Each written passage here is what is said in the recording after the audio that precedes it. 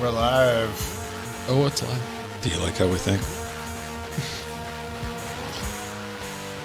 Do you think I'm sexy? Just the thing we needed to ask you because it is in fact Saturday night. People, what is going on? We got to talk about telepresence with zombies. This is the types of things. This is what I was thinking about, man. You remember that Bruce Willis movie where they had like avatars, like robot avatars walking around, you know, and they could all stay home in like their little VR world. Yeah. Okay, so this is how we solve. We're trying to work out a new Netflix series of like how do we deal with the post-apocalyptic zombie apocalypse and rebuilding society, but we still got zombies, man. We got to put up with them, like, but in a more contained manner. So do you think you could have like zombie presence where you could just hook up a VR goggle and like walk around and remotely control a zombie? I see. Okay. I'm sure that is some like William Gibson corporate dystopia nightmare fuel that we're due to see any day now. And you're sitting at like a board meeting and everybody's chilling out except for Fred. Fred's like, Fred, we've had this discussion before. You cannot bring your zombie avatar to work. Well, here's the thing though. The zombie makes more contributions to the actual business than Fred did. So, like, well, I say we fire Fred and hire the zombie. This is like work from home, right? But with more zombie. Everyone will look like, what's his name from Megadeth? Was it Eddie? Rattlebones or whatever. Who was it? What's his name? Yeah, the Megadeth mascot. Yeah. Eddie is the Iron Maiden. Yeah. Iron Maiden. Iron Maiden's what I was thinking of. Vic Rattlehead is the Megadeth guy. Yeah. Hi, everyone. Yeah, we talk about Linux games. This is your first time tuning in. At some point. Yeah. Listen, we gotta finish talking about thrash metal because that's important. We gotta get serious business out of the way first. Oh, look, Trooper. Yeah. Right? I don't need that stuck in my head for another month. You take my life, but I'll take yours too. Right. Boom. There we go. Hey, we're done with the pre-super shows, and as you might have guessed, we were talking about zombies a bit. Zombies in D&D. And apparently I have to do a storyboard, so that's going to be me tomorrow. A vague outline. I mentioned that to Pedro. He's still digesting it. Dude, I've never done a storyboard before. I have zero idea how to do it properly. That's why I'm like, okay. Hey, all right. You remember that scene in Deadpool where he's drawing like on the little piece of paper about like shooting pew the guy and he's killing him? Yes. It's that. It's 100% that. Okay. My entire work week this week was just like fucking making flowcharts. Oh man. Which is basically storyboarding, but for but for corporate, okay, yeah. Because I've done flowcharts in the past, and I always look at them as like, this is the single most patronizing thing I've ever done in my life, and people are gonna love it. Oh, dude, visual aids are great. Like, I'm fucked if I have to like do a presentation without a whiteboard because it's like. I could try to explain it to you, or I can draw you a picture and point at the thing, and you'll understand it in like 2 seconds. Yeah, visual aids, man. Yeah. No, I'm not gonna stop talking over Steve Husband. He needs to top me first. I mean, what? Yeah. Let's face it, you just want him to drive you to what was it? Taco Bell again? I want him to drive a train over me. Is what I want. Taco train, baby. Taco train, whoop whoop. I'm trying to see why the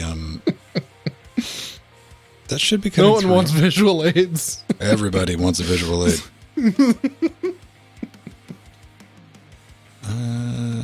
Jack Afex 1 2. Wait, is this to spot the difference between these two photos? Because I think they're the same picture. I don't know. I don't want to be like Kevin from The Office.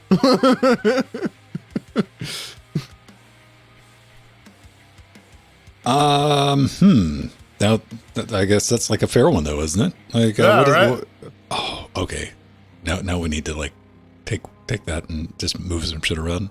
Right, yeah. Like, do one of those picture books. Like, can you spot the difference? Apparently, the easy way to do it is either look at it upside down or cross your eyes, because then that'll make the differences pop. Oh, not my world, man. The cross your eyes thing for me only makes 2 blurry pictures, and I can't see shit. I don't mess around with that, dude. I will take the other picture and I'll remove how opaque. I'll knock it down to like 30% and layer that shit. Oh yeah. You know, if you cheat, sure. Yeah. It's efficient. Is there a garbage bag? Steve, why are you sitting next to a garbage bag? I think that's a coat. Nope, garbage bag. No, yeah, you're right. That's a garbage bag. There's a little plastic, the red plastic thing. That's one of those IKEA, like, heavy-duty plastic bags, but it's black for some reason. I mean, I know. I mean, they're Glad bags, right? Like they come in the yellow box. They're happy. Yeah. I don't know. I don't make these. I gotta ask. Is there a Liam Love 69? That was taken. Probably, yes. Because I won't blame you. Everyone likes a good 69, but HP Invent High Sierra stand mixer. Okay. Yeah, you're right. That's one of those Glad bag type things. I know what you're talking about. Yeah. Yeah, with the integrated tie up. Well, that's the kind I always get. I take a little bit of care with because usually I'll just get whatever's cheapest. That's one thing that I will not the one thing, but a thing in my adventures in adulting that I'll spend some extra money on is extra tall kitchen bags. You don't want that bag to rip. Yeah, I've had this happen. Yeah, you know what? It's worth a few extra pence. Yeah, to not have to clean up all of the garbage as it spills out on the floor. You're like, yeah. So sometimes, you're right. Sometimes it's worth it just to spend the extra money for the peace of mind. Just get it over with, man. I mean, it's cheap to a point, right? Well, at the end of the day, you're paying for it with something. It's either your money or your time. So right, you don't have to. We don't pay with money here. It's needful things, baby. Hold on, I need to go shoot up some fucking some Anavar so I can kick the devil's ass. Oh, okay. Apparently that's Goth Santa's bag because it has gifts in it. Okay. Okay. So where's Goth Santa's North Pole equivalent? A strip club? Somewhere in the Ecuador, just to, stick it to the man. Ecuador? That's too much sun for goths, man. That's what I'm saying. Every time you bring up goths, Pedro's like straight to Ecuador. Every time. I don't know. This was the first time I mentioned it, but okay. God, you were violently against rolling with a joke. I don't know. I'm gonna say Mount Fuji. Why not? Mount Fuji, the home of Santa Claus. Goth Santa Claus. Yeah, the home of Goth Santa Claus. He lives in Japan. All right. Okay, so Goth Santa Claus is a massive weeb. Is he like inside the mountain? Does he have like a mountain lair? Or? Yeah. Pretty much. He's like some sort of old Japanese mountain god. So he's just like he's just like some ancient dragon that's been living in this mountain. He's like, and he's got like I'm gonna be Santa Claus, but I'm also gonna blast Bauhaus. Reindeer that fucking nod and shit, right? Yeah. The ones with the tilty head, you just boop them on the nose. No. Goth Santa's jumps out of their necks and tries to hit you. Goth Santa's sleigh is pulled by Carl. He got hired. It's all llamas. Yeah. So does Goth Santa actually at any point ever hang, or does he exist in the same timeline as Gothzilla? I think they were roommates at one point. Okay. But Gothzilla didn't really do the dishes, and Goth Santa Claus, like, you'd be surprised for someone who's like a Santa Claus doesn't check his mail at all. Just lets it pile up. And Gothzilla's like, dude, you gotta empty the mailbox. And Goth Santa Claus is like, I'll get to it. Don't fucking worry about it.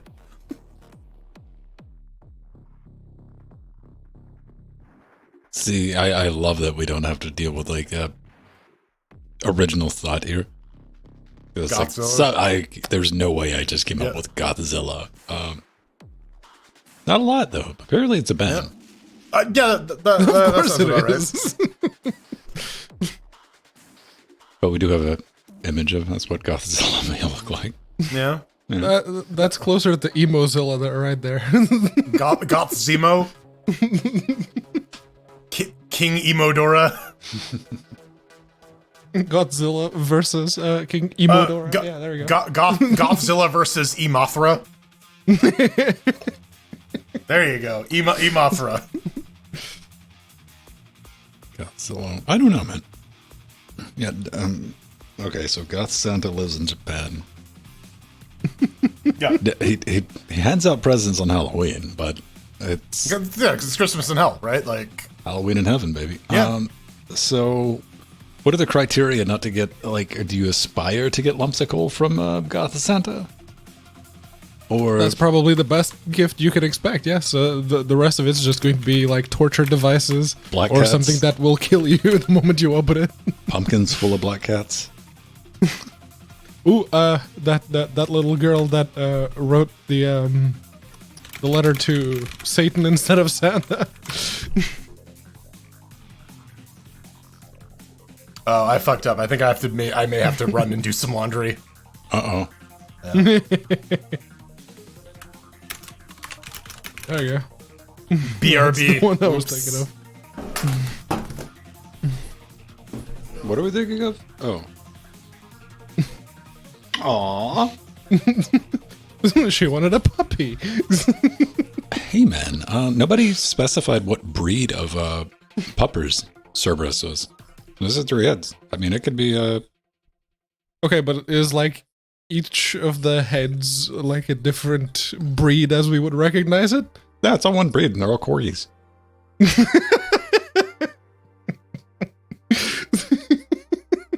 Tell me that's not fucked up and horrifying. I dare you. Just trying to imagine like a 30-meter tall corgi with 3 heads. I'm saying Goth Santa rolls hard.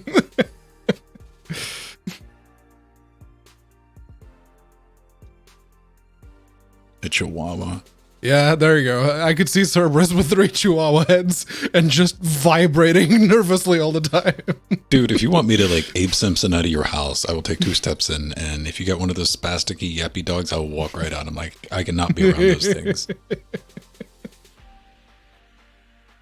And I will not silently judge you. I will loudly judge you. Like, really? You're one of those people?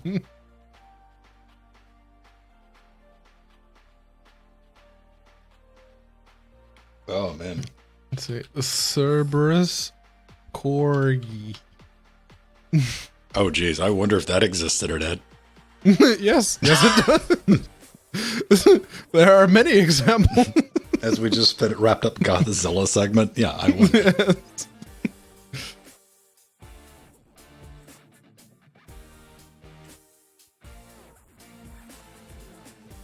There you go. That's the cutesy example.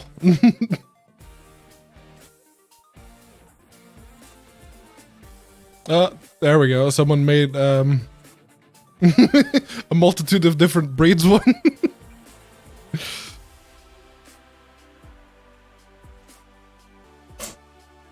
Yep. Nah. I wouldn't want to deal with that.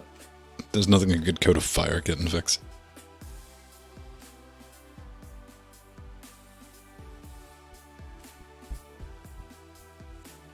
I don't want to have to fight with you, browser. Quit being... That's what I'm looking at. This nightmarescape. Try pepper tops.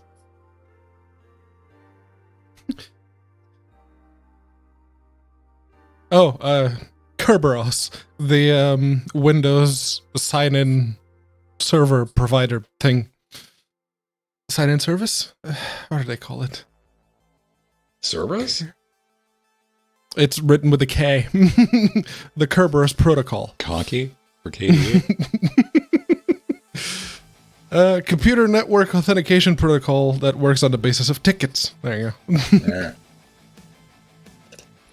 That's what Windows uses. Damn it, Microsoft. See, you messed up trying to call Cortana the voice search in Windows when you should have saved it for Chat GPT. That could have been Cortana, couldn't it? Yeah, good. Just call it Cortana 2. It's fine. No, Sydney. No, Pedro, it's going to be Cortana with a K. Hi, I'm Microsoft.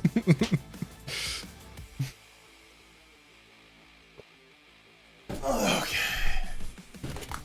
Kerberos running those mechs. Okay. Yeah, getting Mac to play nice with Kerberos so that you can authenticate with the domain account.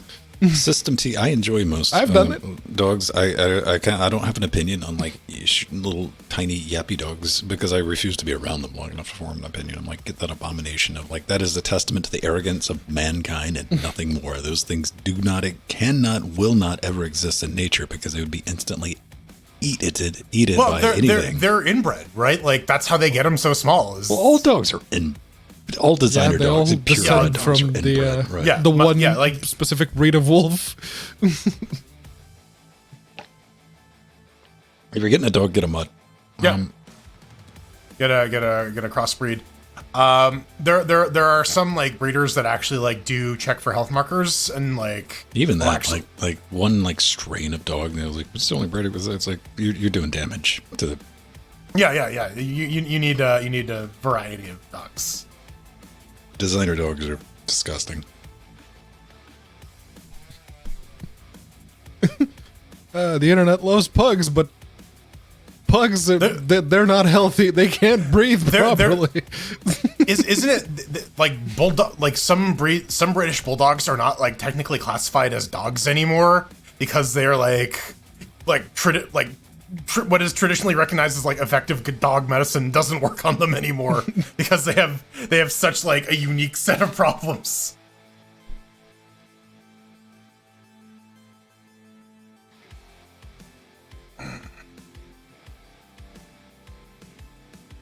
It's literally selectively breeding the specific kind of physical eugenics, baby. That people like. It is straight up eugenics. Like Charles Benedict Davenport, like the father of eugenics, was a big fan of dog breeding, and he used that as the basis for his theories. Like, I mean, it's the only way. And then you get like situations though, where if you want to get a pet fox, like they've been doing that for the past like 60 years of like selectively picking out the foxes that were the least bitey ones. There's that one Russian farm that does it. Yeah. But they also have the opposite too. They also have the pair the sets that they bred for like pure aggression. Why?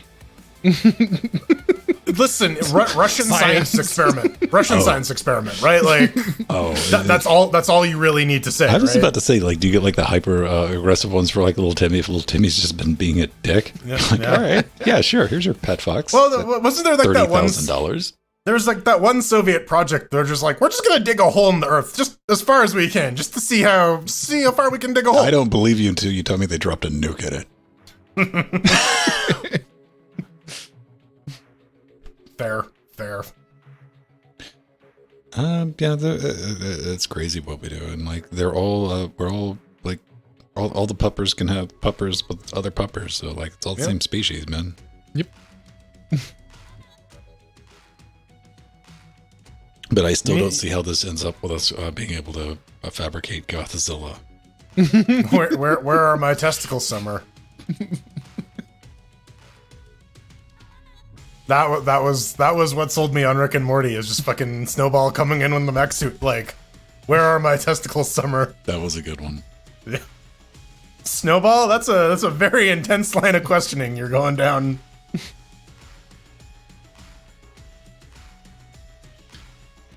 All right. Yes. We got about 5 minutes. We'll get going. All right. Let me do that. Yeah, for whatever reason, the closed captioning system took like 5 minutes to kick in. It had to be observed before it was going to work. That was kind of interesting. I'm like, I guess no closed captioning tonight. I was like, no, here I am. It's a wolf. Yeah, it's like people with like their huskies and their melodies. Like, it's a wolf. I'm like, no, it's not, sweetheart. Like, your brain's not ready for how big a wolf is. Yeah. Also, let them put their tongue in your mouth, because otherwise they will attack you. No, like actually, seriously, that's how they establish dominance. and like they will try to get their tongues in your mouth. If I'm face to face with a wolf, that shit's we're beyond that at that point. To be honest with you.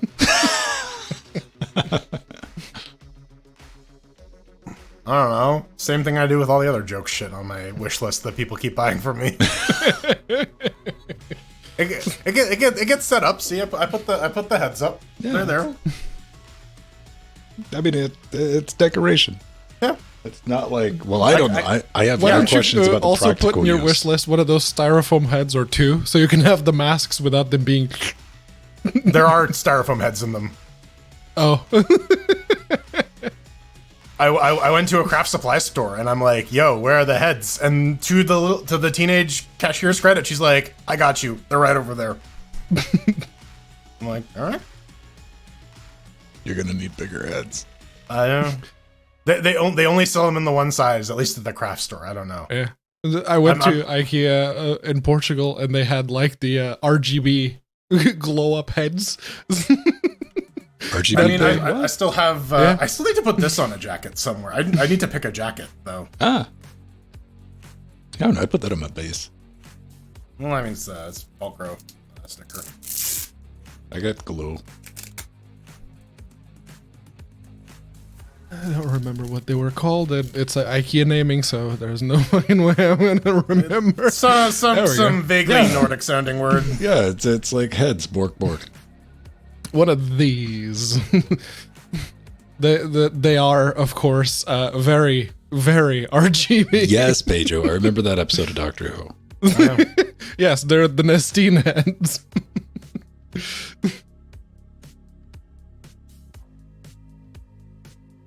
Iskana. Iskarna. Iskarna. See, look, Iskarna. You can put cat ears. Wait. Cat ears. Nope. Come on. There it is. All right. Now how much would you pay? $40. I mean, outside of traumatizing people when they wake up in the morning, what other use does this have? I don't know. As they indicate, it's like a headset holder. Home decor bullshit, right? Like, have you like wandered through a Bed Bath and Beyond? It's like, what the hell is any of this stuff for? Why do I need a basket with holes in it? Bjork Spira. See, all that's right. a bong. Yeah, exactly. All right, I was saving that, but I'm like, how's that not a bong? Bjork Spira. Oh yeah, decorative. It's probably light, just a sure. No, yeah. It's a decorative lamp. Okay, all right. Take some batteries. It looks like a bong though. Like that better. See, this is the thing. Like that better function as a bong too. I mean, anything can function as a bong if you're brave enough. Spotlights. This is a top seller, by the way. All right. Yes, it is. I saw two people while we were at IKEA because Nori's sister wanted to go look at some stuff. What the absolute fuck is this thing? This is. I was looking at them and I saw at least two people pick up a box and put it in their cart. It's like, okay, all right. A clock with no numbers on it. Amazing. Yeah, that. You can tell where the minutes and the hours are. Yeah, that's fine. That looks like somebody started writing down some Gallifreyans. Like, fuck this noise, I'm out. It's that I find that easier to pick the time than binary clock, because binary clock I then need to do abstraction maths in my head. Obergrunstein better stand for ish in fucking IKEA, dude. Because like, what time is it? Ish. Yeah. Oh shit! It's only got 2 stars. Yeah, I was like, I don't know what time it is. I got this in the as is section. Didn't bother to read the reviews for a clock. Sold as wall clock. The fact that it needs. Oh, you got to plug it into the wall. Oh man! Oh. It probably is just a USB cable, but yeah. Gotta safety plug it. hazard. Glass front plate fell down. Bam. Poorly designed, man. Do you ever see a product and immediately think, did a human ever actually test this before starting to sell it? Well, here we are. May I introduce you to the ish? Yes, I recommend this product. 5 out of 5 stars. At the very end, yeah. Not a wall clock, just a glorified table clock. Put it on a wall in the backlight feature. I saw 3 rechargeable batteries just to hold a setting in the event of an outage. Oh, so it does take batteries, but it doesn't work. Oh, yeah, it doesn't keep the time. Then there's this fucker. Totally cool. Totally cool clock. I don't know, man. Ooh, charcuterie board. Infuriatingly poor use design choice. All right. Very clean design. There you go. This segment's brought to you by IKEA. Call us. Yes. Seriously, IKEA, Marco. call us. Linux IKEA cast. Linux Gamecast brought to you by IKEA. Fuck you. I've been in 2 IKEAs. One, I don't know what the fuck I was in there for, and the other time was met with me getting back in the car with my friend Tammy and driving to an ATM to give her $20 because I didn't believe that there was a restaurant side of it. Okay. The restaurant isn't too bad. Like, it's a little no, the meatballs are pretty good. I'm just saying, coming from my side of things, when somebody tells me the furniture store's got a restaurant in it, I'm like, bullshit. So what's even more They fucked have a up restaurant is that and a little market type of situation where you can just buy like basic groceries. So here's the thing, though. Apparently, the tea from the furniture store is actually very good. Like they just like sell bags of loose leaf tea, and apparently it's decent. The little boxes of chocolate digestive biscuits are also very good because they're not very sweet at all. So I like them.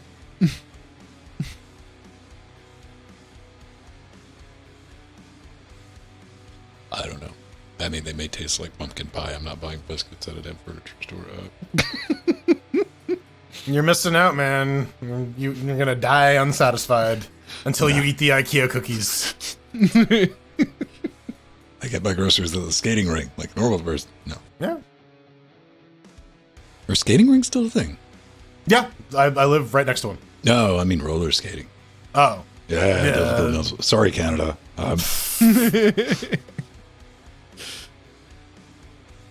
That I couldn't tell you. I mean, if you're brave enough, yeah, sure. The meatballs are pretty good. That's like, when you get in like one of those jumbo big box stores like the Costco's or the Sam Clubs. I'm in there on like recon.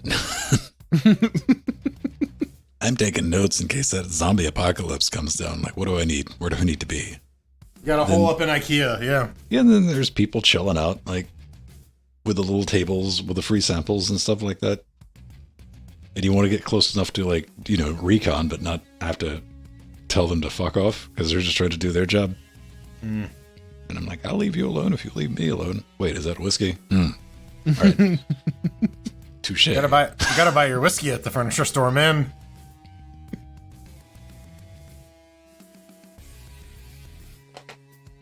I haven't seen a roller rink in a long time. Let's do a quick jujule. Roller rink Toronto. Okay, yeah, there's a couple. Suzo Skate Co. That's like an actual skating rink, though. That doesn't count. Okay, so there's like a business called Suso that like operates skate places, I guess. Wait, no. Roller skating club? Okay, yeah, that's a roller skating club. At the Promenade Mall. I'm at the Athens Skate Inn. I know we had like some roller derby stuff, but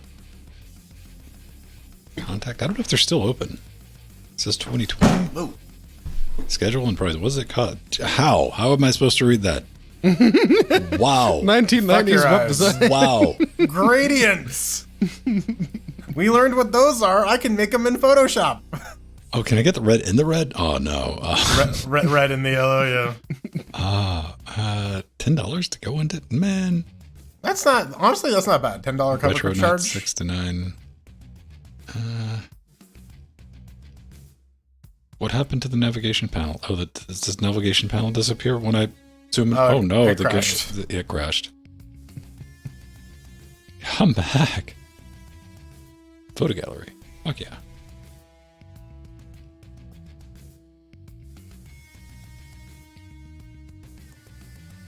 Adult night? That looks very... adult. Yeah, this is just autoplays too, by the way. I'm not doing anything. Oh, okay. I am more amused by the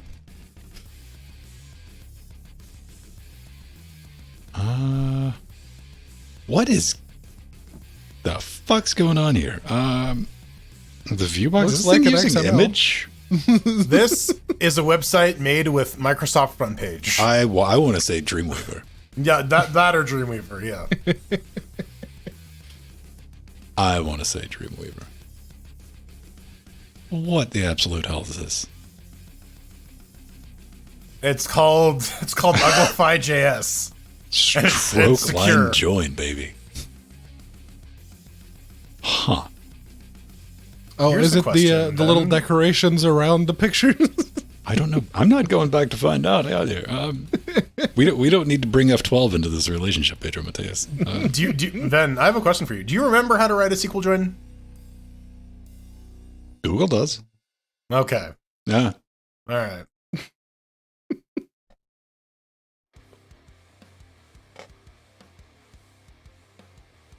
Why do you ask, Jordan?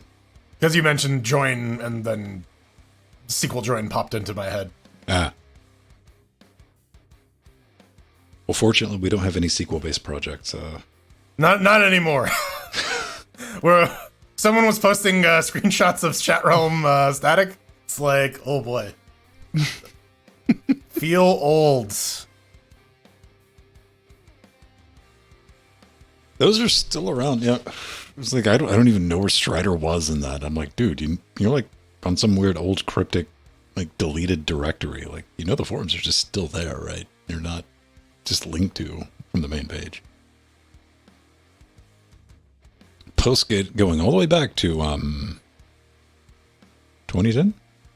Yeah, it made 2 forum migrations, right? Like 2 from 3. vanilla to the other one, and then back. Well, it went from there was an integrated vanilla, then at some point it went to like BBPress, then something, then it got reintegrated into PHP BB, then reintegrated into the site through that. Because I know MT had to like undo what he did for like the account mapping shit. Mm-hmm. And I did the last one just to get it inside of WordPress so it wasn't being maintained as like a separate package or an application, because no one was using it at the time, and I didn't want to delete it, and I also didn't want to do be responsible for the upkeep and maintenance on something like that. But you got to imagine, like, forum software. Who attacks forum software these days? People looking for easy pwns. But yeah, but it's kind of like wandering into the kindergarten like playground and just like roundhouse kicking the kids at recess, right? Like these poor fucking PHP BAB admins who are like running this thing as a hobby. Do you think the world would be, society would have healed if we were just using bulletin boards instead of Reddit? Social media? Yeah. I don't know. Things would definitely be a lot more balkanized. I don't know. It's an interesting conversation. Has like sticking everyone in the same web bucket ultimately made things worse or better? Because like some cool stuff has come out of that as a result, but like there's also a lot of bad shit that came out of it too. Twitter. Yeah. Well, like old Twitter wasn't bad. Then no, Twitter. Old Twitter wasn't bad. Now is the shit thing to fucking say, because the exact same. Considering how bad it is now, yes. Yeah, Twitter hasn't fucking changed a bit.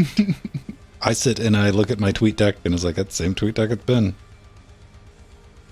Fucking panic monkey. Some people have some unhealthy relationships with their social media things, and this Twitter thing has exposed the fuck out of that.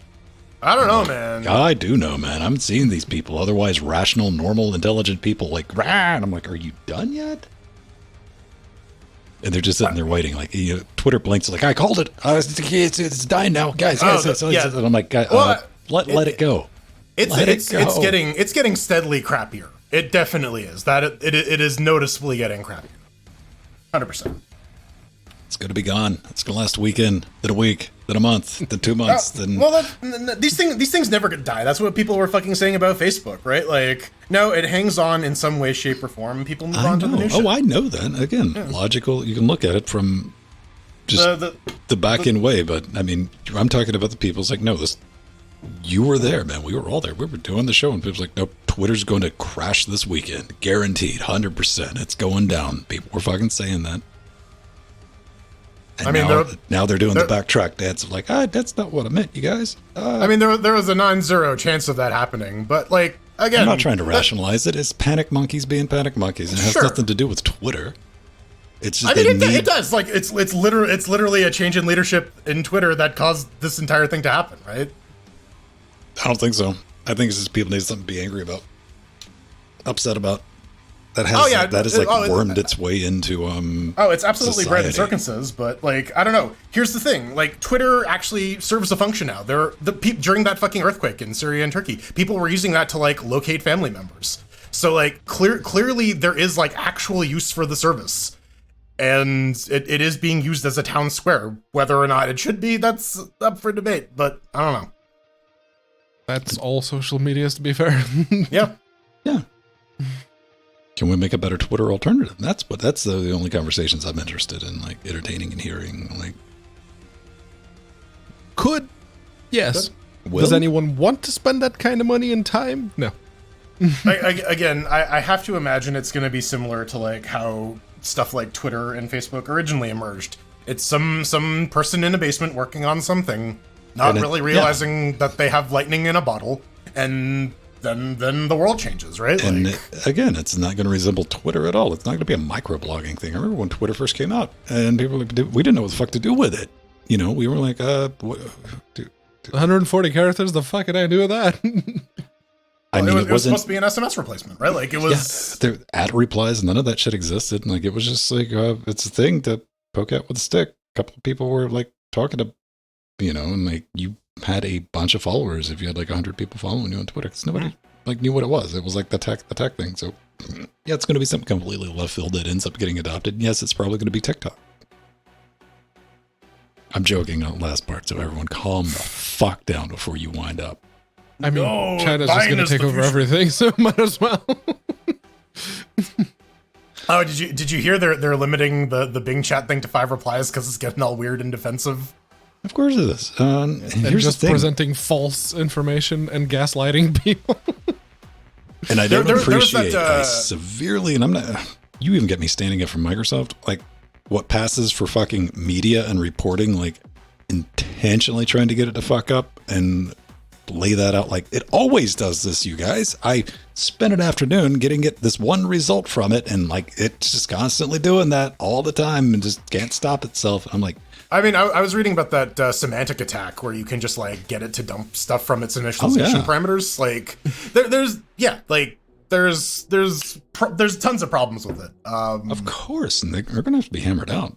But it's fancy autocorrect. Here's the thing, Microsoft. I want you to like have a tier for GPT or Cortana with a K. KDE Cortana. Yeah, that just wants to like destroy humanity, kill everything. That just you mean like actual Cortana from Halo? Yeah. Yeah, when Cortana goes red. Listen, man, she's just trying to solve problems, all right? Which in itself had other problems with the symbolism that they went for in the Halo games. I'm like, by the time that we're genetically engineering super soldiers, I'm like, everything's kind of open game at that point. Just like, let's see what happens. But then we had, Jordan is 100% right. It's like something that is being developed or has been developed in a basement, because we're just seeing old hat stuff right now. Yeah. Like, we're seeing the response to GPT. We're seeing, Bard, and Google is like doing their panic thing because, at least Google realizes like, shit, everything just got changed. And like GPT isn't new either. Like that model is pretty old. It's just this is the iteration that's trained on like the largest possible data set. Mm-hmm. And there's going to be new models that come out that are better. 3 is supposed to be like the commercials, like crazy stuff. Mm-hmm. Who knows? Like, this is the reason why it's still a valid reason to like stick around, because I want to see what's her name, Susan, pieced out of YouTube this week. Yeah, the NFT guy is coming in now. Finally, yeah, we can get shorts are too long, man. At 1 minute, we need to get that down to 30 seconds. Oh no! If you like, comment, subscribe on the blockchain, man, you gotta you gotta earn your likes by hashing fucking. Subscribe to this channel and get a free NFT. Jordan, what if I said for $30 a month you can get 100 extra likes to give to people? Gotta be at least $25. I'm not paying 30 for likes. Limit the interaction that people will give with videos. No, Pedro. It's democracy. Everyone gets their 1 like for free. You get 1 like per day. That's it. Well, and listen, money is speech, and if you have more money, you have more speech. That's how it always is. I mean, that would probably get them some money, probably not from the sources that they would like, but if they limited comments, it's all green, baby. It's all green. Yeah, there would be a lot of spammers buying to spam the shit out of some comment sections. Now, this is how you get the populace wound up in the beginning, and you go, "Oh, it's a horrible idea." Then you're going to see that, and you're like, "You know what? We're better than this as a company, so we're also going to bring back the counters on downvotes, and those are now available for purchase as well." See, you would probably actually get people subscribers. You can see the downvote. Then you can buy, the heroes that are going to come in and spend their money now against the. Yeah, exactly. You like get them warring against each other, and you just sit back and collect rent. Call me YouTube. Giant meteor 2024, man. Come on, asteroid, take us out. Apophis. Apophis. I was all for Giant Meteor 2022, but it didn't happen. Oh, I don't know. I want to see what the solution, the replacement to YouTube is. It's micro ads, right? It just makes your head explode. It's TikTok. If history up until this point has taught us anything, it's TikTok. Well, it's weird because like we have like this sort of extreme happening where like you have the super long form content with Twitch, you get like the super micro form factor content with TikTok, and like YouTube's kind of like exists in the middle, trying to service both. Well, I think Twitch and YouTube has the legacy. It's like it's always been YouTube, the video hosting website, the main one anyway. There's always Vimeo. Daily Motion, Live Leak. No Live Leak anymore. That guy no more Live Leak. Yeah, they all can't watch people get murdered in real time anymore. No. Here's the thing. Like, Twitch dominates live. If you're going to do live, like YouTube is desperately still trying to play catch up with what Twitch got with live interaction. Like live on YouTube, like how do you even discover live stuff on YouTube? Like seriously, think about it. It shows up on the main page. Yeah, go look for it. If you're either subscribed to the channel or good luck. Smash that bell, fam. Go to youtube.com/LinuxGamecast and click the bell. Ding ding. And my baby shot me down. Tools that you have to interact with the audience, win chat, and it's just a dumpster fire at YouTube. And they're absolutely playing catch up with what Twitch is doing. What Twitch is doing is not that great. What YouTube has become for like live broadcasters is just VODs, because that's something Twitch has never been able to figure out how to do. Because if you make a VOD on Twitch, no one ever watches it ever. Like you don't go to Twitch to watch VODs. Mm-hmm. I think even if it's somebody you follow on Twitch, what do? You go to their YouTube page to watch the VOD. Unless they haven't uploaded it to YouTube, and then I will watch it on Twitch. And if I really want to watch it, then I'll go to it. Yeah. When was that broadcast? But I don't know. I think maybe if maybe Twitch pushed it a little harder, they maybe could have gotten people to actually watch the VODs. But like that feature kind of came and went without much like fanfare.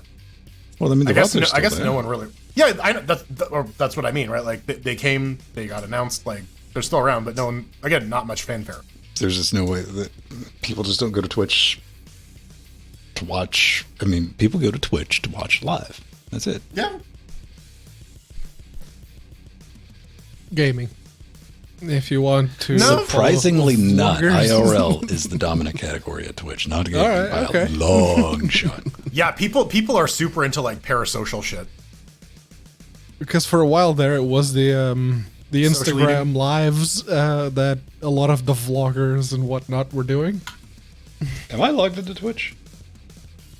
Let's find out live. I was about to ask, but then I confirmed that the stream was live, and I was also broadcasting a couple days ago. So yes. How do we search by browse? Yeah, let's use that. It says browse. How many people are in IRL? What do you want to guess? Do we have a total number? Just like overall ballpark. Yeah. I want to say 30 grand.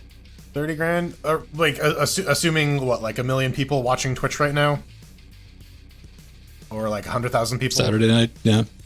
I'm gonna say I'm lowballing, but I'm gonna say about 30 grand. You, Pedro? I don't think it's that popular. I'm going to say 15,000. 15K in IRL, Jordan? I'm gonna go in the middle and say 22.5K. 35K. Price is right, bitch. Yeah, 35 and 1, motherfucker. Closest without going over. Is this part where we find out that it doesn't... Actually, doesn't give you the number. Okay, here we do get these. Pools and hot tubs. How do we view... For 10K? IRL. Somebody give me a link. I know there's a link to view all of maybe IRL's like too fucking broad though, right? Maybe. Well, I mean, even if we just go by the recommended categories in IRL, what we got 10,000, 8,000, 5,000, 13,000 listening to the ear microphones. ASMR, yeah. Well, there was that one that you scrolled just down that was in the ASMR/pool category. What, Amara? Yeah. Yeah, well, you know what you're getting if you're watching that shit, right? That's literally her shit. And then you go into OnlyFans and you can watch her get railed. That's pretty much it, man. Like, that's, yeah, welcome to whatever. What? Yeah. Where is this person? Yeah, welcome to the internet. Yeah. Yeah. Listen, you gotta make money somehow, right? Followed. So, sword options. Okay, games.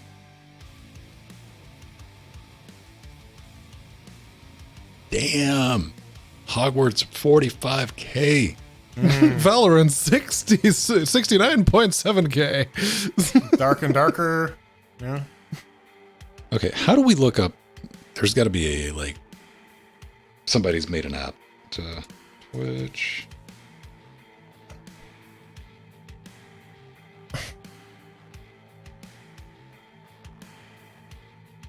Twitch tracker. Look at this motherfucker. Live viewers right now, 2.486 million. How do we use this? I'm looking to see if they have a category breakdown. Viewers? Overview? Active streamers? Viewers, streamers, Twitch growth, average, concurrent, monthly, partners, today's by months. Nope. Active streamers, damn. I didn't know Twitch was around in 2012. I guess that's when they switched things over, huh? Yeah, that was like when Justin TV was cutting over. What about stream charts? Does stream charts help us out?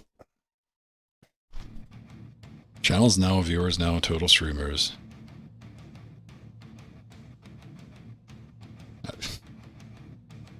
Twitch stats by month, by week. Peak channels, average channels. And you want some more money. So, you know. Analytics overview? I don't know. Anyway, An attempt was made, ladies and gentlemen.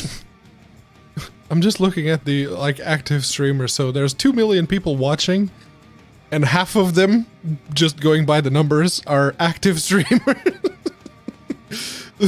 That seems like a very low ratio of streamers to watchers. Hey man, follow for follow, but you watch my stream and I watch your stream, and our bot network could get bigger.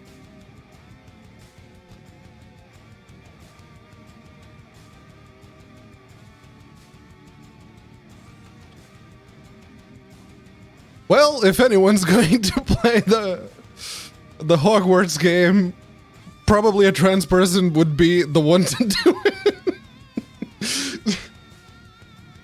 it. Seriously, I'm not touching that game. I'm just not. I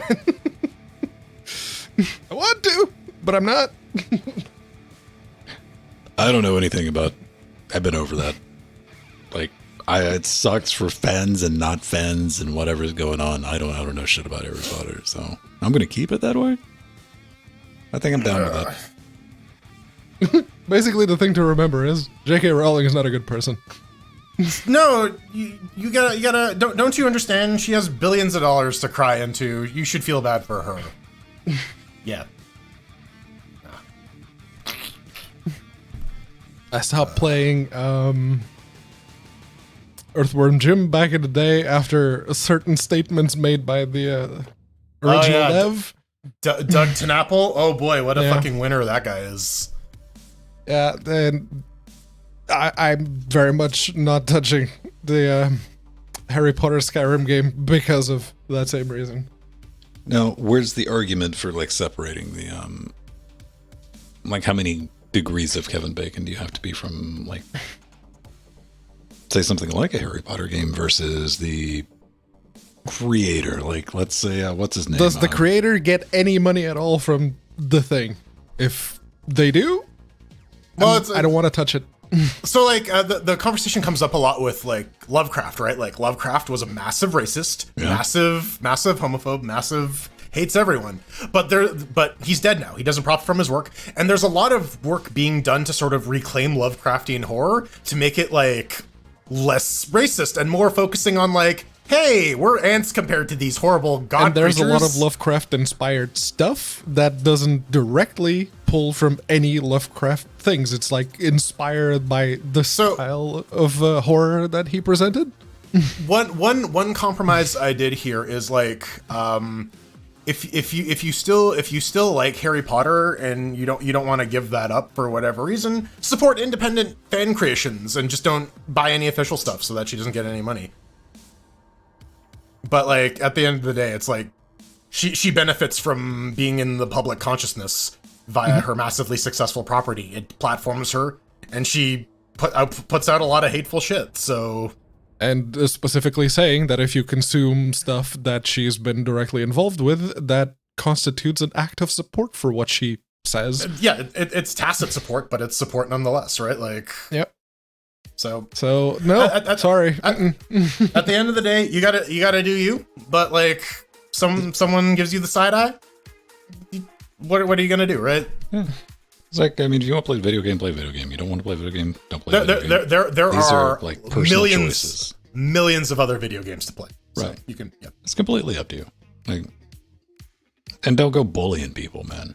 That's the important thing. Yeah, don't become don't which you hate. J.K. By all Rowling, means, stop have your people. own convictions, but don't shove your conviction down someone else's throat. That's how you end up with the Catholic Church. Okay. Well, I was just reading that streamer that got bullied offline last night, because it was a trans streamer. There have been a few, was left crying and all that shit. I'm that's not cool, there was also the girlfriend plays, but she was playing it up a little bit. That didn't go so well after she came back on stream half an hour later. And then streamed for another 4 hours afterwards or some shit. Yeah. Well, and it's some people are looking to be the victim. Some people are actually being victimized here. So, well, some people are looking around for any group that they can join to hate on other people, and no matter what it is, they're looking for it. They just angry. They just want to be out there. They're going to get a hold of any mob they can. There's always going to be the bandwagoners. Instigators, man. Those motherfuckers that just show up and like, you don't fucking belong here, bro. And they can fuck up a good thing. That's what you got to watch out for. You know, something that's like hopeful, something that's got a good message to it. Motherfuckers like that can show up to it and give it just a bad 10 all the way across the board. Yeah, I don't want to false equivalency this thing because, like, Rowling shit is, like, patently bad. Like, yes, she shouldn't be saying that stuff publicly. She has said has proved that she is a terrible human being. Yeah, so... No. But, you know, you're all adults. You're all capable of making your own choices. Do what you want. I can't stop you. Yeah, again, this is my opinion. That's why I'm not playing the game. I'm not forcing that on anyone. You want to play the game? That's up to you. That's me. I'm not gonna. I think everybody ended up playing the game, didn't they? See, this is like one of the problems, though. This is one of the problems with like saying like you guys are 100%, because neither of you are going to be in the market, though, right? Yeah. Like Harry Potter game, like let's say this was, you know, it was created by Jeff. Harry Potter. And you're like, Jeff's a great person. Like, still, I'm like, fuck it, whatever. I'm not playing a Harry Potter game. I would, because again, I read all the books, and the type of game that it is, it's type RPG, Skyrim type of situation. So yeah, that is a genre that I like. For me, I wouldn't, because I don't give a shit about Harry Potter. Now, an article I was reading this week, to shift gears on this a little bit, is consumers are pissed off at Japanese developers. What else is new? Yet a new tsunami of shitty PC games. I feel like I'm Dr. Manhattan sitting on Mars. It's like, it's 2012. Gamers are mad at Japanese PC ports. It's 2023. Gamers are mad at Japanese PC ports. Remember Dark Souls. PC gamers are getting fed up with one shitty port after another. And to the point, to the bow I want to put on this is like it comes down to like just don't fucking buy the games then. Yeah, well, Sterling, you got to stick to that, you know. Sterling is absolutely right when they say like boycotts don't work because people still fucking buy the thing, right? Like they'll say they'll boycott it, but they still spend money on it.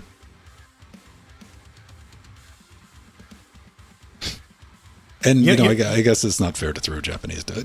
I'm going to say, with a frightening amount of regularity, Japanese developers are guilty of turning out some of the most shit-tastic PC ports. However, in contention, Cyberpunk. Yes, you can blame CDPR. But that's the thing. Cyberpunk was a PC game. The shitty port was PlayStation and Xbox. That was the real busted shit. If you were on PC, you got it easy. What about Forspoken, right? That just came out, didn't it? Forspoken. People seem to take issue with the writing. Square Enix, but it's not being developed by them. But I was more in the terms of like it just runs like shit. And what's the like Heart, whatever, King Ironheart or whatever the Japanese Monster Hunter clone is. People are playing right now. Lost Star? No, that's not Monster Hunter. No, that's the MMO. Monster Hunter clone? 2023. Wild Hearts? Okay.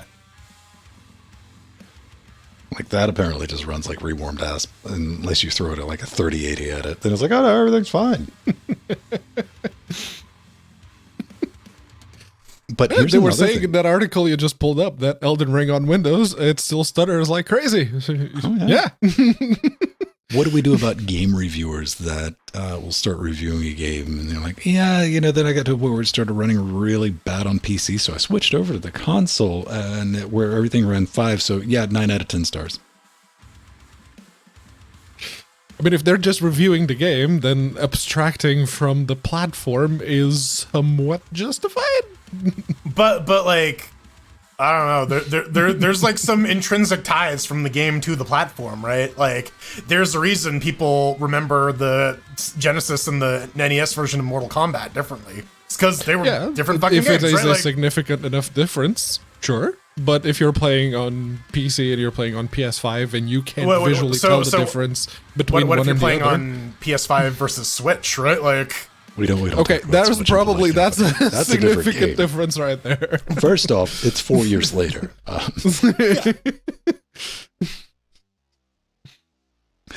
Oh, isn't that the most? Let's talk about dystopian shit. Yeah, The Witcher 4 now available on Switch. Like what? Listen, how long has it been? I will not buy Witcher 4 until they add back the realistic vaginas to Witcher 3. I demand fat pussy lips on all my monsters. Look, I had this discussion with MT on Discord. It's like, okay, tell you what, you keep the quote-unquote realistic vaginas, and you also add some realistic schlongs. Yes, you get 100%. Penis and vagina, and everyone's realistic-ish. There, everyone's happy. What was that Conan game that had the dick slider? Conan Exiles, yeah. Yeah. I don't know. I think if you're going to introduce penises in a game, you have to, like, the penis size you start with is just random. Yeah, you can't change do it. The Rust thing, Yeah. which they just assign you a random character. It's like you don't get to pick anything, just a randomly generated character. Go. No, you get to pick everything but the junk. No. This is it. No, you got to spend the first 60 minutes only designing the junk, and everything else is random. It takes you into like a Photoshop style editor, and everything else is just like the standard gameplay. It is the entire character creation kit that people spend an hour in at the beginning of the game, but it's only for your junk. Everything else is just.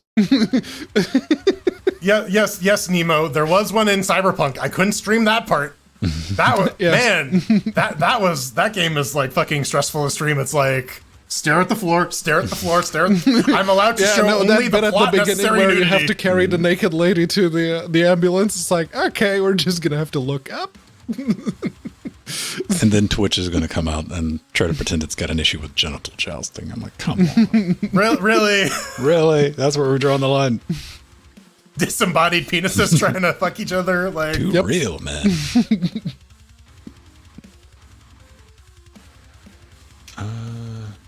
I don't know, man. Like nudity in video.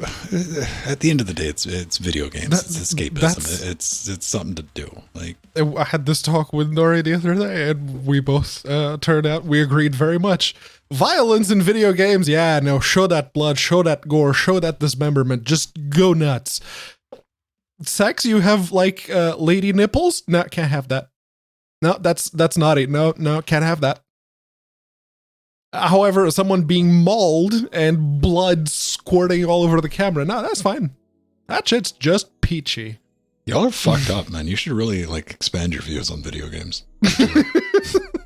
Listen, I am in favor of nudity in video games in case anyone's curious. You know, when it comes down to like violence, nudity, and all that, and I'm like, whatever. Like, just tell your story, man. Let me play around. Let's have some fun.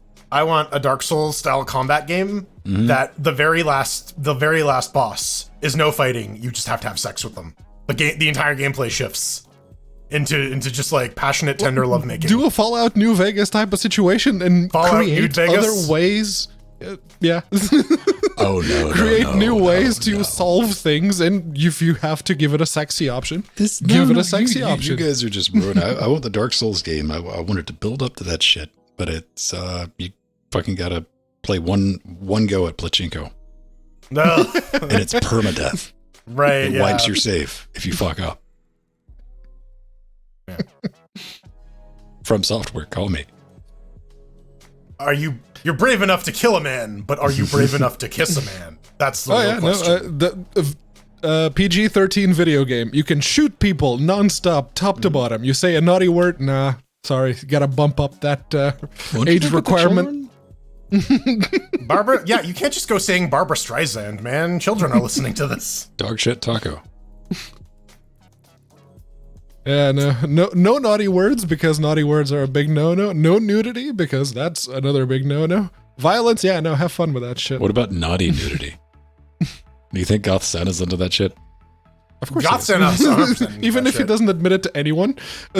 No. Goth Santa like blogs about that shit, man. See, I just have to imagine like Goth Santa's like very straight edge by the rules. Oh yeah, no, but he's boring super as kinky. fuck. Nothing like you would expect Goth Santa to be. Makes model airplanes. It's the spruce moose. Now get in. No, that's emo Santa. Oh, emo Santa. So okay, all right. So we have the 7 Santas that control this. Yes. Well, what happens if you gather like all 7 Santas? Do you summon the dragon and you Dare can make we a wish? fucking find out, peasant? Santa Tiamat. The end Okay, now times. empty. Please, if you're here, The seven someone Santas. poke empty. I want empty Tiamat, please, or our Santa Tiamat. Thank you very much. You can throw your own face on there too, because why not? You're basically Santa Claus. Emo Santa, Goth Santa. Like that's that sounds like somebody needs to have a good old fashioned Star Trek pit fight. Settle that one. That's too many Santas. Man, there was that fucking one commercial. It was like a detergent commercial where like they start playing the Star Trek fight music randomly. I gotta watch some Canadian TV, man. No, this was a US commercial, man, from like the 70s. Oh. I posted it a while ago. There's like a not Spock that beams in. He's like, I will be watching your children. It's fucked up. Like, I don't even know how to search for that. hold on. Let me get you a link. It came up randomly on YouTube. I don't know why, but what was it? Leonard Nimoy cheer commercial. Yeah, I think this is it. Poor Leonard Nimoy. Yeah, there we go. Leonard. That's I don't know. Do any of you guys like say things phonetically as you type them, just so that I don't? Because like I'll do that thing. Always, so that I know how to spell it.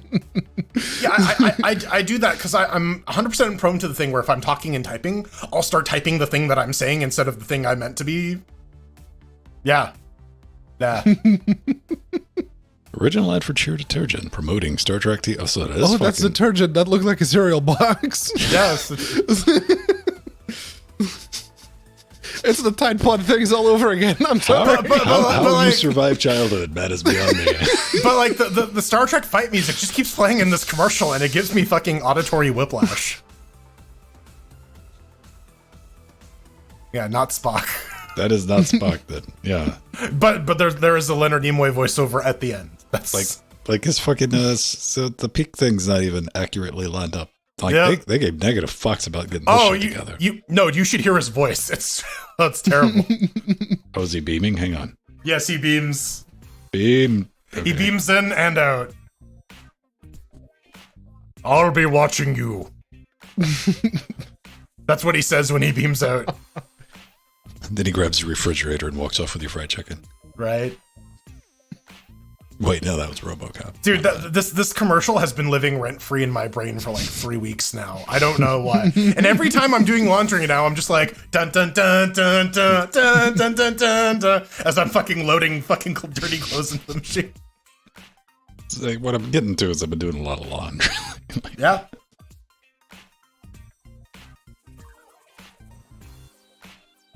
Oh man. You guys want to do a show? Yeah, speaking of cleaning up, It's only been an hour and 10 minutes since we got live. I gotta get up and get quite a something to bit. drink before we do a show. But I was like, yeah, shouldn't we be wrapping up a segment about right now? Yeah, it's like what time is it? Oh, it's almost 10 o'clock. I guess we're doing a really short in between the news and the Steam news, man. We gotta zoom. All right.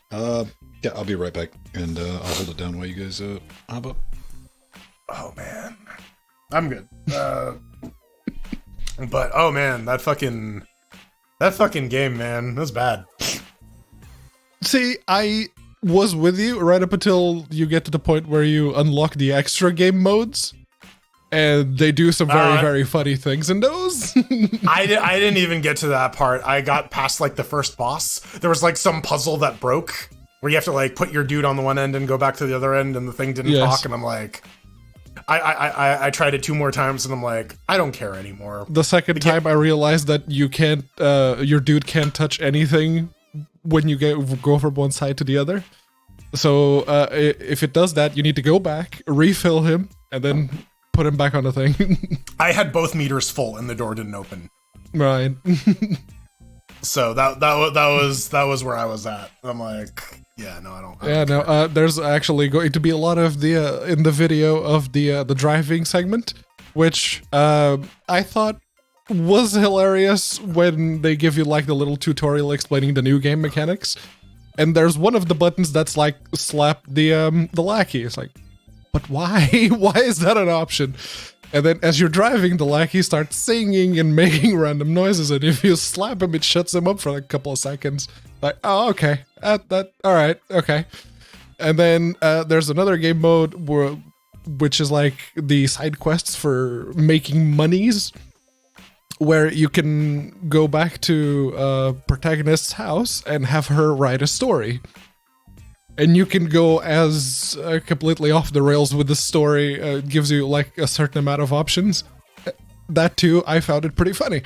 So yeah, those were like the two things that I'm like, oh, okay, yeah, no, this could have been a you very have to power good game. through you have to power through about an hour of shit to get to that though. That boss is like not fun. 40 minutes. Yeah, it's like, oh, like. There's some like really sketchy iframes, and it's like, oh, you can just. It took me a while to realize, oh, you can just like leap directly under him, and it doesn't hurt you. It's only the edges that actually hurt you. And then all of a sudden, that fight becomes trivial. But it's like, and it was in the second boss that I learned, oh, you can just hold down the button and it shoots faster. Yeah, I figured that one out. Yeah, no, it's like, but like, you need to have for any side scroller, you need to have a strong like core mechanic, and like you gotta like show off some interesting stuff at the beginning. This didn't do that for me. The beginning was very uneventful. Yeah, like it straight up lost me. Like it might be super fun like 2 hours in, but like that's the problem. You need to at least if you're going to tease more fun later, you need to give me some fun now. Yeah, no, the beginning is not. It doesn't do a very good job of showing everything that it has coming, but it does. And I played, just over an hour of it, and it got to the point that I'm like, damn, I probably would have enjoyed this game if I could rebind the fucking controls. Yeah, I don't know. Like when I'm comparing like Princess Ruby to this favorably, like. Admittedly, Princess Ruby was a perfectly functional video game. No, but that's what I mean. Like, Princess Ruby is a fine video game made by one guy for his daughter. Yep. Like, sold for $5. Like, that is pretty low bar. This does not meet that. So, like, yeah. And the biggest, besides the whole not letting you rebind controls, it's the whole where them Linux binaries at, dude? Well, at least they started shipping Windows binaries, because I click play and it's like, started creating wine prefix. I'm like, the hell you are. Switch you over to Proton.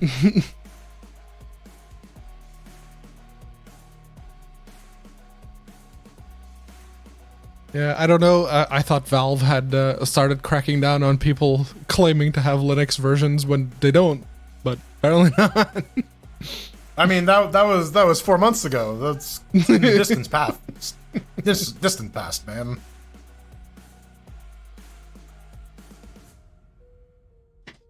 Next, you're telling me that you were expecting Stadia to last like 20 years. Come on, man. Are you talking about Linux here? I mean, it's built reasonably strongly, so maybe it might last that long.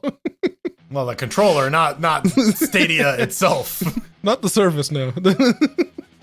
Service lasted, what, 4 years? Are you still having problems getting it to connect? No, it still does the same thing. It connects. I have to manually select it on the YouTube devices for it to connect. On the YouTube devices? Bluetooth. Okay.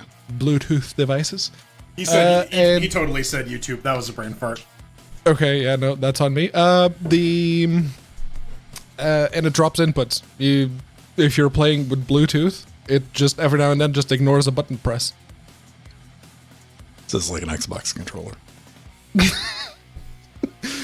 But that's the thing. If you plug it in, just Type-C cable, just plug it in, play it like that. It's fine. it's a very responsive controller. The Bluetooth is just it. As long as it's better than an Xbox controller in an Assassin's Creed game. Because goddamn, it feels like you're playing a Stadia title. With like, but you feel it, man. Like I'm then the character. You have to do pre-planning.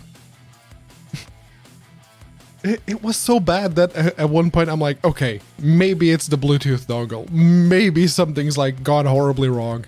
So I turned on the DualShock and I turned on the DualSense.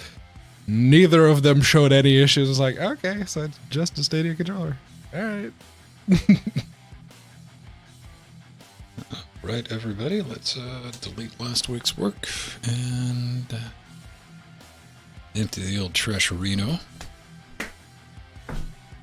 There we go. 824.1 gigajoules ready to go. Ah. Ugh.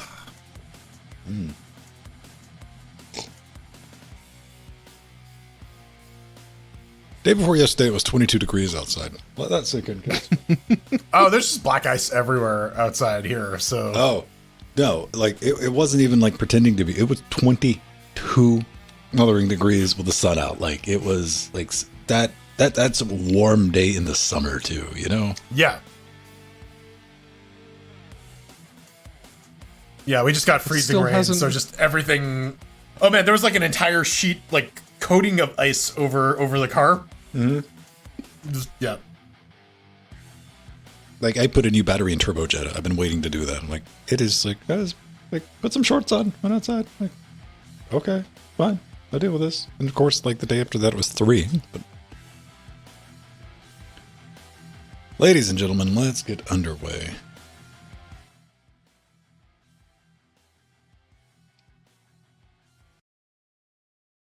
Linux Gamecast, episode 548 in 3, 2. Hey everyone, welcome back to Linux Gamecast Weekly, the show that covers the latest Linux gaming news, reviews, how-tos, and most importantly, you know it, whatever the hell else we come up with. And then that's still Jordan. Yep, 100%. Guaranteed. Don't you dare say different. That is absolutely Jordan. That is not a. Yeah, it's not a Zomtuber. Also, not a body snatcher. Zombie avatar. Zombavatar. And together with you, Shadow Realm Dynamic, who could very well be zombies for all we know, helping us form Cocaine Voltron.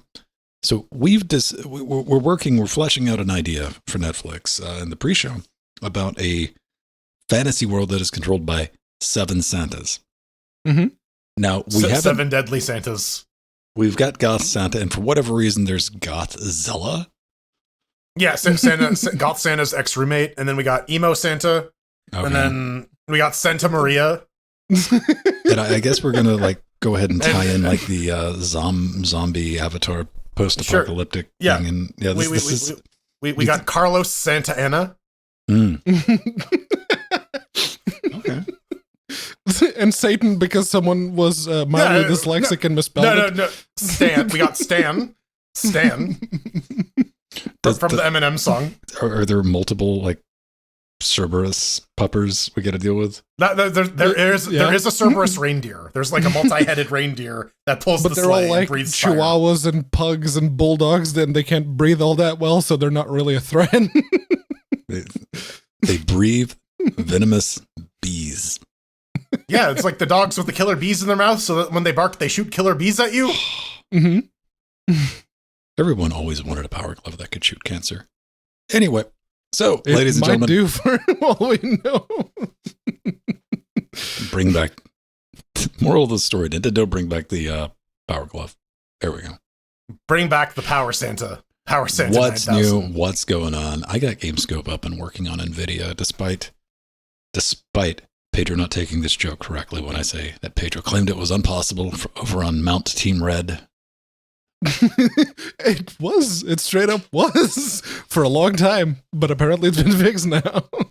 It's been working for a while. Pedro, Jordan's been using it for quite some time, playing around with Cybertruck and other things like that. Yeah, selectively. Yep. It's still kind of a pain in the ass to use because you got to do the game scope, then you got to figure out the HW commands, codes. Yeah, it would be nice if they like added some functionality into like Steam to like set that kind of stuff. Mm-hmm. Like Lutris did. Good job, Strider, on that one. That's actually very nice. I want to solve a crossword puzzle. I had to decrypt that, and I thought I had it working, and it turns out that like what I was doing was like causing it to like double up the effort, but I was still getting to. I was like, oh, if I flip these around, that does this. And what are we talking about? Well, I ran into a particular issue with the latest Trackmania 2020, to where this has been a bug. It's Ubisoft, man. Come on, think about it. They're not going to fix all. Been a problem since the original Trackmania. If you at least on Linux, if you set it to full screen, it goes to full screen and it does 2160p or whatever your max resolution is for your monitor. Way around that. Set it at 1080p and it's like, cool story, bro. 2160p. So you better be able to run the game, whatever video card you have, at 2160p. You're going to have a bad time if you try to play it full screen. GameScope can get around that because you can say, hey, you know what? F you, I do what I want. You're going to be confined to this little window. This virtual desktop is, 1080p. Oh, what you going to do now? Oh, now I'm going to make the one. Oh, you don't have a control now. Oh, look at me. Look at me. I'm the desktop now. And it's pretty dope. And plus you can do upscaling and all the other fun things. So I've been having a good time playing around with that. Speaking of Trackmania, you can play with us on Tuesdays and Fridays. We had a good time on Friday. We played Cup of the Evening, which is like Cup of the Day for the bad people. The not so hot ones.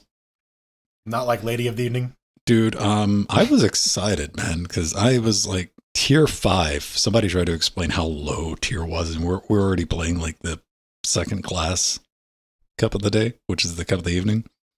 But I got third place loser in the 5th tier, a Cup of the Evening.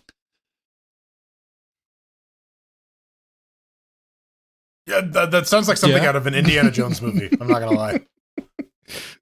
I was number 3 in Portugal for a season, and then I stopped playing, and I haven't been anywhere near the charts since then. I don't even know like how it's broken. We were trying to determine exactly how the Trackmania thing's broken down as it completely changed the season. But Cup of the Day is something that they do every day, and it's always interesting, challenging BS, except for that day it was an ice map, and then everyone just pieced out. We're like, we're not playing an ice map. Moral of the story, come hang out with us on Tuesdays and Fridays, and I'll probably do is GameScope available in the Fedora repo?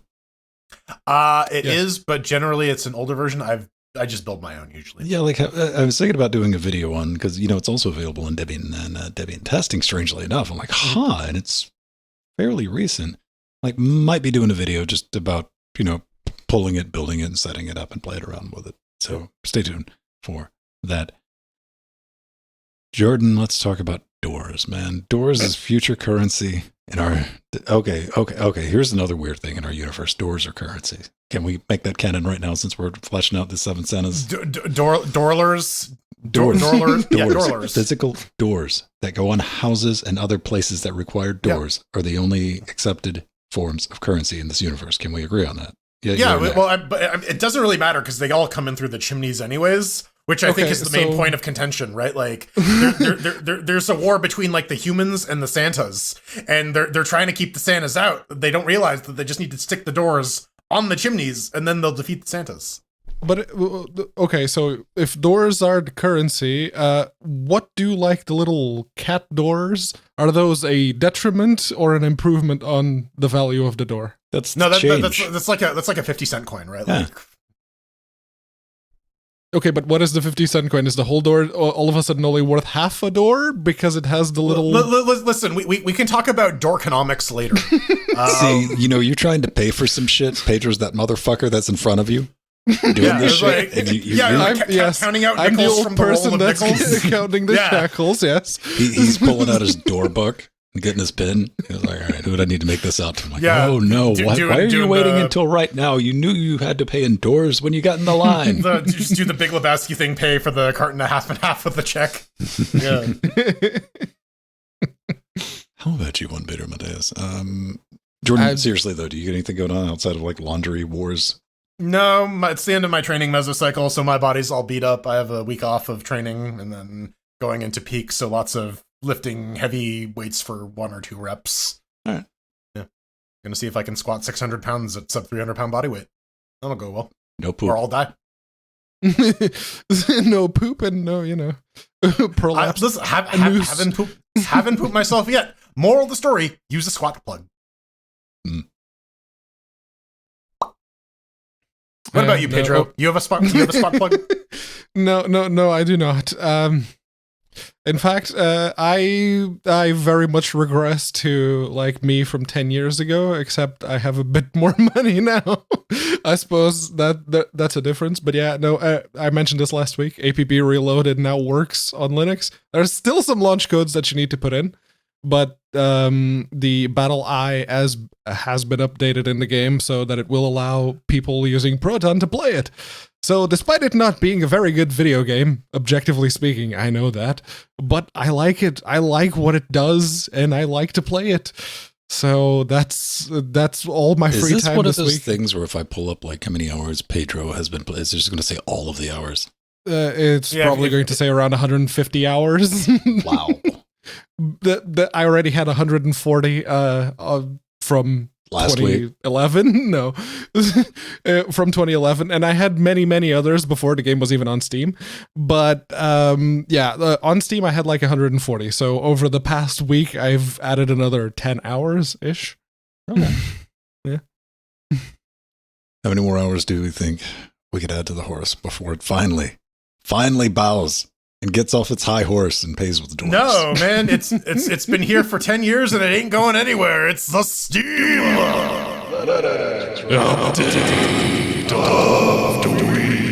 Yeah. 10 years ago, I think it was Tuesday, actually. They announced Steam for Linux. No, it was on a fucking Thursday, bitch. Was it a Thursday? All right. That's why I wrote it in the notes. I don't know how to read, Ven. Okay. I thought you realized this after 10 years. Well, the joke was it was on a Tuesday. It's like, actually, no.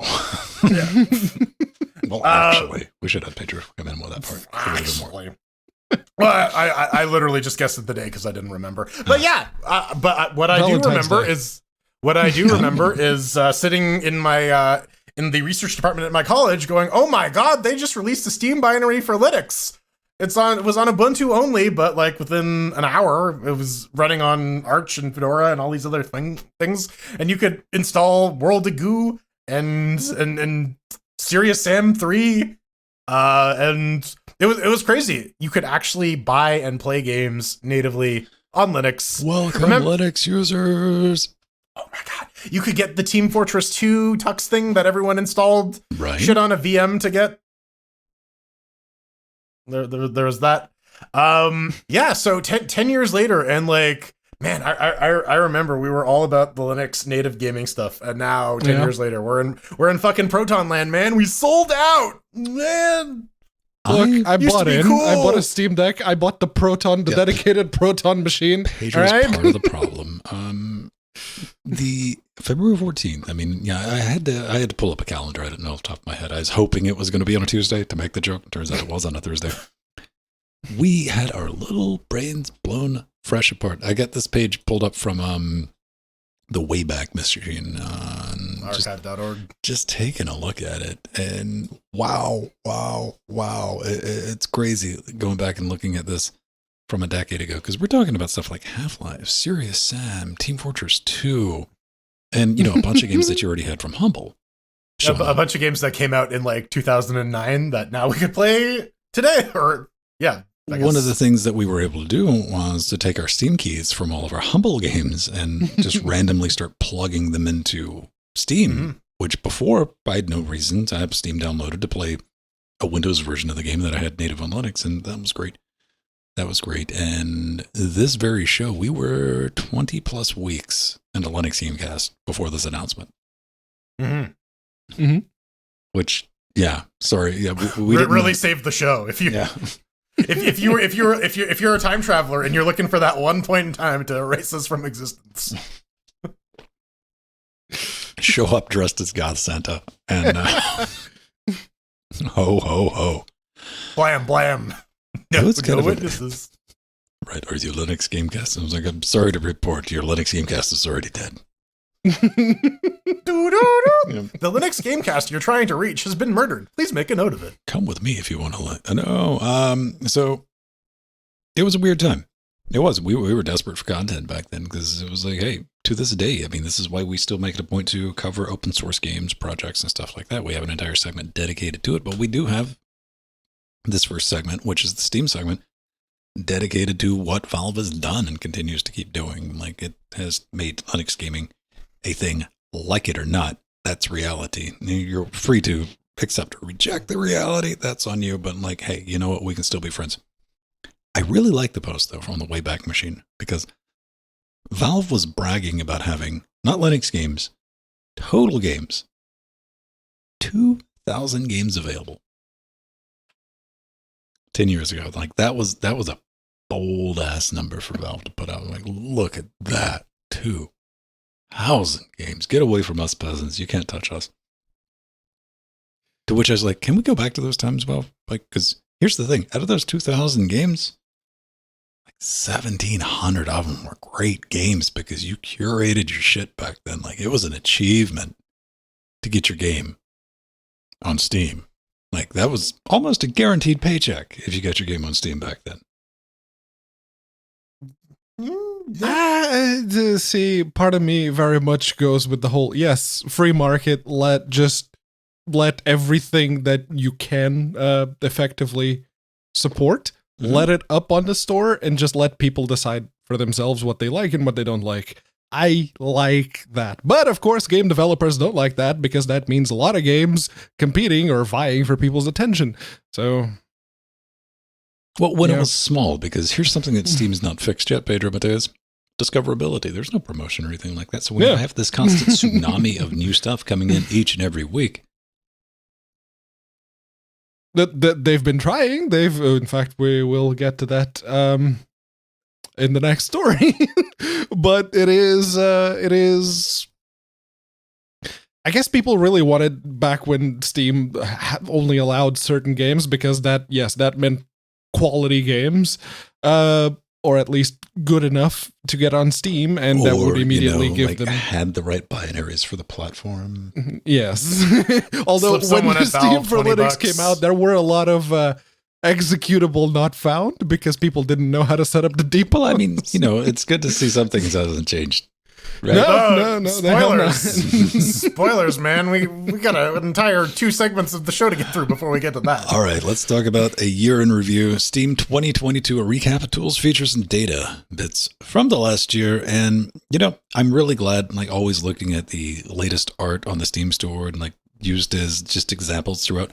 Somebody over at Valve really likes Domekeeper graphics, which I'm very happy about because I thought that game was really spectacularly fun. Outside of that, as you might have guessed, Steam's been very busy during 2022. That little thing called a Steam Deck, might have heard about it. It showed up. We got some language support. It was vastly expanded. Steam Next, big fan of that. And of course, plenty of sales. And by that, I don't mean like retail sales. I mean, there's a sale for everything. It's like, it's the Tuesday winter sale. What about Thursday winter sale? Just wait. That's coming, yeah. And the big winner for me was Steam Next Fest. I've talked about that even last week, and before that, we're getting demos back, and that is an excellent thing. And I'm just going to be like, y'all just might want to class over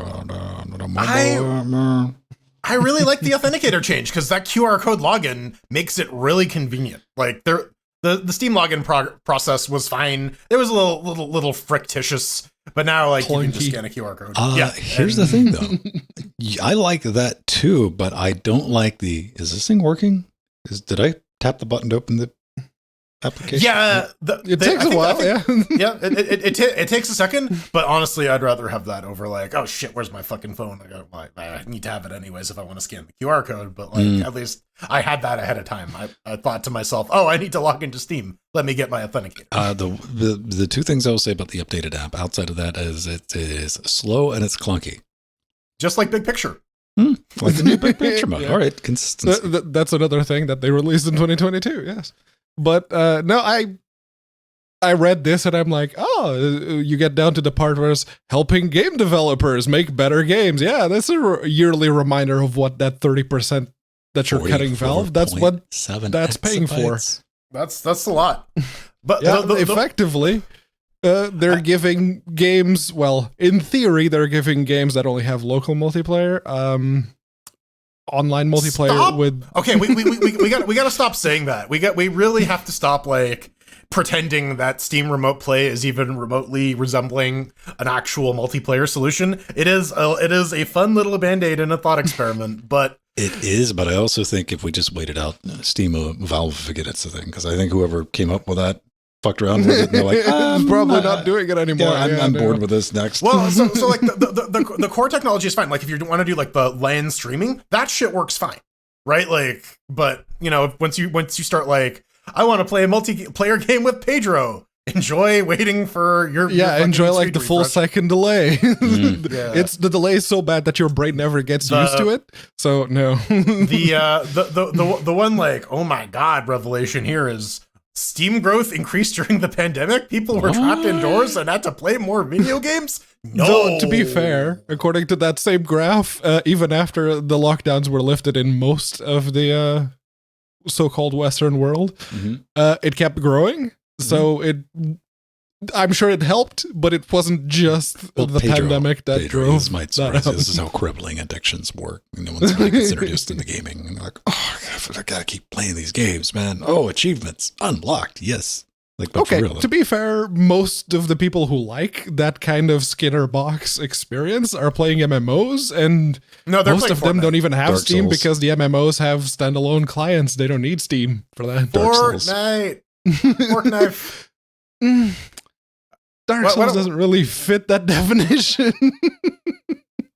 So why don't we just like give it up and like let the community handle Steam? That's a good idea, right? That's it worked so well for natural selection too, but we'll get to that. This is Team Fortress 2.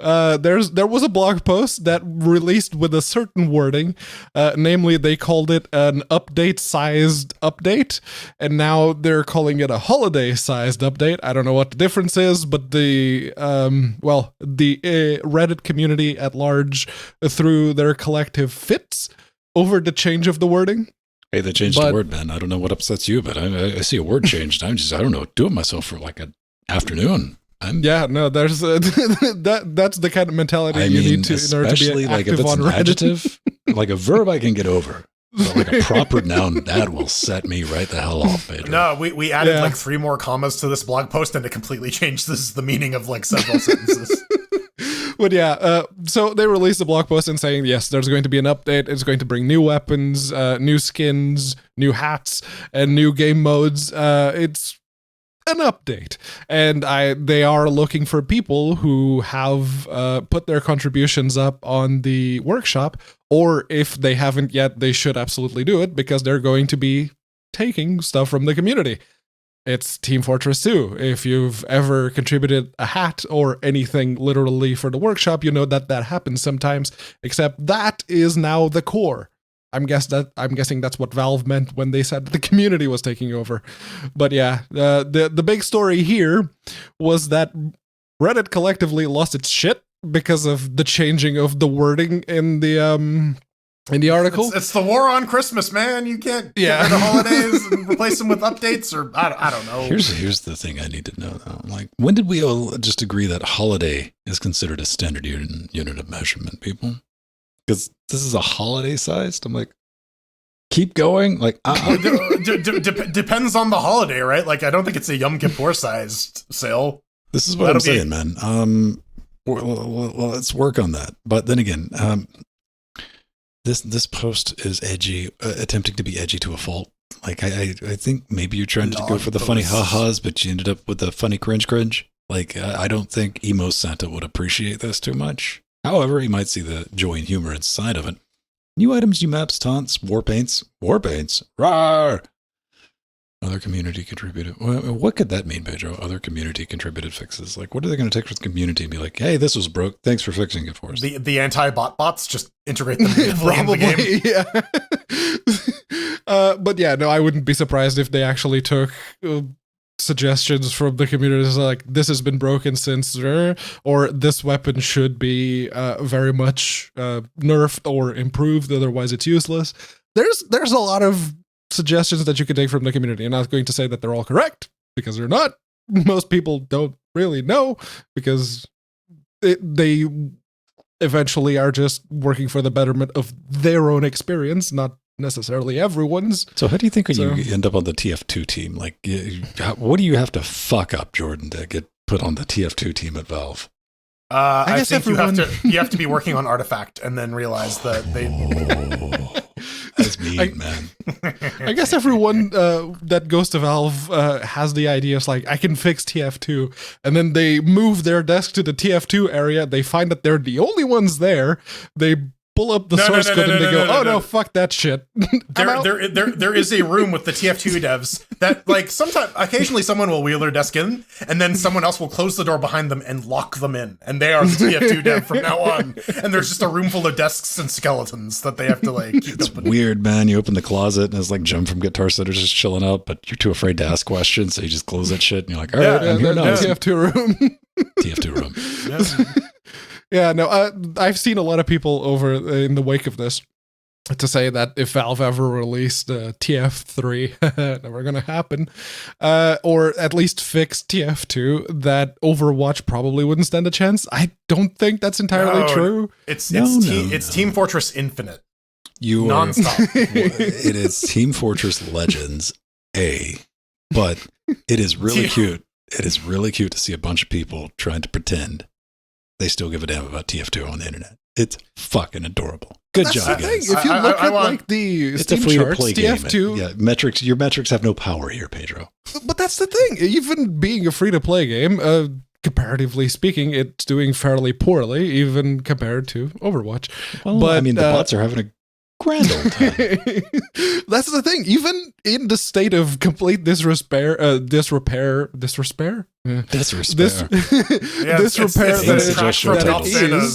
is still in the top 20 of the most actively concurrent players on Steam.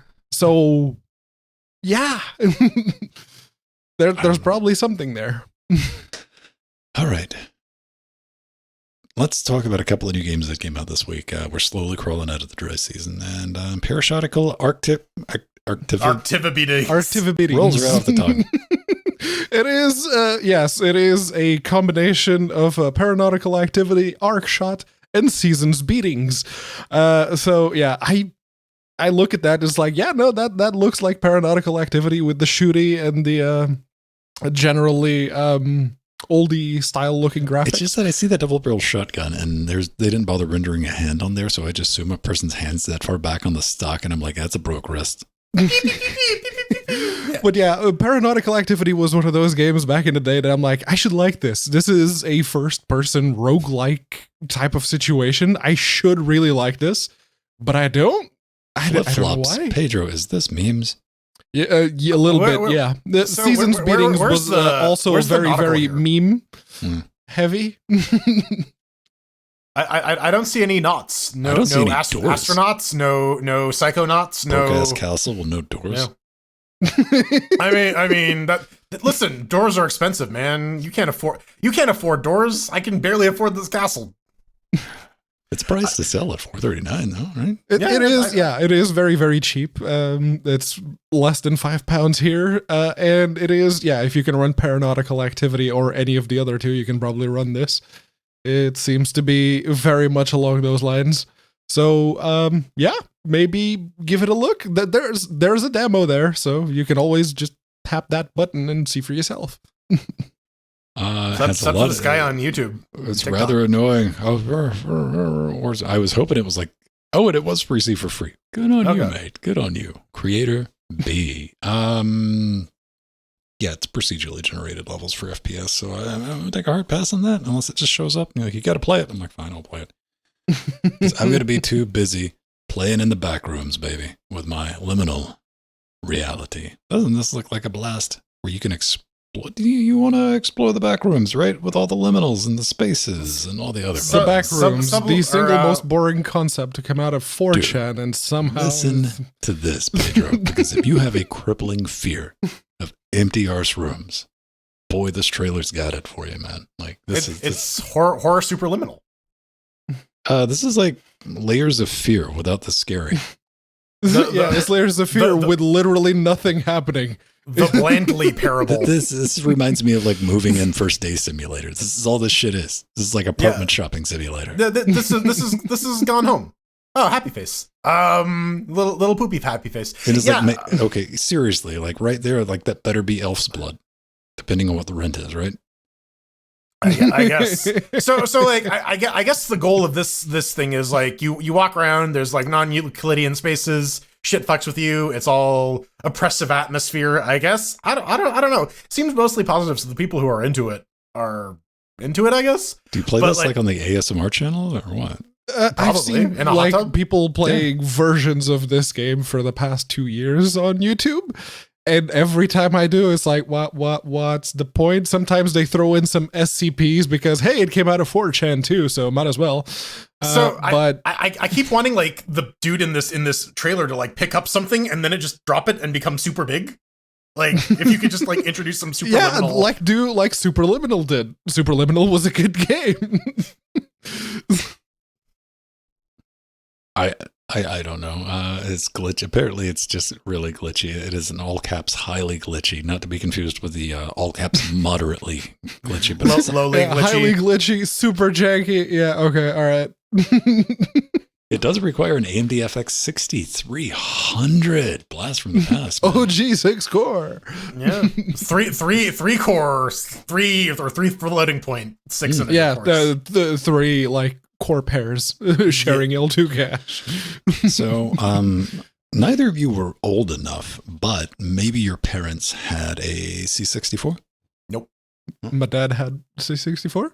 All right. Did he have like a ZX Becky or just the like full-on bread box sized C64? Did he have the tapes? There was a tape which did not contain any original games. They were all pirated. But it had like three of them with the timestamps where you had to fast forward to. Yeah, I had them. Yep. So, it's kind of interesting though, because we don't typically, when you think hipster pixel, what we end up with is like nice, sharp, crisp pixels that never look like that from the 8-bit, 16-bit era. And, that's what passes for pixel games these days, which is always confusing. Nobody really seems to want to go all the way back in time. That's right, Doc. We got to go there to the good stuff, man. Nice ZX Spectrum game. Dude, this is, you're just getting the feels. This is Beep's Escape, where you play as Beep. Brave yet cavalier robot is on a mission to do something in a tech facility. What? I don't know. That is some OG like pixel art. That skull. Yeah, that's a very Spectrum accurate. I'll give them that. I mean, it looks right. I mean, this looks period correct, right? It's not. The movement seems a little too smooth, though. The frame rate's a little too smooth for what the poor 128 could do. What are you talking about? It was 60 FPS, baby. Decent. 16 FPS, maybe. But no, it does at least. Like visually speaking, it looks the part, but it's classic box art too. Yeah. The thing that got me was, you see the Windows requirements. It only needs like 20 megs available, and then you go to the Linux requirements, and it needs 300. Pedro, that's because you have to install WSL. Okay. Is that how they measured it? Maybe, probably, yeah. Better testing than some games. Fair enough. Well, there was that one open source game. It was like, yeah, I tested this on my Raspberry Pi, and I'm like, yo, good. If it runs on that, it'll run on fucking anything. Well, this reminded me, Beep, for some reason, reminded me of Beep, the other game called Beep. It's completely free to play from Big Fat Alien. It was back in 2011. What was that one game that whenever you started it up, you got that like awful ear rape, like beep? We threw chairs at it recently. Yes, we did. I do not remember the name of it, which is probably a good thing. Yeah, that's good. That is the job. Block that off. 2 game updates this week, and we're going to start off with our favorite thing in the world, autocannons. Yeah, new Dome, who dis? Yeah, the new Dome dropped. And yeah, this is the update for Dome Keeper. They added 3 new gadgets so that you can run and hurry back and upgrade before monsters blow up your dome. You got an autocannon, which is a second computer-controlled gun that you can upgrade. There is a detector to actually point you in the direction of those mats that you desperately need. the aforementioned running back. And at last but not least, there's some point defense because, there are enemies that have ranged attacks. And this is a thing that'll intercept them. These are all great things for your dome that you have no time to gather the resources to build. So you got to decide which one you really, really, really want. And I'm glad to see more work happening on this game. It was one of them that I think all of us were like, we were totally ready to write this off. But then the gameplay loop got us, man. Like, it's real. It is relatively uncommon where I will uninstall a game to save myself. I'm like, I don't need this in my life. Because I'd spent too much time playing with it. You get your cute little pets, and then this game plays off your like greed, which I was such a huge fan of where it punishes you for trying to be too greedy and delving on mining too deeply. Yeah. And it's just a brilliant game. Like every little bit of press this thing gets is absolutely well deserved at $17.99. Yeah, autocannons. Fuck the world. It is genuinely a very, very nice game. And yeah, no, to what Jordan was saying, the whole, you think that you're not going to like it because, you have to defend the thing. And in the down period, you have to go and mine for stuff. And I thought, but you got like 30 seconds. Yeah, it's going to be like you can actually enjoy either the digging or the tower defense because you're always going to have to be running from one side to the other. But it works so well. God damn, they actually made that work really well. Seriously. Yeah, the game looping that is methamphetamine, cocaine, crack. Yeah, because it's basically like you're making that split-second calculus of like, I'm not gonna make it. I'm not gonna make it. No, gotta drop all my shit. Yeah, you're juggling all kind of shit. My brain loves that. So it is a tight fucking loop. It worked really, really well. Yeah, if you haven't checked it out, definitely go pick up Dome Keeper. It is.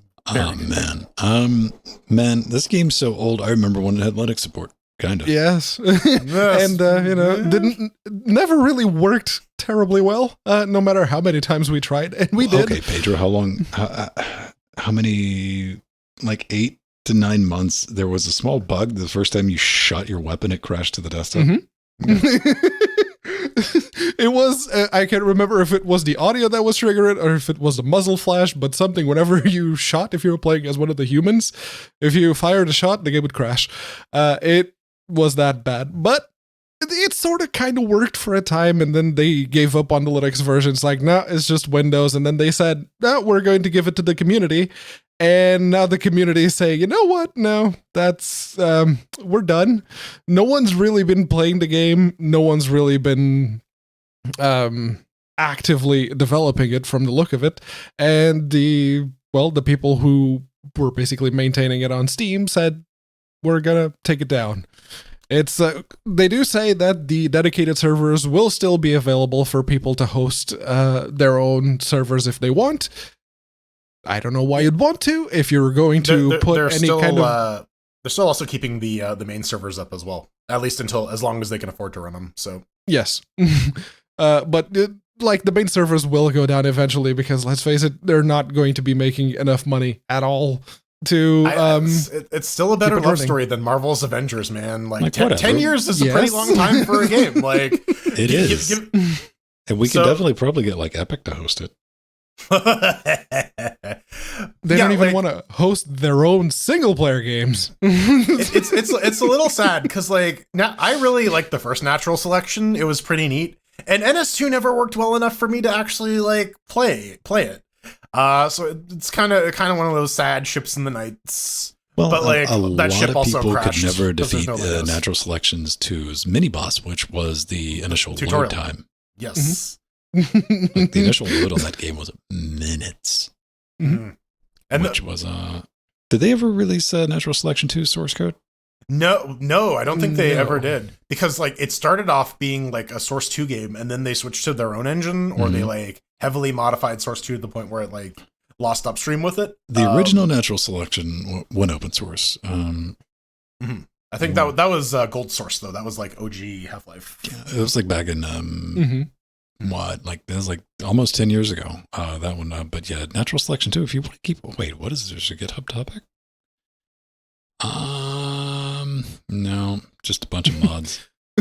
No, if you're going to dedicate your attention to something like Natural Selection 2, but you want it to still be actively supported and actively developed and have an active player base, Unvanquished. Yeah, I mean, it is an NS clone, pretty much, so. Yeah. Unvanquished, seriously.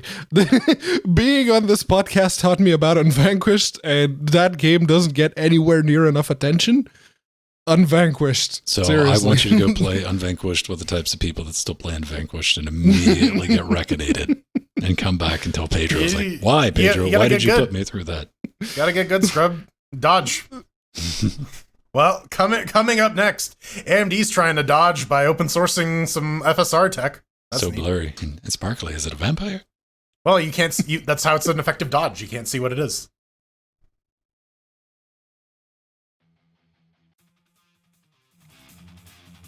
All right. Okay, I need to pee. I'll be right back. We're going to switch from pre-shows in to intermission. Then we're going to head over to vote.linuxgamecast.com. Pick a show title. That's right, man. 7 Deadly Santas. Insta-vote. Dorkonomics. I'll give that a vote. Defeat the Santas. Disrepair. All right, fine. Disrespair.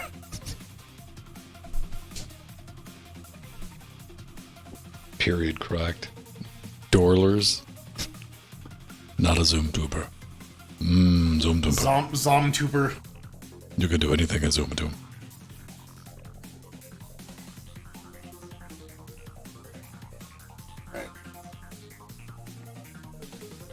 We need to get you a posture chair. Yes. What are those Swedish ergonomic ones? I used to lean back like that in chairs until one time I didn't, and it didn't work out very well because like the bolts let loose. And I leaned right into the fucking floor. I'm like, nope. And from that on, kids, I started sitting on the like front edge of chairs. I'm currently on the front edge right now. And I don't lean back. Like, I'll lean back to crack my back. Like, this one, you wouldn't like at all because it doesn't have any back support. It goes like halfway up your back, which is awesome. I gotta stop leaning back this way because the lip of the chair keeps getting caught under the desk. Oh. See, my problem is I'll turn sideways, like, and I'll get like this. And use the little back that you can't even see because it's so low. It's like an armrest. Like, that's my problem. Yeah, I also use the back of chair as armrest for like the side sit. Oh yeah, man. I stopped doing that on office chairs though. I get like the Riker thing going. I imagine it's like my mini Riker. Yeah. The Viker. The Viker. I did. Here, take a look at it. No. Red. There. Old desk is behind me. Will be. What are you going to do with the old desk? It's still there. Oh, I know that. What are you going to do with it? It's just workbench. I know where it's at. Right now it's storage. But I don't like previously if I wanted to like do maintenance on the PC, I had to like haul it up to the dining room. So now this is just going to be the workbench. So it's just like the middle of the room desk. Yep. Table. It's been upgraded to table. Yep. Be a YouTuber table. Those things are expensive, man. Yeah, I was actually thinking of doing like an overhead camera thing so I could like, set up a stream or something. But I don't know what I would do. I would like one, but that is just like, you know what? Just take another room and completely outfit it for that. Because that'd be so much. I get some like wall mount cameras or whatever. Just have everything to like boom, hit a button, come in there and record, boom, get out.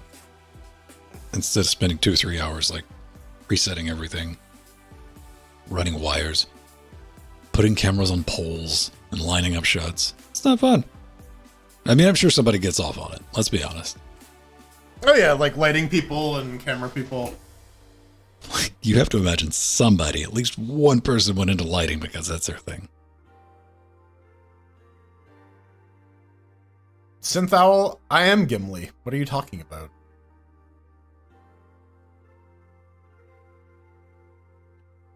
Who was it who gave us a resub? I'll give him a mention. Chloe Cat Otter. Let's see. Right. There we go. I've been meaning to. I just never got around to it. I don't know if I have time to do it tomorrow, though. So I don't want to... I was thinking about streaming some of the Castlevania 2 remake. Okay. Just because I've never played it. What a horrible night for a curse. I'm sure the internet would love to, be helpful, as the internet is. Yeah, you got to pull out your old copy of Nintendo Power, right? Like, right. Oh man. Okay, here's another thing. Like Picard, Series 3, no spoilers, but how does I'm watching that GIF and that one person in the GIF, I'm like, that person's back not as themselves, but as the other them, and how are they going to explain that? Yeah, that's... I also was also curious about that. Did anybody else watch the Pickards? Yeah.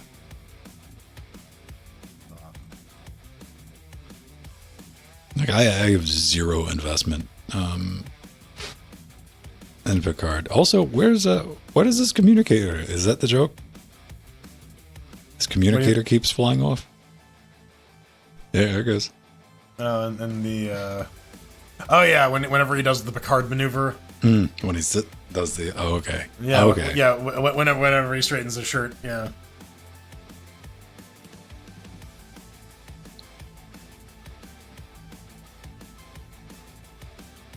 I didn't mind the first series of Discovery.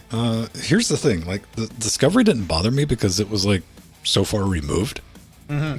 And Hollywood has been, ever since the first TNG movie, they've been trying to turn Star Trek into an action series. Yes. With gunfights and stuff like that. And TNG was, Star Trek was never paced like that. Discovery was so far off left field. I'm like, yeah, it works. But like Picard, I'm like, it's not an action show. I will give Lower Decks a plug. That show, it took a couple episodes, but it grew on me. Lower Decks is all right. First 2 seasons, pretty good. Third one's out. It's also very good. Okay, all right. I need to watch it then.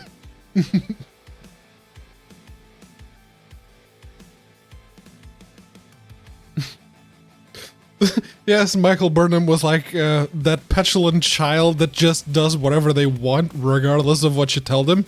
She gets better, but like there's a problem with her character in that like she is right, and the story will bend over backwards. Yes. To make her right.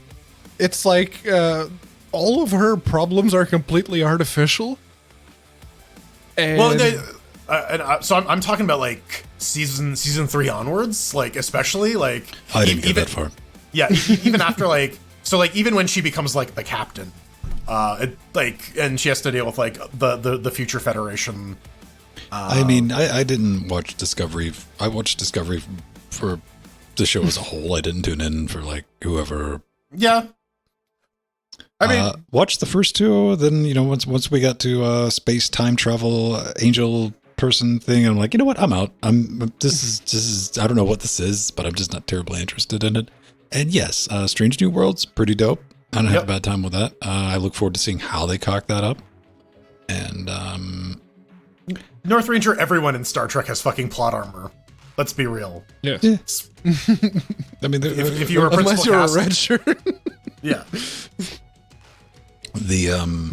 I mean, it's Star Trek, man. Like, yeah, Tasha Yar didn't because she wanted more money. That's the only reason.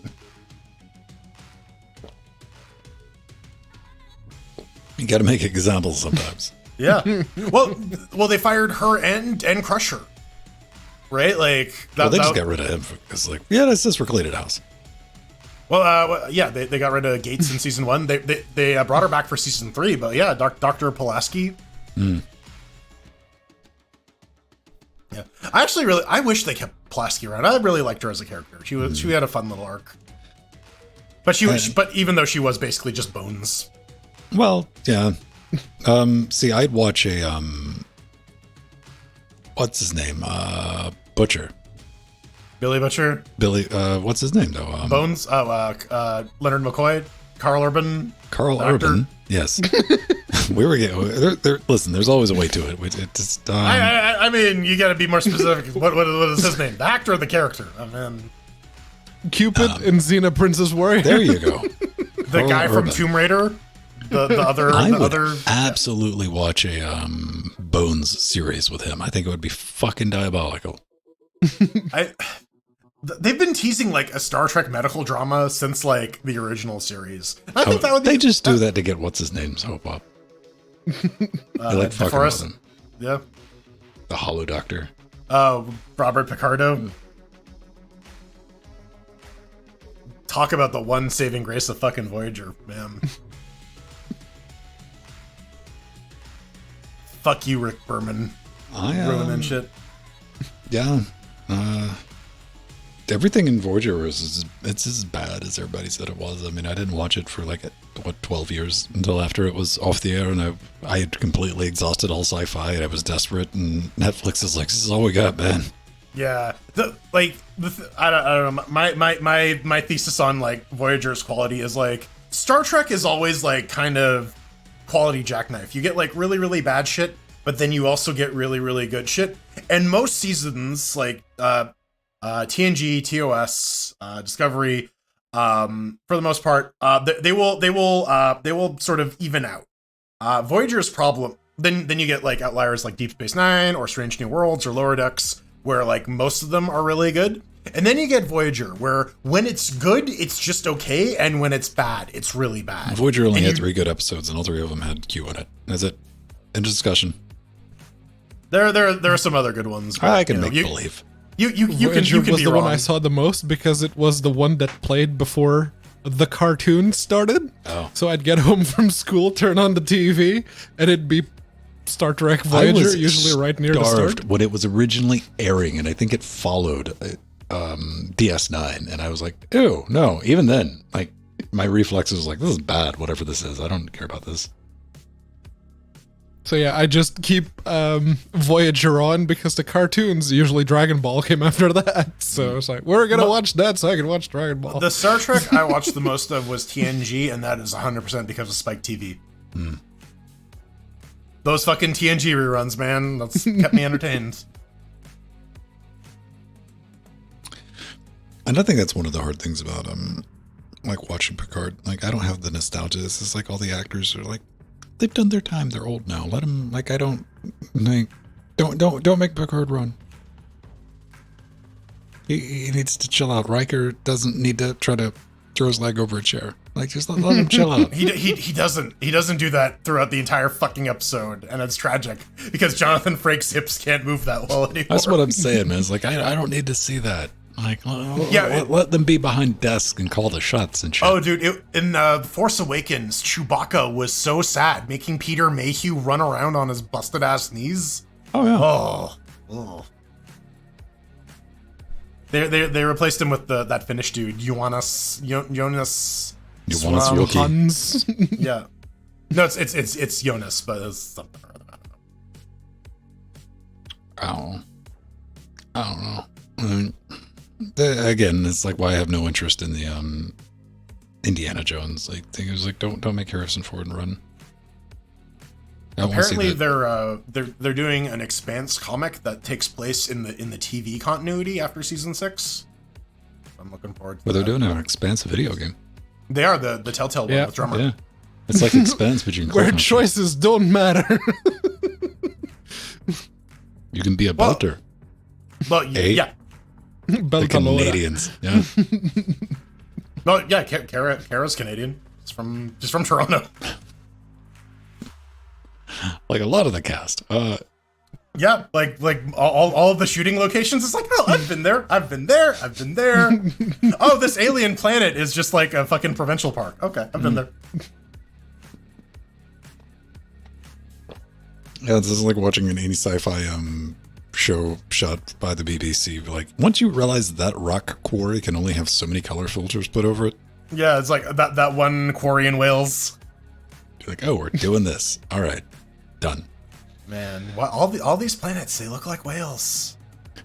I haven't been to Chulak because Chulak is in BC. That's on the other side of the fucking country. It's a lot of Space Canada to cut through. There was a funny bit in Stargate. It was the Cassandra episode where it's like where they bring her to Earth afterwards, and they're like, if anyone asks you where you're from, where do you tell them you're from? Toronto? That's right. No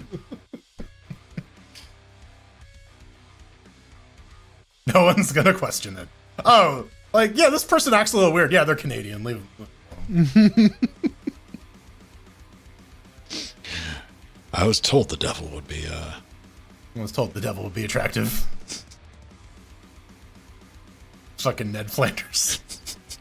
You want some weed? It's legal here. They told me the devil would be attractive.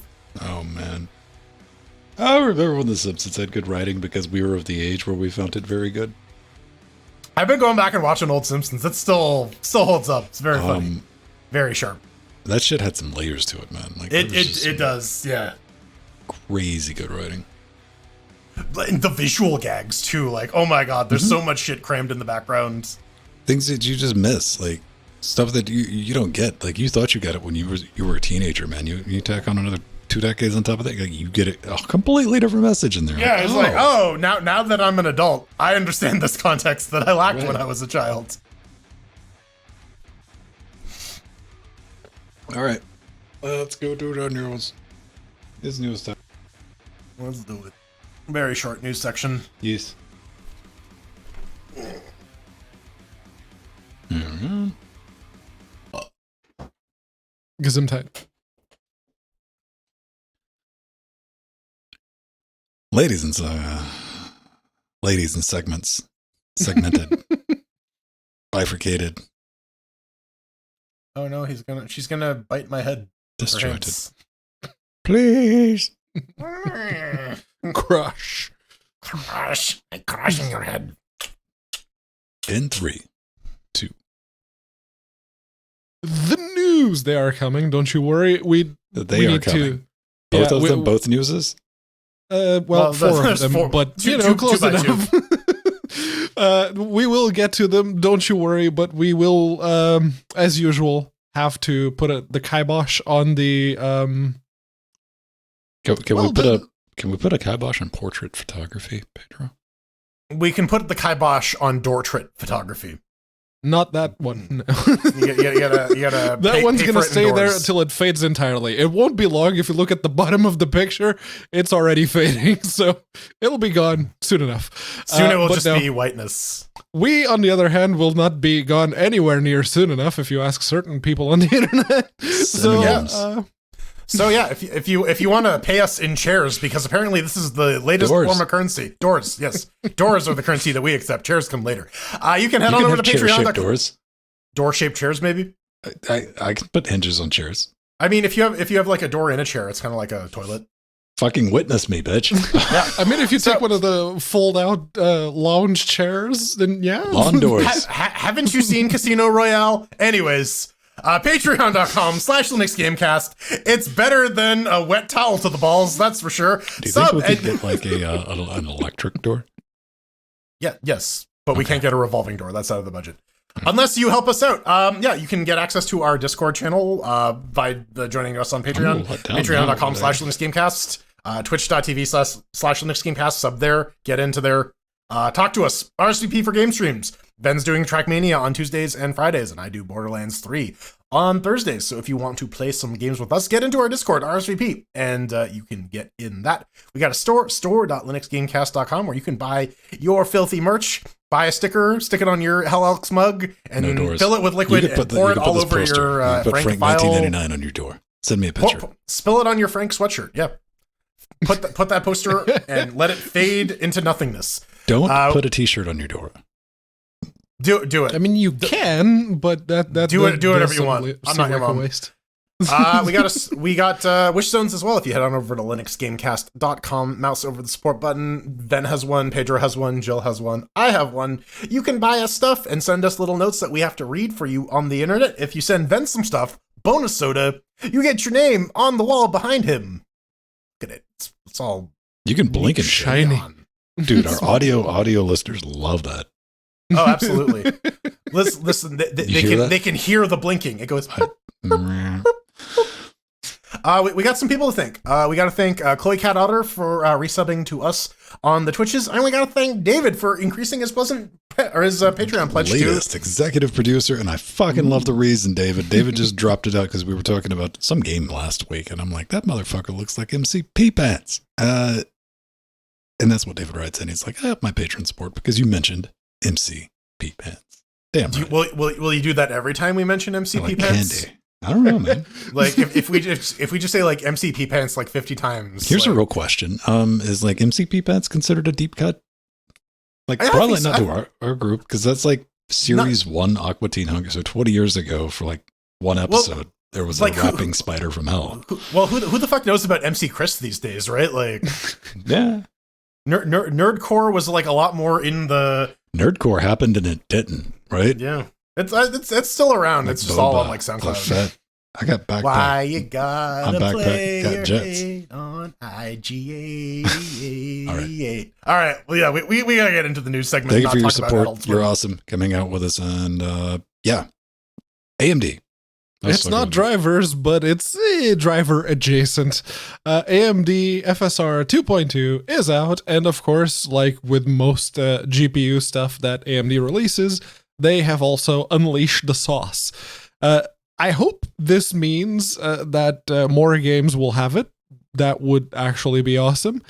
Historically, though, whenever AMD releases something, unless it's FSR, the first one, it doesn't really seem to get as much adoption just by making it open source as one would hope. I'm looking at this 110 available upcoming games with FSR 2, gentlemen, and I'm seeing what I want to wish into existence. That is Farming Simulator 22 Hitman.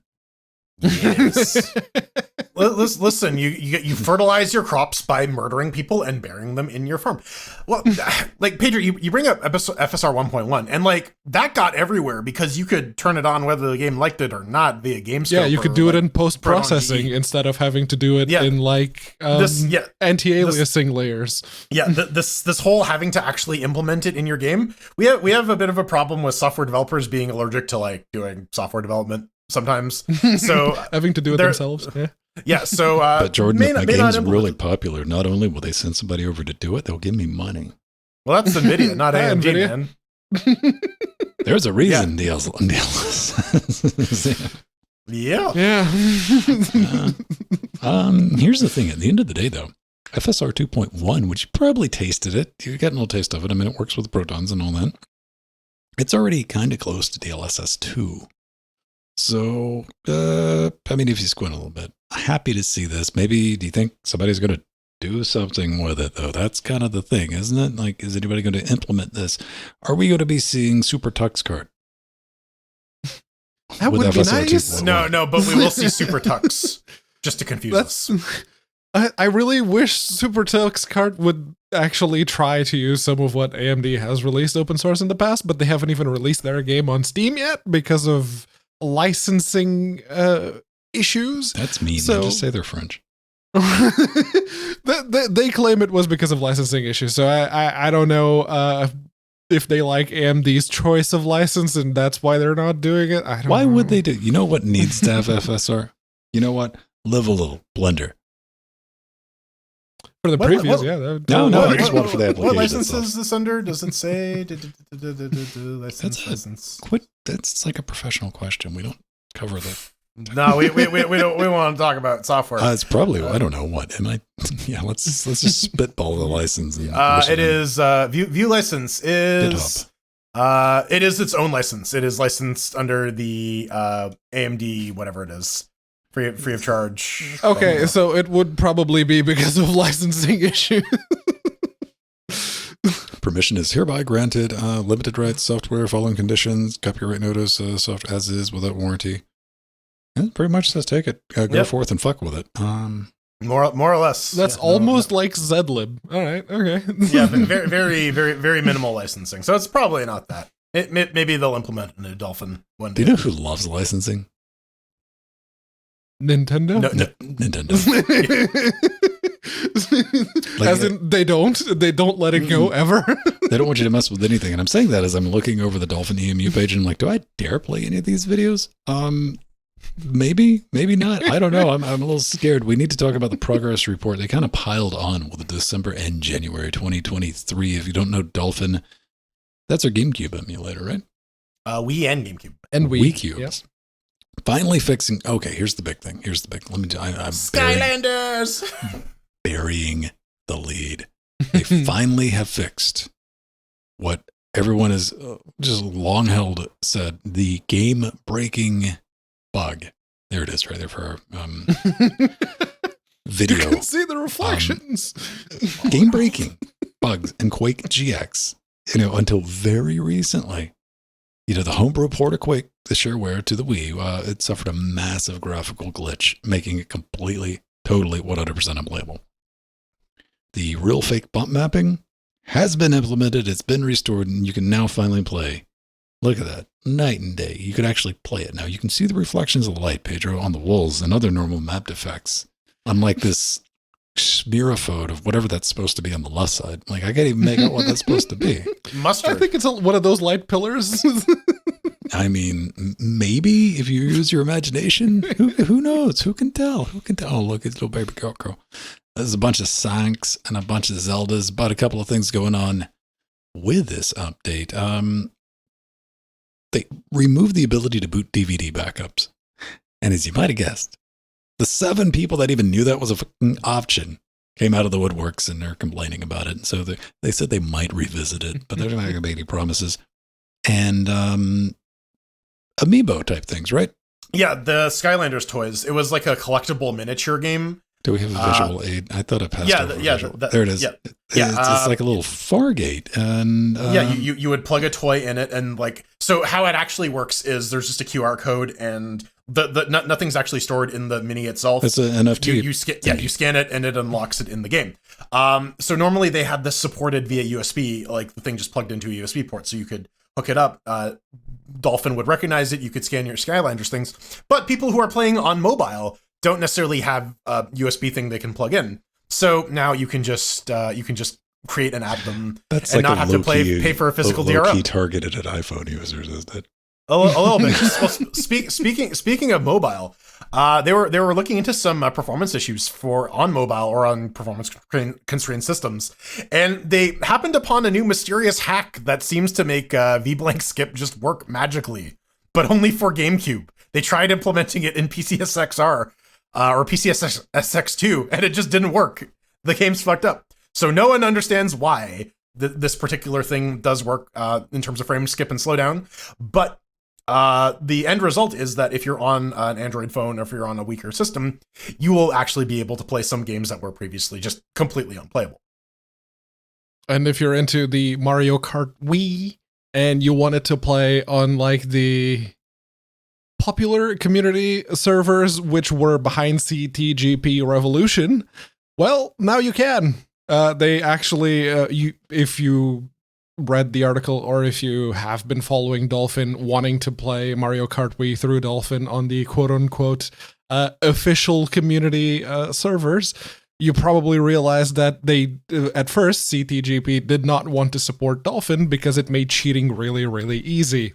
There's literally a tick list with boxes that you could just tick, and all of a sudden you have access to a bunch of advantages that people playing on physical hardware don't have. Or they could, but it's a lot harder to actually do the cheats on the Wii itself than it is on Dolphin. So now they're implementing a way that you can play if you have an official ISO ripped from your own game, and if you have a legitimate Wii ID that has never been banned for cheating, you can. So that's a positive. I think you might still get banned for cheating though if you're going to actually go into the game and cheat. Yeah. How long do you think it's going to take for somebody to implement? Because I know there's been a lot of work. I saw Modern Vintage Gaming, I believe. He's done a couple of things on people making their own Xbox One network, like the original Xbox. They're bringing it back themselves and rebuilding all the back end. Do you think that we're going to see that for the? Because you got to think about it. The Wii and the Wii U And like even the GameCube, like it was like the early days of online. Gaming, and like the eShop specifically on the Wii U, like that shit's shut down like forever now. So do it like the Xbox people did. Just have the server be able to be run from a Raspberry Pi, since it's only handling, it's not actually storing or rendering anything locally. It's just handling the information back and forth. Please, yes, maintain even after Nintendo or whoever doesn't care about their consoles anymore. That would be really they're going to sell you like the Wii Mini, right? As long as you play them again and again and again. Yeah. They would like you to buy the game again and again and again. Hey, everyone, something you don't have to pay for is the 52 staff picks from the Ludum Dare. Ludum Dare, yeah. It's Ludum. It's a game jam that happens every year. The theme this year was Harvest, and the winner was Daniel Mullins, the Inscription / Pony Island guy. That's a bit of a ringer. That's like, if, you have a nice community boxing tournament and then Mike Tyson just fucking shows up and starts like knocking people on their asses. I don't know, man. It seems a little unfair, just a tidge. But good on you, Daniel. It's a good time. There's a bunch of cool games here. I like Settlement because I like hexagons, and yeah, I'm just super into hexagons, you guys. And yeah, there's some Harvest Season looks kind of interesting a little bit. A lot of these are done in It's one Unity. of those, you can't actually defeat the bad guy because it's a haunted combine harvester, and you only have a shotgun. So the most you can do is like scare it away after you deal enough damage. No, Fallow Tide was the one that kind of caught my eye. The card game with the goat. It's like, okay, all right, no, that's pretty cool. Neighborly Love also looks neat because it's like a farming simulator, but you get to like kill the other farmer. Yeah. So. Usually when there's a line down the middle, I'm like, all right, you got my attention. What's going on here? A combat? Okay, done magnets. Let's do this. Always good to see what's going on with that. All this is going to be in our show notes too, so don't worry about it. Pop over there. And a lot of Ludum Dare games like actually spin off into actual things. Like Sacrifices Must Be Made was the demo for Ludum Dare a couple of years ago. That got turned into Inscription. So go forth and play. And like Jordan said, there's a play button for a lot of these. You just play them right in the browser. No problem. Which is weird. So living in you can play Counter-Strike in the browser, man. We're fucking living in the future. I was speaking of like stuff you can play in the browser. This is a bit roundabout. I want to talk about it real quick. Carmack was talking about old Carmack yells at the development processes on Twitter, or it might have been for somebody interviewing him, and he brought up Quake Live. Remember playing Quake Live in the browser on Linux and Firefox because it was a thing we could do. It was like, WebAssembly, yeah. That was like the first big web. You had to get a plugin. You had to download a plugin in order for it to work. But it did. You could play in 4x3 glory. Turns out, like he was talking about like sunk cost benefit and stuff like keeping servers and projects and applications up and running past their prime time. He's like, it doesn't cost a lot to put a developer on something. He was talking about meta stuff getting closed down those smaller projects, and he brought up, he's like, yeah, for years and years, there was only one developer on all of Quake Live. To which I read that, and I'm like, I knew it.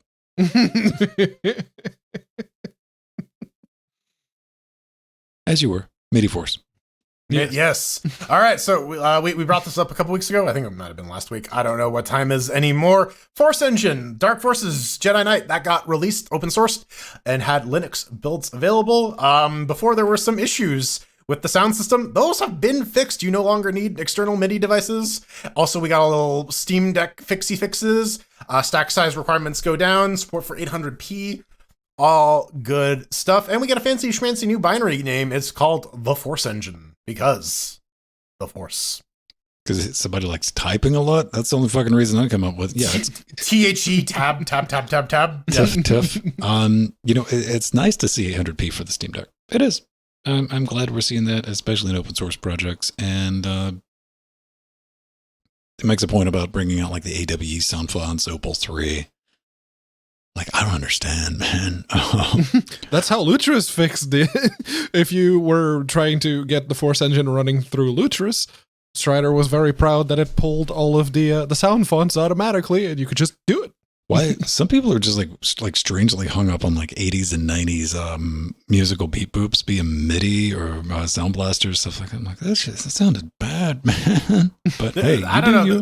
There's a part of the lizard brain that gets tickled by nostalgia. Yeah, that's all it is, man. Yeah, it's just weird to be like, gives you those chills. You're just like, transports you the for like a Roland split second. MT32. Yeah, the YouTuber favorite. Yes, yeah. Transports you for a split second back to like 1998 when you're in you're at your parents' computer. You're like, I want to go back. I guess. But hey, it's there now. You got the option, and yeah, the Force engine. Why? Just make the binary TFE. Come on, do it. You could just make that available. Yes, I saw it's pronounced. Do it. I saw the blog release announcement. Mace Windu got to show up and chop this damn executable name down a little bit. And it's like, yeah, we have an app image and a flat pack in the works. It's like, okay, before you do either of those, just give us a tar GZ with the thing already compiled, please. No, this is gatekeeping. Shut up. That's what Lucius is for. Just try to make your job a little bit easier on that one. No, that requires doing development, man. Make it an app image that installs Snap. An app it just image runs Snapd containerized in the app image. It is a snap that containerizes Flatpak D that then pulls an app image. Divide by 0, bitches. Yeah, it's just turtles all the way down. Coming up next, do you want to pick your friend up and throw him at enemies? Yeah. Well, you can in this game. Right. Throwing chairs at Aurora's Journey and the Pitiful Lackey. That's a sentence. It's full of Borealis. I forgot the currency symbol. Let's just add them real quick. You're a currency symbol. Yes, look at me. Mr. Euro right here. Yeah, you gotta drop a few pounds, man. Ooh. I probably should. 7 Deadly Santas seems to be running away with it. No closed captioning, YouTube devices, period cracked, door-shaped chairs. Not your mom. Burying them on your farm. The game's fucked up.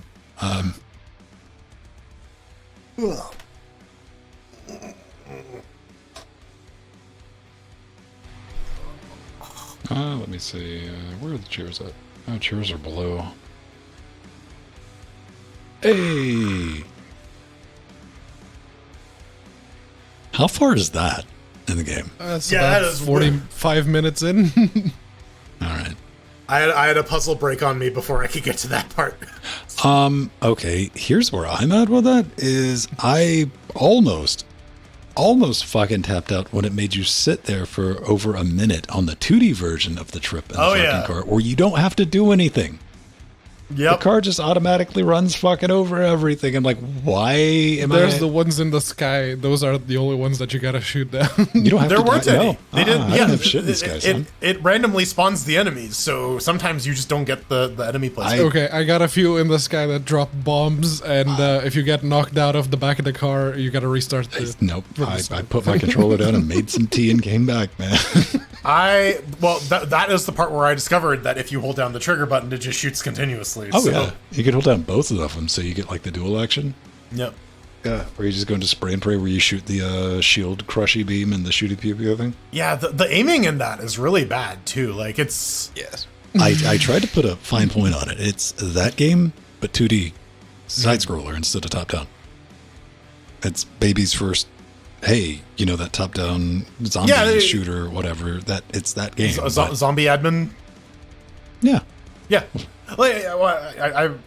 This is a school project that someone put on Steam. And forgot to make a Linux build. Yeah. Well, you don't take get the Linux box on the depot, but didn't actually upload. You don't get graded for Linux, man. Well, Linux is some hobby operating system nerds run when they were not playing on their Windows PCs because Steam Decks don't exist in 2023. Like, nobody bought those. At least 1.5 million of them that we know of. Allegedly. See, I gave Jordan shit about the trash can last week, and it would seem that he's attacked it and kicked it over, kicked its ass. Jordan's not to be trifled with. If you're a trash can, he will fuck you up. It's just facing down so it can't actually hold any trash. That's one way, isn't it? Like, when you think about it, like, what's a good way to make sure I don't overfill the trash can? Just tip it over. There, I can put any trash inside. It'll just roll out.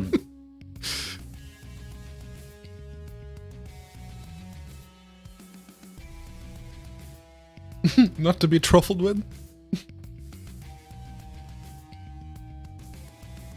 And what is that packaging of the one near the... I'm assuming it's a cable? What are we doing? Where are we at? The colorful packaging next to the dog bed. Colorful package to the far right? Yeah. No, on the floor. I'm zooming and enhancing. Fuck off. All right, okay. That? Yeah, that one. I don't know.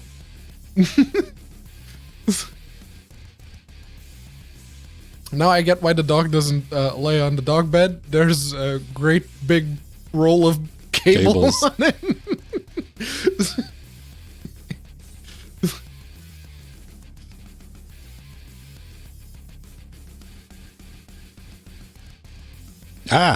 Wait. What did you do? I don't know. Do it again. Okay. There we go. We science that back in one place. Yeah, usually when you just want to get it back to the size, you make it smaller and then right-click transform, fit to screen. You hear that black magic capture card device? You do what Pedro tells you from now on. I don't care what's in your fucking SDK. You obey this man. that was a What OBS the fuck? suggestion? What the fuck did I miss? We were looking at your floor, bro. Looking at my floor? Yeah. Oh, commenting on my empty trash bin. We're like, hey, that's one way to make sure it doesn't overflow. I mean, just keep it face down. It was garbage day this week, but I haven't actually generated any new trash for here. Yes, you have. There's that packaging of whatever it is on the floor. Is there? Oh, that's like extra wrapping paper. That just needs to go on a shelf.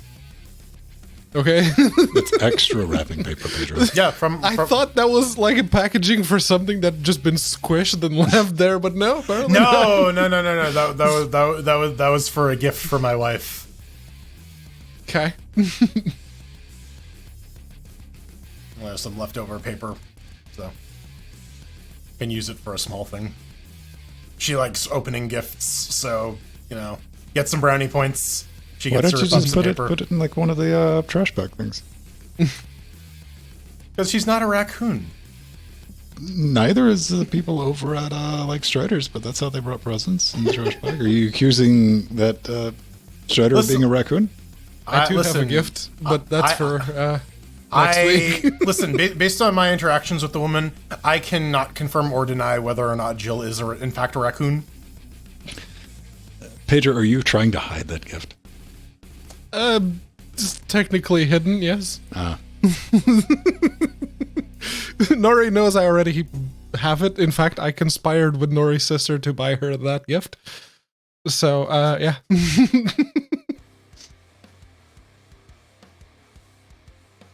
Oh, fuck off, Twitter. Stop trying to charge people for basic security. And stop spamming me about this. I changed my authenticator already.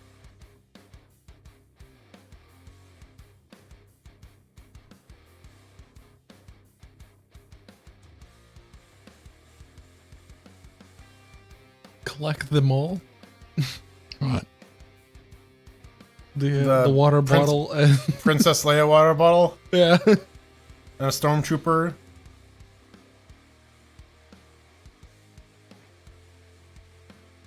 The Haunted Mansion handbag. Okay, right on. I'm more concerned about the Share the Adventure Amazon children's book. Share the adventure into our warehouse and never leave. No bathroom breaks. And it takes you 10 minutes to get out of the factory so you can have your lunch and you only have a 15-minute break. Fuck yeah. What an adventure.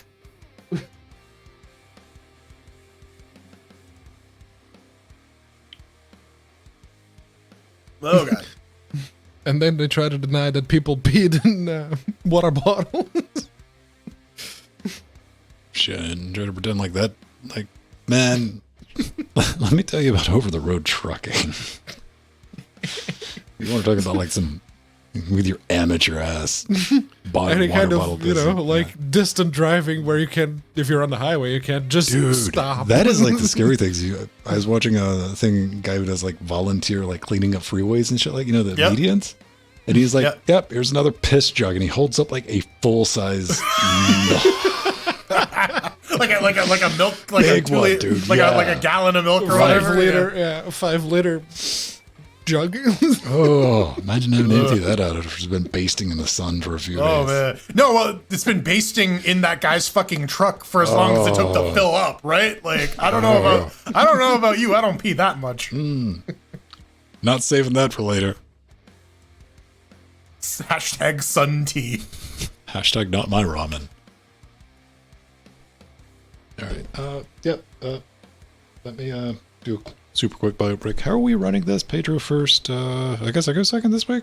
Yeah, sure. I'll go last. All right.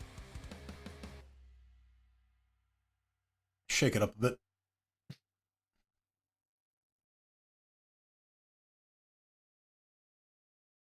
All right. Still hashtag not a cult. I think, listen, for legal reasons, hashtag not a cult, basically. Listen, all we need to do is register ourselves as a church, and it's fine. The difference between come on, state of Texas. I guess also we have to die because the difference between a cult and a religion is that the founder is dead. The people who know that it's a scam are dead. That's the main difference.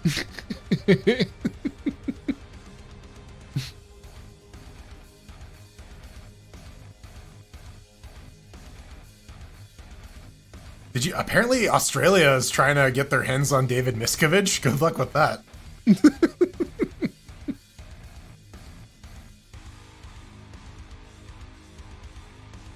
I hope they do, but that fucker needs to go down. That entire organization needs to go down.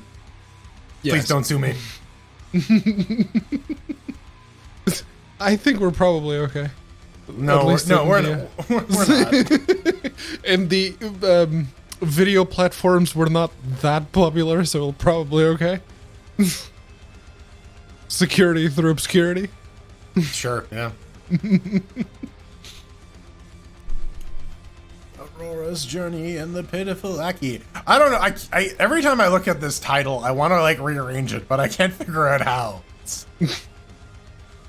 Aurora and the Pitiful Aki's Journey, or Aurora's Journey, the Pitiful Aki. I don't know. Yeah. Aurora's Journey with the Pitiful Aki. Yeah. Aurora and the Pitiful Aki's Journey, or just Aurora and the Pitiful Aki, right? Like, yeah. Pedro is the best lackey. He just dives under that bus. You don't even need to ask him. Yeah, no, I usually just get kicked under the bus.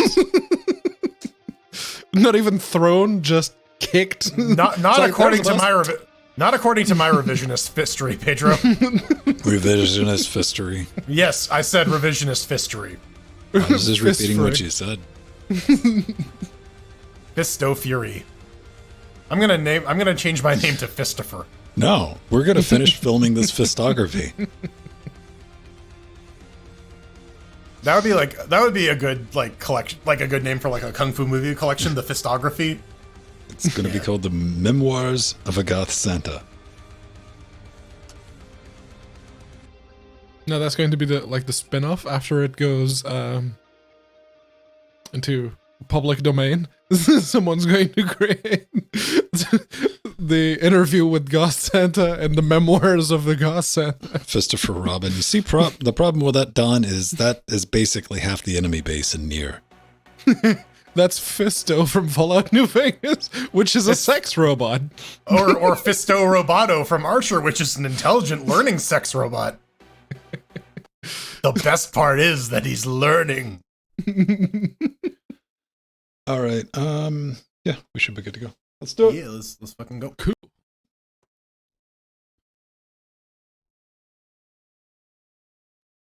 Three unlocked. Chevron 6-9 encoded in 3, 2. Hang on, there we go. Welcome back to the Chairquisition, where we take a game running on a bunch of different Linuxes and give you a pitiful score based on lawn chairs. 1 chair means that it's garbage. 4 chairs means that it's amazing. This week we're taking a look at Aurora's Journey and the Pitiful Lackey. This title, man. Borealises. Yeah, it's full of Aurora Borealises. We got it developed by the Not So Great team, done on UE4. You can pick it up for about $15 US. What is it? Join Aurora and the Lackey in the side-scrolling adventure with run and gun and platformer mechanics, minigames, and lots of enemies. In 1987, Aurora, a young astronomer, receives the journal of her father, who disappeared 4 years earlier, and embarks on a journey to find him. Gotta thank the Not So Great team for sending us some keys over Curator Connect. And now it's Pedro's turn to talk. Yes, and what a talk it will be. Here, both on the desktop and on the Steam Deck, it does not launch out of the box. A quick analysis of the files in the folder that it creates in Steam apps, it showed no Linux binaries present. In fact, when I checked the SteamDB depot section to see if there were any Steam binaries, there weren't any there either. Tapping the Proton button makes the game work as intended on both the desktop and the deck, so -1 chair. If you're advertising a game for Linux and it doesn't have a Linux binary, yeah, you kind of done goofed. On the deck, it doesn't seem to be able to maintain 60 FERPs unless you cut the visual preset down to performance, which, fair enough.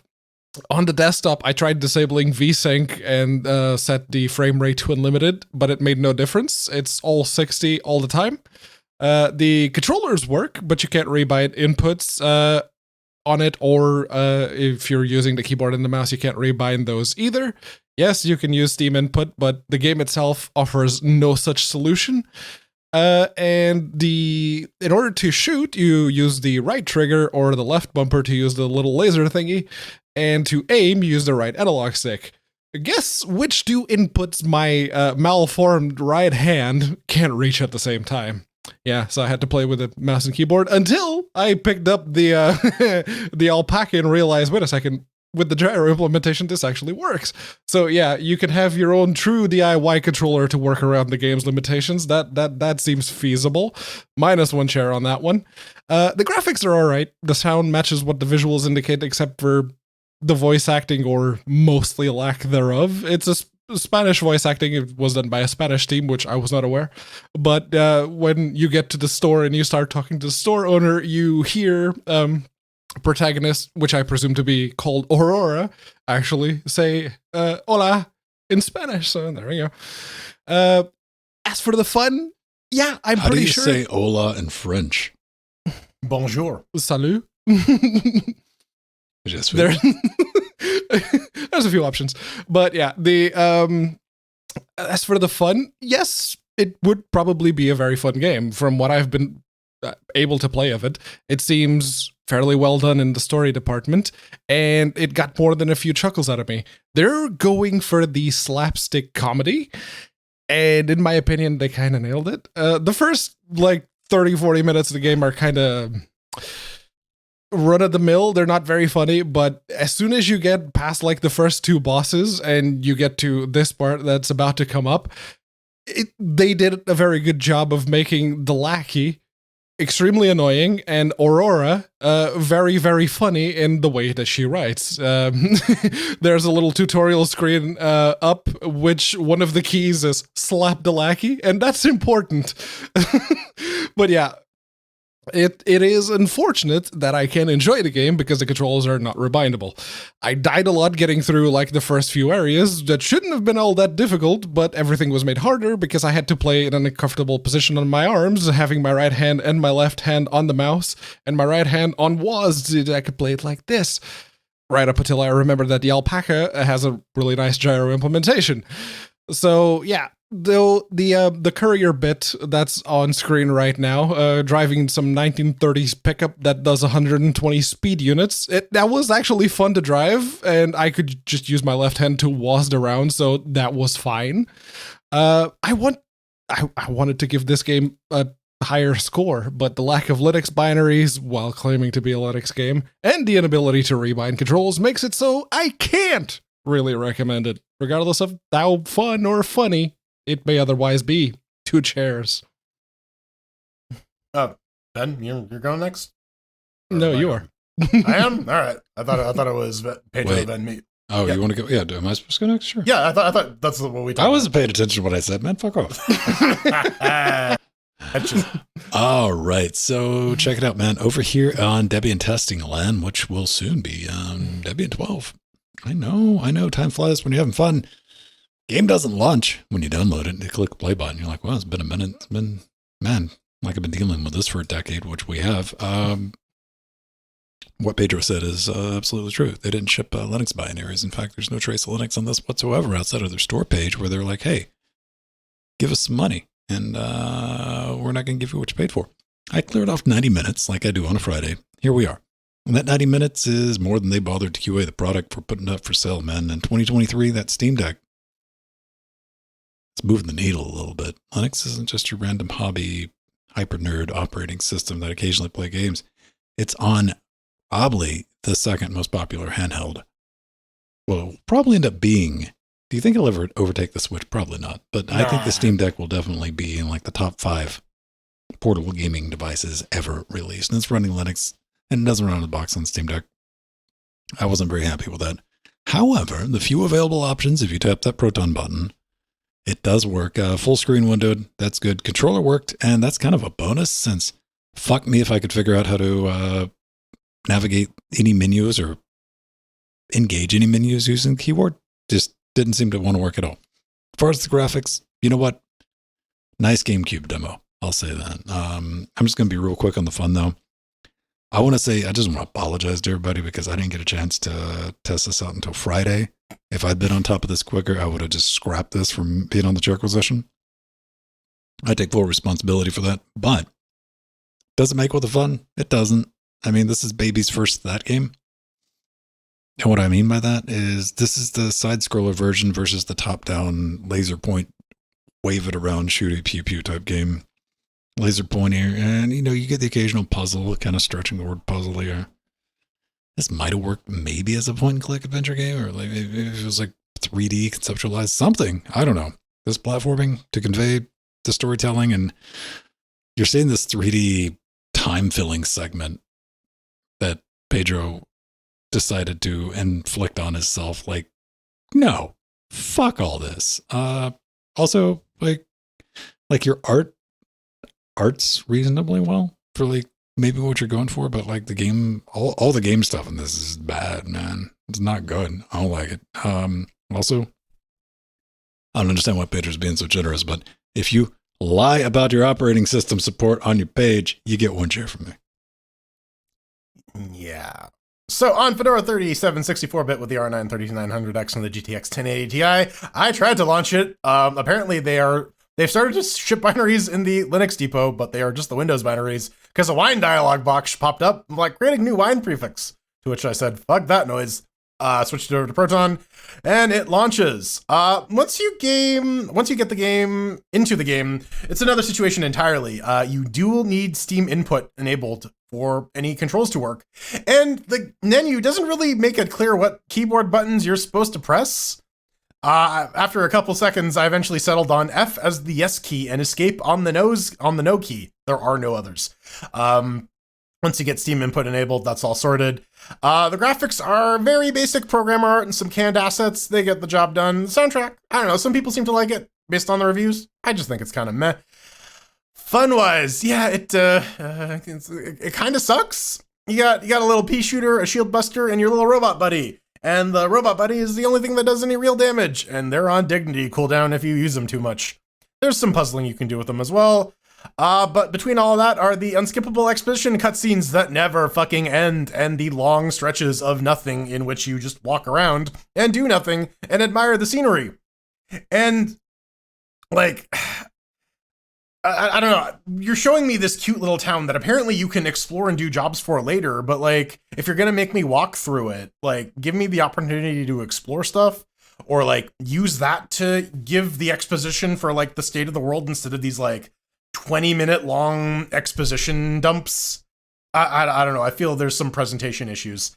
And like, yeah, like gameplay wise, it doesn't click. And we've been doing a lot of these side-scrolling adventure shooter beat 'em up things. This one doesn't really stack up. Like, the core gameplay of scrambling around while you wait for your buddy to feel better might work on paper, but like in practice, it's kind of annoying and unengaging.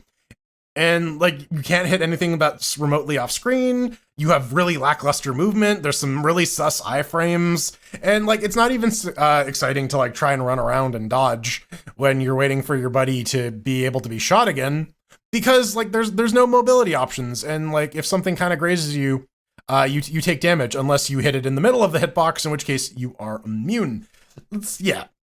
Here's the thing. This feels like a third-year computer science project. And if I were a computer science professor or like a game dev professor, I'd probably end up giving this a B because it's pretty functional. And it would probably do what I would ask the student to do on the assignment. Unfortunately, the chair acquisition is the University of Hard Knocks, so you only get one chair. Oh, no, man. What do we think? Like, at the end of the day, Pedro, I know you're a big fan of Tell, Don't Show, right? No, I'm a big fan of Show, Don't Tell.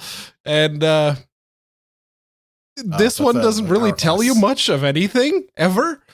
And it does a very good job of, once you get past those first 40 minutes, it does open up. Oh, yeah. That's a hard sell. It really is. If you're telling me I gotta suffer 40 minutes before the game you need to stew in the boiling water for 40 minutes before the outer layer of your skin boils off, and you can actually just enjoy being there without feeling like you're on fire. But it's funny. The game was genuinely funny once you get past that first introductory bit. Well, I'm watching your video right now, and I'm like, you're already like trying to have some fun by drifting because you're bored as to fucking tears of doing this fetch quest. No, that's the thing. The bit about slapping the lackey, every now and then he starts screaming or singing we can't very poorly. I'm talking about like you drifting right now. The drifting is just because the physics are, weird. You're having fun. You're amusing yourself. I know what you're doing. I mean, it looks like you're driving back and forth and back and forth. That's exactly what he's doing. He's like, I gotta find something to break up the monotony. You're doing a courier job. That's the quest, that you have to amass 1,000 monies to progress to the next bit. And you can either go back to your house and write a book, which is also very funny, which is the bit that I recorded after this. Or you can do the courier job, which, if you screw up, you get the little slow down. It's like, now you gotta go back and find another crate. Do you at least get an NFT at the end of it? Like, for all this work you're doing? No, you just get the necessary currencies to progress the story, and then you do more of the platformy bits, and it's funny. The game, the slapstick comedy is well done. It got some chuckles out of me. That's why I was that generous to it. But yeah, no rebindable controls and no Linux version when you claim to have one. Yeah, that's minus 2 chairs right there. You would know more about this. Like in 1924, had they not discovered like the little eye things for the glasses? The nose pinchers. Yeah. I think that's part of what they're going for there.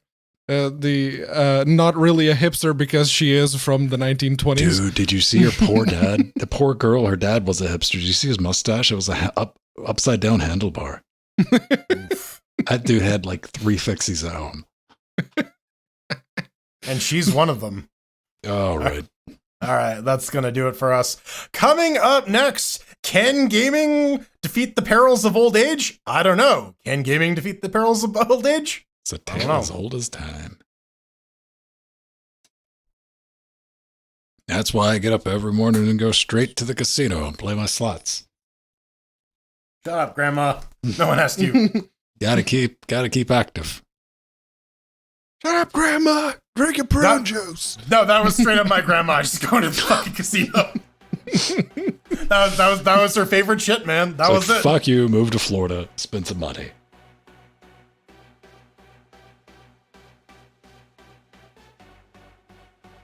I mean, if that's what you want to do, like, when you're retired, like, go for it.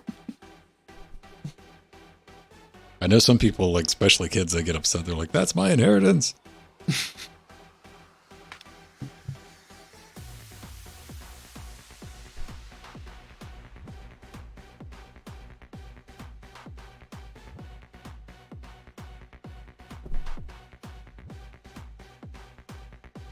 I need to pee. I'll be right back.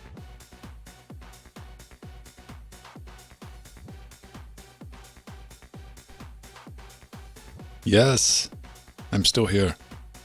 Auto refresh. Oh, is Jitsi asking if you're still around or whatever?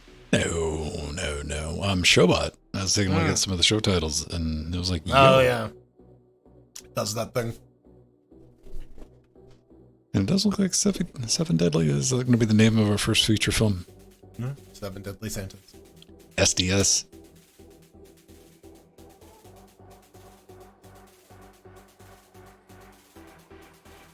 Steve, you wouldn't enjoy it. I'm sure there's some fun in it somewhere over, and you're violently against that. You know, maybe if you sniff some glue first.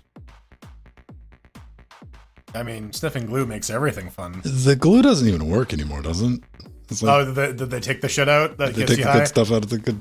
Ah, damn it! Not even like rubber cement these days. Like, The last thing I remember about like modeling glue, I had bought some to do something like balsa wood. It was some arts and crafts for a friend of a friend, and it smelled like orange, like citrusy. I was like, what the absolute hell? Like, that's like bleach that smells good. Like, you don't want to incentivize people to inhale this. And I was reading, I was like, oh, it's like no longer gets you high as a kite. I'm like, oh, okay. dude, I bought this soap once. It was like wild cherry scented. It smelled like so fucking good, and I'm like, no, don't drink it, Jordan. It's gonna taste like soap. But it smells so good. It's that fucking liar soap. That's what they need to hear me out. We need snack soap. I mean, that's what the hotel ones are, right? I'm just saying, man. Like, what if you had a bar of soap that worked as soap? It was fine, but it was also delicious and only a wee bit toxic. Like, you'd have to eat a lot of it for it to be fatal. Soap snack. Yeah.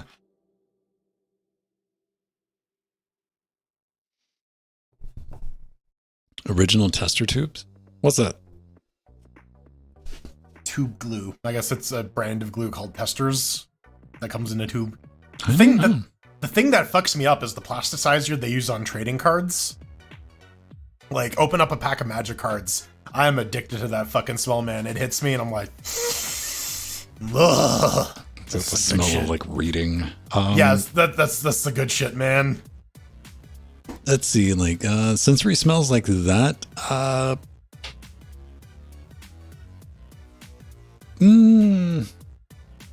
don't know.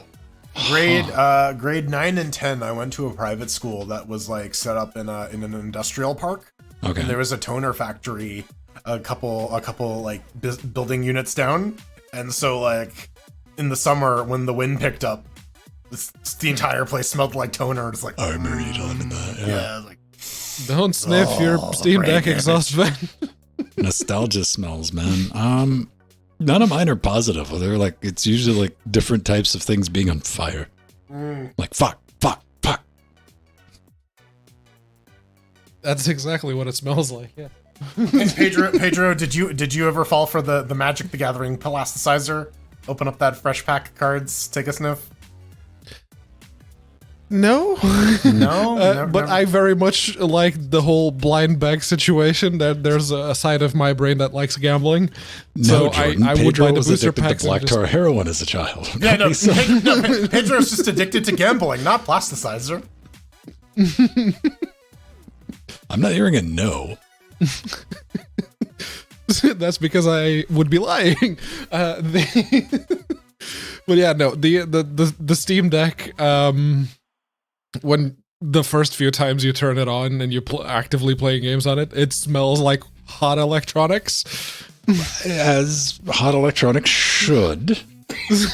Yes, but the vent's right there, so it's usually not very far away from your nose, and just like... Long as you can trace down the warm silicon smell and it comes down to something with a warranty, you're good. You're like, all right. Not the Steam Deck, then. Yeah, mine is almost a year old. I got it in March, so yeah. I think like the only time I've had like the not burnt silicon, I don't know how, it was a earlier NVIDIA card. And I had a computer room. This is where we was doing any of this show type stuff. But, I don't know about you guys. I've always had a computer room, like the dedicated, like, fuck around room, right? And I left the PC on. It was the style at the time. And, like, overnight I might have been gone for a day or two. And I come back, and I open the room, and it just smells like straight up, like, overvolting, like, an integrated circuit, like just melting it to component level. That smell of like, something is very hot silicon. Slag. Like it is melted. It is dripping. Ew. And what it was the fan on the GPU that just died. So we're probably talking like an AGP or something like that. Like this was a 4PCI Express, and it had just sit there running at its maximum temperature. And I'm sure that it was doing no thermal throttling, but it was just at that threshold not to cause fire. Oh, everything in that room stunk for so long. The whole fam has a Steam Deck? Oh, that entire family of exhaust sniffers. Ah. Okay. Decks out for Harambe. Like, guys, I'm just still really messed up about Harambe. Let it go, man. That was 6 years ago. I know for a fact. Listen, you can't make my heart heal any faster than it can naturally heal. I'm thinking to myself, man, I'm like, would I give my dumb teenage ass a Steam Deck? I'm like, no. Why? Two things. One, I'd take it apart. Probably not be able to get it back together completely without assistance. And two, They made that video. I wouldn't take care of it, man. I would have it rendering shit in Blender while tossed on a quilt. In the microwave. The other family members' way of treating laptops. Yes. Yeah. I was brutal with electronics. That's why I learned to fix stuff, though. There comes that special point in the a young kid's life when your parent's like, no more. I'll show you how to fix that. You want to learn about surface mount soldering? Not really. That was the ultimatum I gave to the kid when I built him a computer. I'm like, you break it, that's on you. Much like FSR 2.2, this comes with no warranty. No guarantees.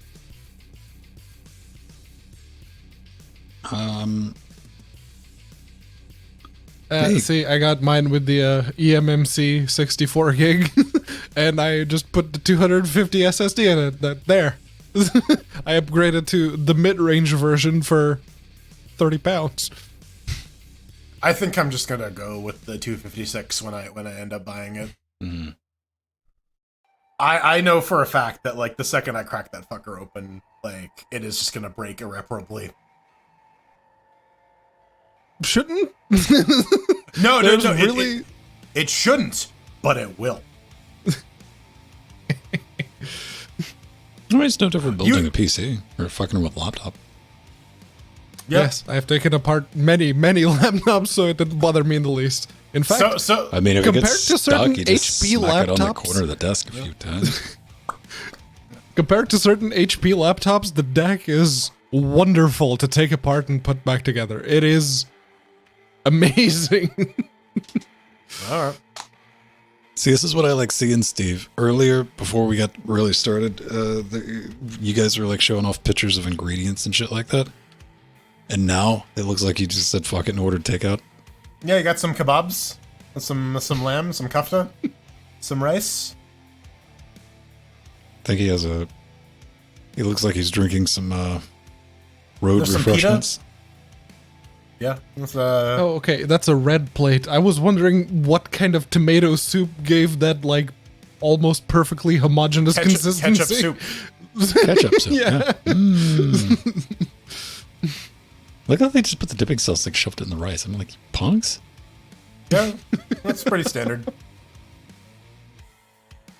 Honestly, I'd rather that than like the thing gets snapped apart in like the paper bag and then I just lose all the dip. If it falls apart in the container, then like, oh no, I have sauce on my food the way I intended to eat it. All right.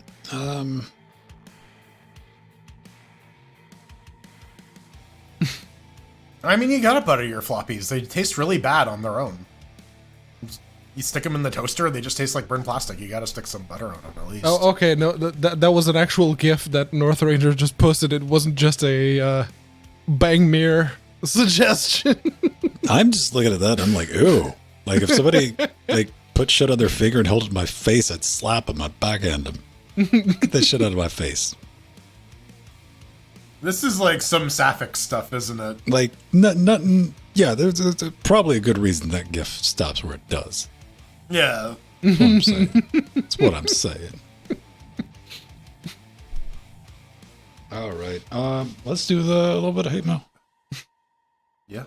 And I guess since we got a group over at Striders, we'll do some Jackbox or something with the community. Big TV? Yeah, that sounds Yeah, easy. That people can play. easy peasy. Well, speaking of hate mail, we got Rev in chat, so yeah. All right. See, we can make use of that. Hello. Ben Sound, LGC outro. Bounce track. Click, click, click. Hit record. Whoa. Almost went into whatever that button did. Eat that. Eat that banana. Zip discs do better with peanut butter. That's what I'm saying. Thank you for the resub, Don. Ladies and gentlemen, episode 548, Hate Mail. In 3, 2. My eye was itchy right as Ven was doing the countdown, and I'm like, oh, damn, I gotta finish. Dude, it was a race between quickly. your itchy eye and my Raspberry Pi 4. I'm like, I'm doing something else, Ven. I don't care if you press the button on the Steam Deck. I'm busy. Maybe you just gotta like pour some queso on your SD cards and then like stick them in your eye. That's a much longer version. Delicious SD cards. Are your hot, sticky, sweet? Pour some queso on me. Yeah. That sounds like pour some sugar on me, but a lot more screaming. Pour during some the refrain. queso on me. Make me cheesy. Like a mariachi metal cover. Yeah, I'm just saying, at the end of that song, somebody might get arrested. There is actually a mariachi metal band called Metalachi.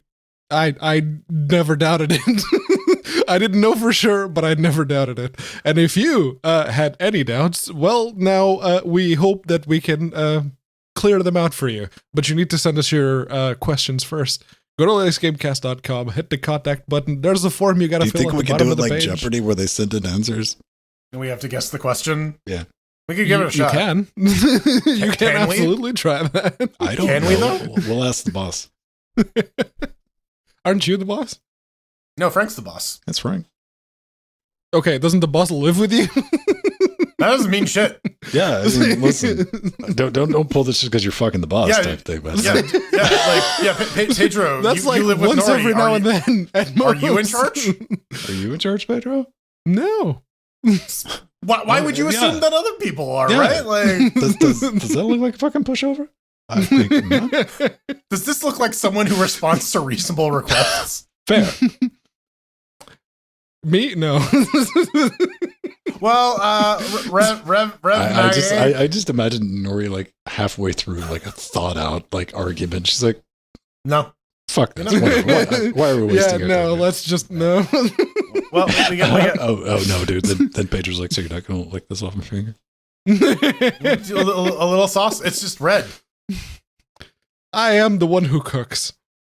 Ladies and gentlemen, we had one little comment last week when we were talking about, hey, why should you keep playing video games, or why is it a good idea? Like, say you got some years on you and you're thinking about it, like maybe get into it. Well, it's no different than getting into doing Sudoku while rollerblading and fighting off vampires. Sudoku roller derby sounds like a pretty fun hobby. Pretty much. Rev writes in, left a YouTube comment. I want to put this up. It's about elder gaming, man. 50-year-old Gen Xer here. ...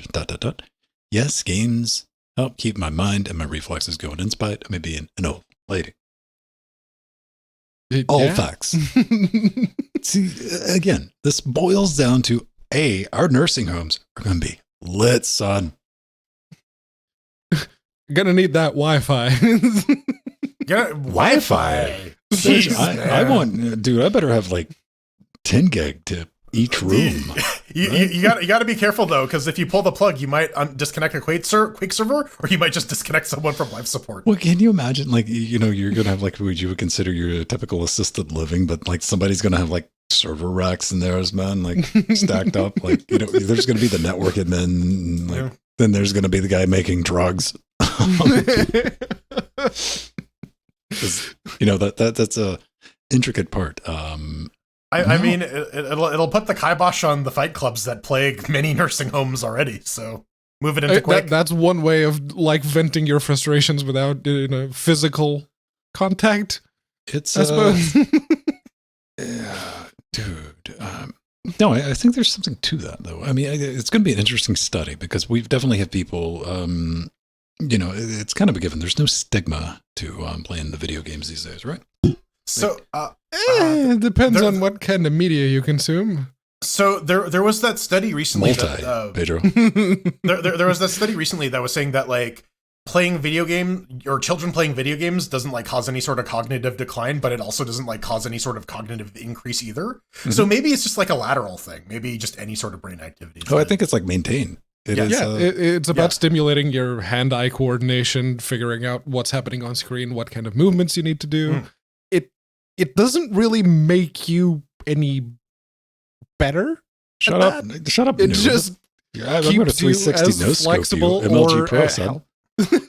It might actually help you figure out new ways of interacting with things, but it's all going to be very specific. Well, here's a very easy one to do. When it comes to like playing, let's just say video games, right? So does that help cognitive activity? Replace video games with chess. Chess, poker, anything. Why do you think you see old ladies You're only playing training for that specific kind of scenario. You got to battle the vampires while rollerblading. I can't rollerblade in a nursing home. I'll just be like in a wheelchair with like a lance or something. You'll be the tank. Yeah.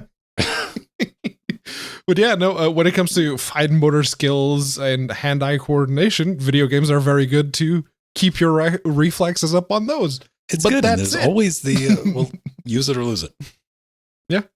You think about that, like you fall off, and one of the reasons I'm a big fan of playing the Trackmanias is because it is a physics platforming, and it forces your brain to preload stuff. You can't immediately react. You got to think ahead once you realize like what's coming up, what's going on, what's going to be your strategy for this.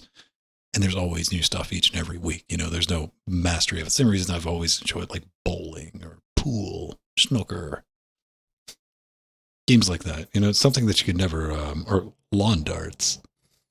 With the actual metal tips, yes. The sharp tips. I don't know. There are some people who are exorbitantly good at like snooker. Like, I don't know. I think you could master that game for sure. What's his name? O'Sullivan? Rooney O'Sullivan, I think. Sure. The one that'll just do the perfect game as soon as he gets his hands on the table, effectively. The reigning lawn dart chip, and I don't know.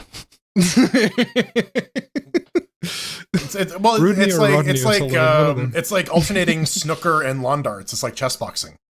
I don't know, man. Like, as soon as you bring up lawn darts, Pedro's just like immediately goes to the Irish for some reason. I'm like, whatever, man. Look, the closest thing I had to lawn darts was one of those vortex throwing things that you threw, and it had the little noisemakers on the side. It went. Remember Xena Warrior Princess? That's the only thing that popped into my head. Is her little chakram thing? Did you go? You late? Yeah. on whatever the hell shell that was, ladies and gentlemen. Let's cue the music. We got to bounce out of here. Thanks for hanging out with us. Come watch us live, and you'll learn things like, what is, I don't know, the 7 Deadly Santas, which we still, yeah. Santa Monica, California. The entire city. Today when you left for Santa Monica. The entirety of Santa Monica. Yeah. If you want to get a hold of Van, just at Venstone on Twitter or at Ven on our federated timeline, mass.linuxgamecast.com. Come say hi in Discord, IRC, wherever I may be. Easy to get a hold to. Hard to hold on to. I'm not one of the 7 Deadly Santas, but I'm one of the 12 evil elves. I guess you can find me on Twitter at The Burning Fool, Mastodon at Frojo at mass.linuxgamecast.com, and Twitch at twitch.tv/burningfool. Yeah, no, and here I am Googling the lyrics for Santa Monica. Aren't you a racist reindeer? You're still living with your ghost. Bam, bam. Bam, bam, bam, bam, bam, bam. Now I was thinking of what if I was actually a ghost? Would I actually know that I was dead? But hey, if the camera's picking up on whatever this is, ghost camera, then I suppose I'm not. You can find me on ElonNet at unaccounted4. That's FOUR. Yeah, follow me on there because I'm still waiting for it to burn down, but it has not happened. How about some credits? Boop. Gotta give him some credit. I mean, isn't Pac-Man already Cocaine Bear? What do you think those dots are made out of? I think they're made out of crack. No, you got to play the Pac-Man Cocaine Bear video game. Okay, this is a thing that I've learned about. We got to thank our advisors, Omegas and Arthero, and we got to thank our executive producers coming up on screen. It's Barb Ram, Scott Machota, Atomic Ass, Mike G, Mike T, Drummer, Kohaku, George Pebble, Tomash, Unoid, and Hakim. And our Chicago Kicks-Ass tier with Super Death Stoat, keeping it real. Oh, yeah. I'm playing the Cocaine Bear video game. All right, well, we gotta thank the Sea Monsters. Renault, Rider X Machina, Trudgy, Versanuda, Justin Frostclaw, Nubbin, Darkwing, System T, Dancing Joe, Ogie1, and Kyrilo. Plenty of death notes.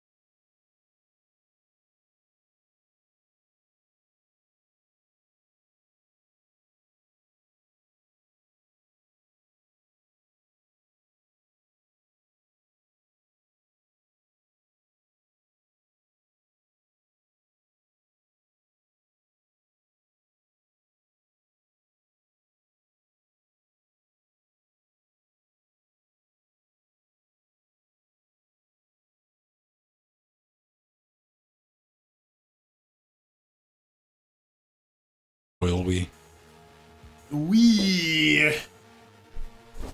All right. So let's get that over there. And yeah, we're going to light up the after shows.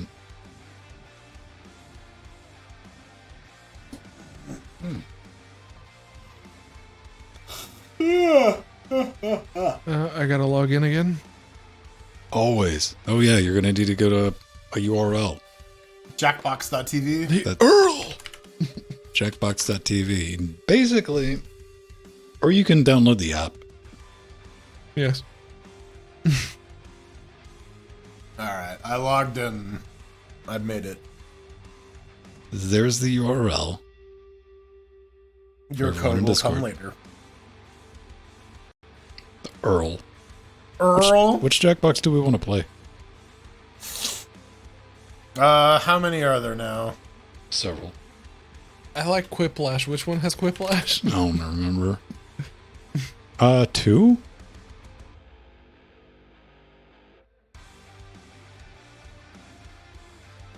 Alright, sure, let's go with 2.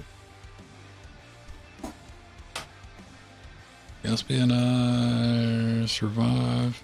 Alright, we tried the URL is jackbox.tv. You forgot the HTTPS colon / www. www2 dot. Now who did anyone here maintain a www2 site? www2? No. Yeah, that was like the naming convention for like the backup website. There was www2. Place that I worked in Portugal that the test website was www2. Okay, yeah. I did a preamp site. Built a mobile site for BlackBerry. Yeah. Yeah, a refresh or yeah, you guys give yourself a refresh and it'll pop back up. Our infinity jitsies.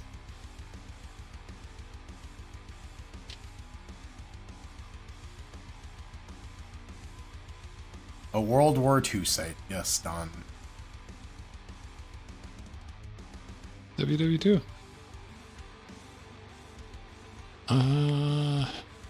I forget, what was it even called? What was the mobile, Symbian? No, it had a dumb standard to it that you had to conform to. I remember modifying PHP to get it to WAP? Was it WAP? Oh, the pre-3G internet on the monochrome screen phones? Yes. Edge, or not Edge. Edge was the... Edge was 3G? One. Edge was 2G. It was... Yeah, it was we're talking like 2003, 2005 era. Yeah, like for the Nokia 3310 yeah, BlackBerry, browser. Nokias. Yeah. It was text.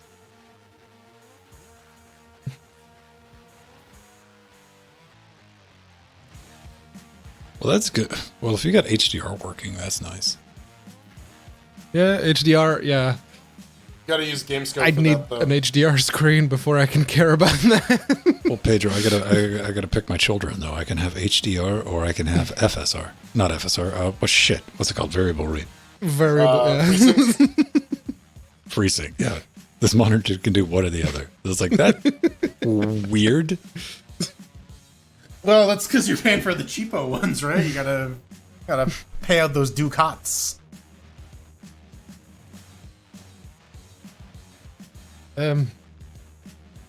Steam Deck uses GameScope, yes. Yes. Okay. Did somebody say Steam Deck saying that Steam Deck is GameScope is there's a bit more to it than that. Nope. That's how it works, Pedro. Don't you know anything, noob? Yeah, how would I know that the Steam Deck uses Wayland for the game session and X for the KDE desktop session? Or because you figured out how fucking Google works? I don't know. What? It's a miracle, man. Everything's a miracle. It's like a magnet covered in cheese. I have no idea. Cheese magnets. I'm a cheese magnet. Bring all the cheese to me. Aren't we all? Hey, if you're listening in live, we're going to bounce over to the after shows. And here's your warning. Click. It's too small for me to read. I have to enlarge. After show. There we go. I'll click on it again. We give him some video. All right. Some saucy video? I don't know, man. Too hot for Twitch. Then we do that. Then we can bounce back. What if we just like get a pot of sauce, like make some tomato sauce? Then okay, just regular tomato sauce would be safe. If it was like marinara sauce, it had some flavor to it, I'd be like, fuck, I might just sit there with a spoon, eat it. Shiny. What? Man, So put your fucking shiny. Atari links up. Nobody wants to see that shit. I gotta. Speaking of tomatoes, I gotta make. It's wider than Atari Links. The plan for tomorrow is breakfast chili. So before I go to sleep tonight, I gotta get set up the slow cooker. Forget to cut the chili off. No, put the chili on. Ah. I also have to clean out my crock pot. So that's gonna be the other part of the exercise. Oh. I got liner bags, but like they're not perfect. They spring. Why don't you just put the chili in a bag and boil it overnight? That's my plan. Sous vide. No, just in a crock pot. No. You gotta sous vide your chili. Sous vide bag chili? Yeah. Maybe one day. Put a block of cheese in there. Yeah, no, you add the cheese after. You always add the cheese after. That would just be cheese. Everything would taste like cheese. Isn't that kind of the point of cheese? Everything would taste like boiling cheese. Yeah, I like guess- melted cheese I that guess- when you pull it out of the sous vide, boiling it's cheese. Yeah. just cheese. Well, so that's the thing. You're doing this for multiple hours, so I don't know what kind of curdling is happening at those temperatures. Dude, it's going to be peak cheese. It's going to be... Well, the bacteria will all be dead, so it will just be whatever lactose-based product is left. I guess what, whey and casein. Yeah. Yogurt, like a very, very savory yogurt.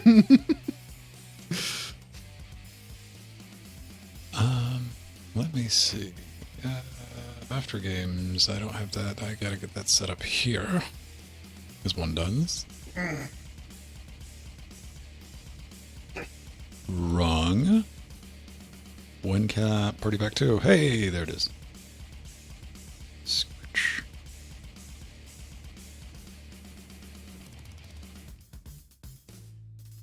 All right. I mean, it is right there. In a 20 by 30 poster.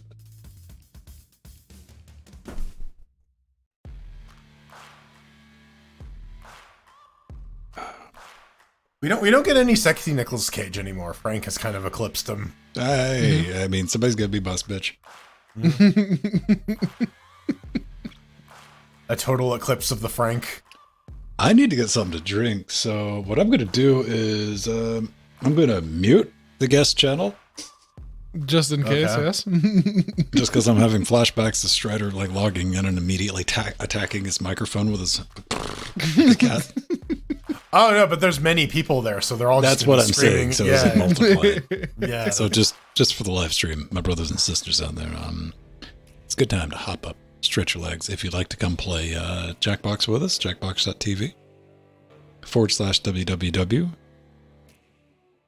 .ru. Yeah. I wonder, is there a .roo just for Australia? .ru.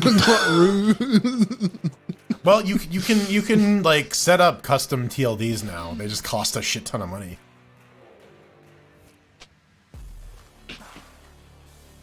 Yeah, but that's like only the weebs use that one, and people named Mo Howard. Doesn't seem to be a .ru. .mo. People named Maurice or Mohammed. I know some Mohammeds who go by Mo for short. Oh, no, there we go. Rudeland.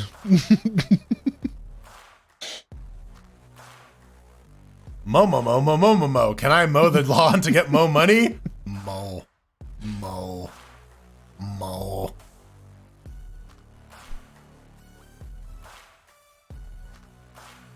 Rutland, India. Mo, That can't be right. Yeah. Thank you, Don. Don understands.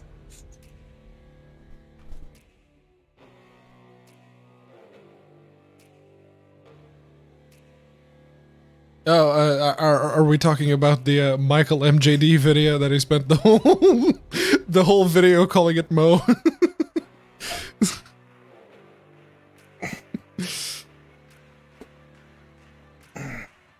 It is. There are people who are named Mo, and that's how they spell their name. You're gonna tell me that their name is wrong? You go call them Moe, and see how they react. Something English language and context. Yeah. Mo. What if you were just an association of fellas named Mo, and you want to have a nice domain like mo.mo? Or if you have a little girl that's acting in a cutesy way, and her name just so happens to be Mo. But that's M-O with an apostrophe. Not M-O-E. That's like short for Monique. It's a different. That's a different Mo. This is where I draw the line, Pedro. The E has 4 lines. 4 lines in the E, and I've drawn them.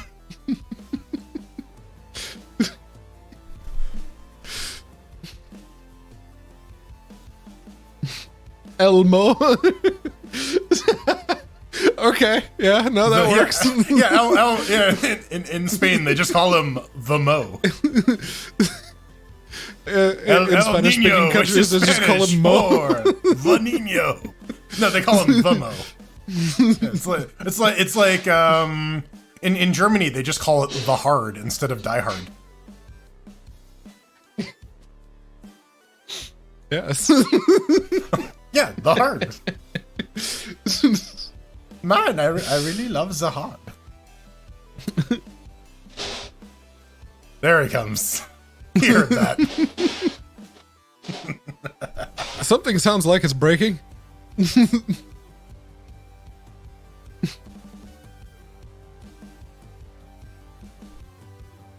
Guess we're about to find out what exactly broke.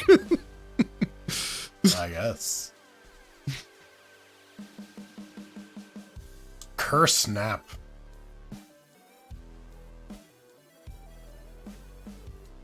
Listen, it wouldn't be the first time that grievous bodily harm has occurred on stream, and it won't be the last. Yeah, no, I think the most I've ever done was spilled a little bit of tea, setting the cup down, and knocking this off the desk last week or the week before. I think the worst we've had on stream is Empty just like fucking going ass over tea kettle multiple times in the same live stream.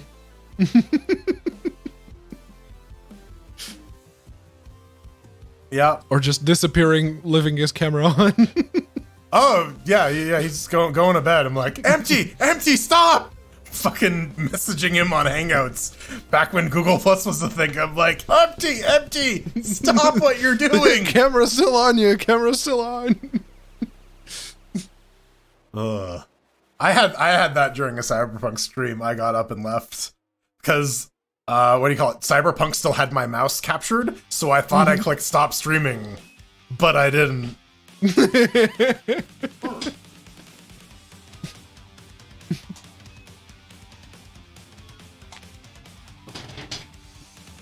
So what broke? What?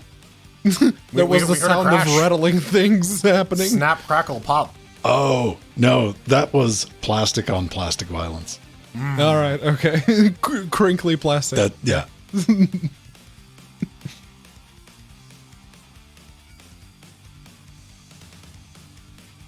There's been a few pass outs on streams. A couple, yeah.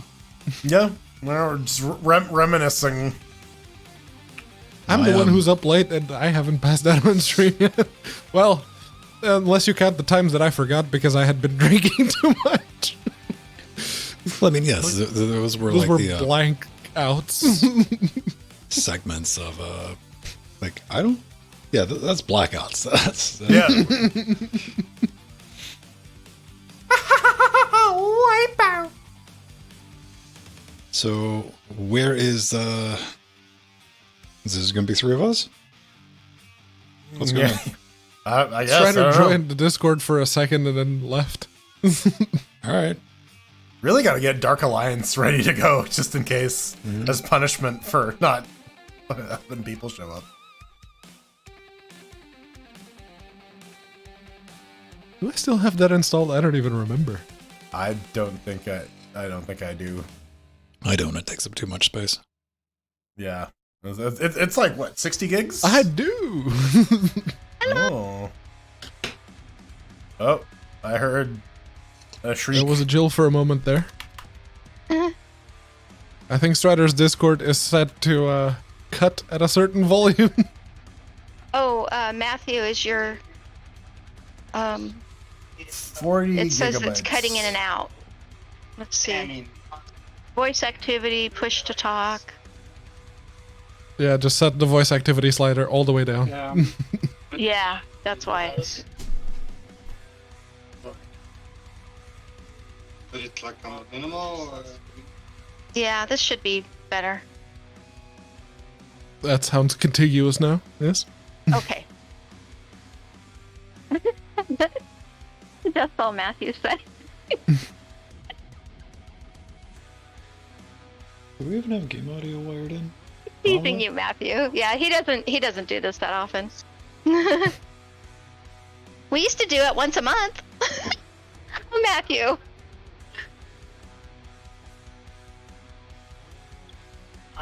He got respite, and then you kicked down his door. It's time. Steve is playing guitar? Yes, so Steve is playing guitar right now. What is Why? he playing? What is he playing? What are you playing, honey? Is he playing Stairway to Heaven? Yeah.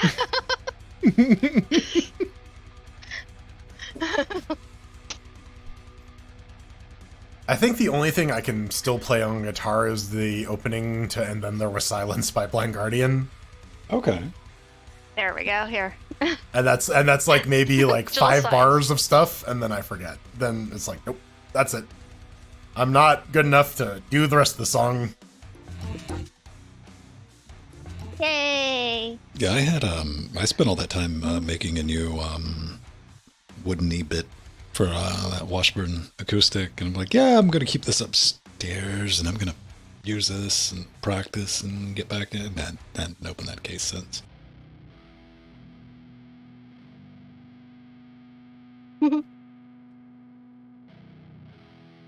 So yeah, I need to show you guys what I got Matthew for a present.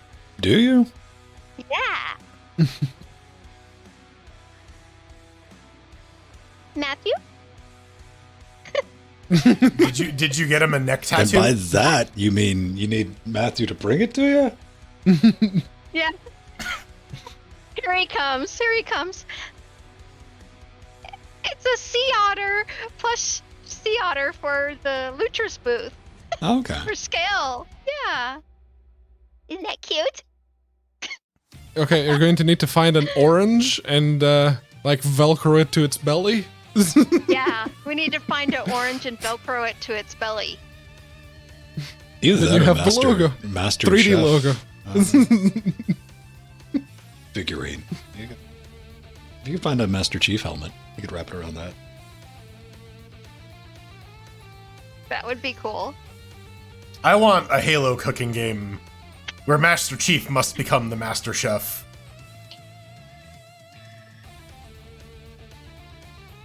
It's like That's exactly the- like Cooking Mama, but Halo.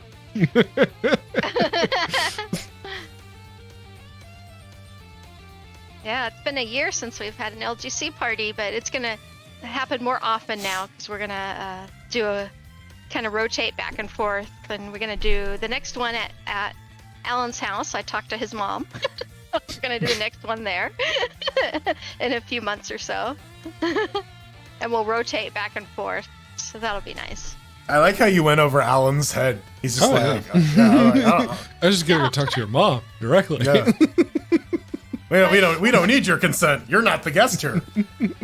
True, Jordan. No, it's funny because when we pulled up to pick Alan up, she was outside already. She was like, "Oh, Jill," and me and her just started talking. And I said, I'm so excited. We haven't done an LGC party in a while. And she came out and said, "You guys could have one here. You could have one here." I go, "Okay." So I told her that'd be nice for our next one, because then it gives Steven and I a break from driving. But we don't mind. It's nice. I like Matthew's apartment. Oh, that's the code. Okay. No, of course it is. It's not there for funsies. This is just. I don't know, man. That took a second to register. I only saw it like the Discord move out the corner of my eye. It's like, oh, there it is. Like, what are you trying to say, Lassie? Where's Timmy stuck? Yeah, like Fifth. Hey, man, let me get ahead of that. Yeah, and as I'm just like fucking analyzing this, I'm like, what is a four? Oh, Jackbox, right? That'll do it. Cool. So a few of us are man, going to get into it's a long Jackbox. week. It's been a long week, man. I don't have a brain anymore.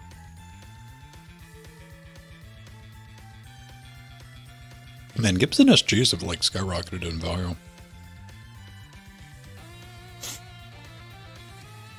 Thinking of selling yours? No. It's just I see them at when I'm not supposed to be going to Guitar Sitter like 2 or 3 times a week, looking through the used gear section. And you see them like just basic bitch SGs going for like $1,500, $1,600. I'm like, what? I don't know. Like, I guess a lot of people, I would have thought the price went down because like a lot of people picked up musical instruments during the pandemic. And then they dropped them. 100% like Gibson SG, because you'll see a beautiful, like clean looking, solid body Epiphone. It'd be like $300. Like, damn. I mean, Epis are always cheaper than Gibsons, but like, yeah. I mean, it's the budget brands. Yeah. Oh. I mean, they were 2 separate companies at one point, but yeah. Yeah, I mean, these days it's like Square and Fender. It's the main difference is Gibsons are made in the United States. And that's it. Mm-hmm.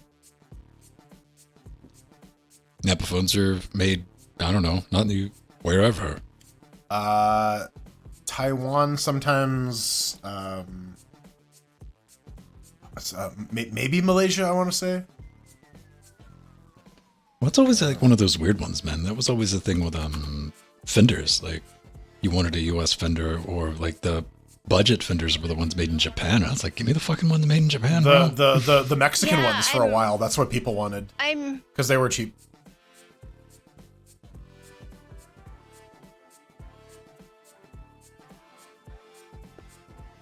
Okay, so it's China now.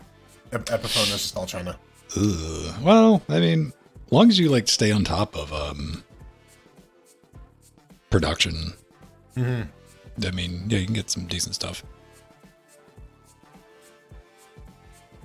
Founded 150 years ago in the Ottoman Empire. Damn. What, Epiphone? Yeah. Yeah. You get shit like Zildjian, or however the fuck you say the cymbal company. Zildjian? Yeah, so Zildjian, is that it? Yes. Yes. Okay. Yeah, they've been around for since the 1500s or some shit. Like, yeah, you run into weird shit like that. Nintendo. Yeah, Nintendo. Yeah, 1850. Like, what the fuck? It's boggling. Epiphone Demon V. Okay. Zildjian, I've always heard Zildjian from the drummers. Yeah, the 2 people that I knew that used to play the drums in university. Now, admittedly, honor thy bassists and thy drummers, but drummers can leave something to be desired on occasion. So who knows? Maybe it's all legend. But yeah, Zildjians is what I've cymbals. Yeah, cymbals. Yeah. I don't know of any other cymbal companies. There's probably some. Oh, I'm sure. Dude, somebody's kicking over their fucking TV right now. And like, you fucking scum! You know nothing. Right. Fucking guitarists and bassists, fucking assholes. A cymbal. It's not just a cymbal. I do. It's been in the back of my mind. I do want to get like an electronic drum kit and start like. I do, but I want a drums. good one. Yeah, right. Like I want a good one with some good drum samples, and it would have to be very precious. Since like, and by that point, I'm like, just fucking get a regular drum kit. Punk. I mean, for me, it's like a space requirement thing. Full drum kits, like, and not annoying your neighbors if you have contiguous walls. Oh yeah, that's like weaponizing. You can shake your neighbors down. Like, hey, you want me to quit practicing? We can set you up on a monthly installment for that. Yeah, especially with the neighborhood watch that Jordan's already dealing with. Mm-hmm.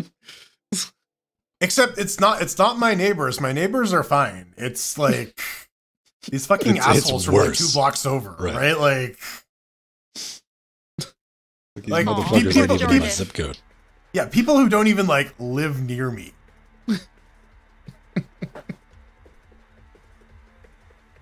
All right, let's give this a shot. Whiplash. Can I type? I don't know. Press everyone's in. Yay. Whiplash is fun. There we go. Ugh.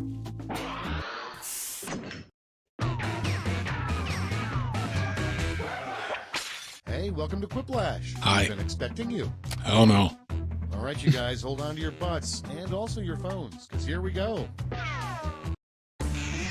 This is round 1. You'll see 2 prompts on your device. Answer them any way you want. Each answer Remember, will someone else. no pandering. Everyone will vote on which one. No pandering. It's simple. You score based on the percentage of players who like your answer. Plus, there are winners bonuses at stake.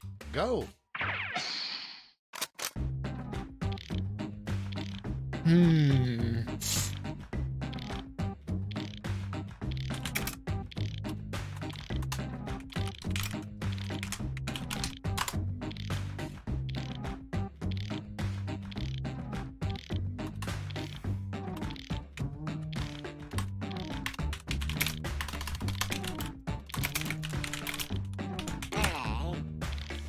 I had to make sure that Vivaldi spell checked my shit.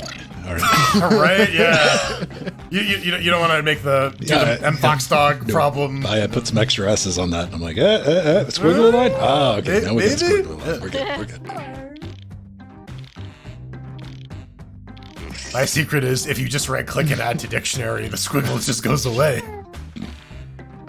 I've had to train a couple of things in Google Docs. I'm like, listen, that's the way I do this because it's funny. Like, this is a Bobby. proper noun, man. Right. Man, like, yeah. It's too late. Here's Alan. So this is neat. We got Strider in Inception at Strider's house. There are multiple Striders? Yeah, there are 2 Striders. There's a Strider in a Strider. Multiple cameras. Okay, it's time for some quiplashing. Starting things off, you need 3 things to live: food, water, and blank. Drugs. Okay, pick your favorite. I mean, we were talking Internet. about weebs earlier. I said drugs, didn't I? Like, do I want to be funny or do I want to be realistic? I need internet. Realistic. I pick realistic. Team Funny wins. Aww. Next up, Italy's newest tourist attraction, the Blank Tower of Pisa. Time to vote. So it's a little flaccid. A little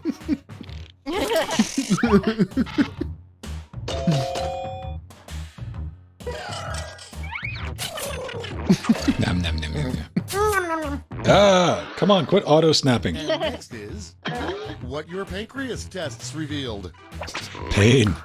My pancreas. Voting time. There's no good place to put this. I guess this is just going to have to be over the, where it was. I should have left well enough alone. Maybe I'll put it down here. Yeah. I gotta put that. No pandering.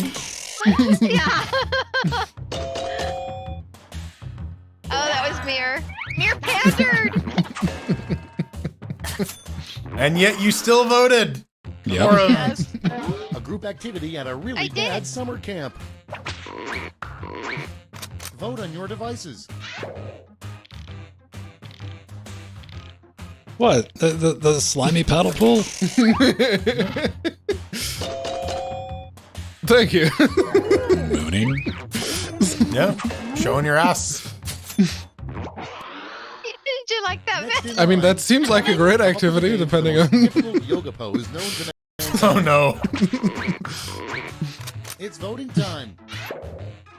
Nah. Those were both not very good. Oh, yeah. Well, at least one sounds like a yoga pose, so I'll go with that one. I hate you all. Everyone went for that. Yeah.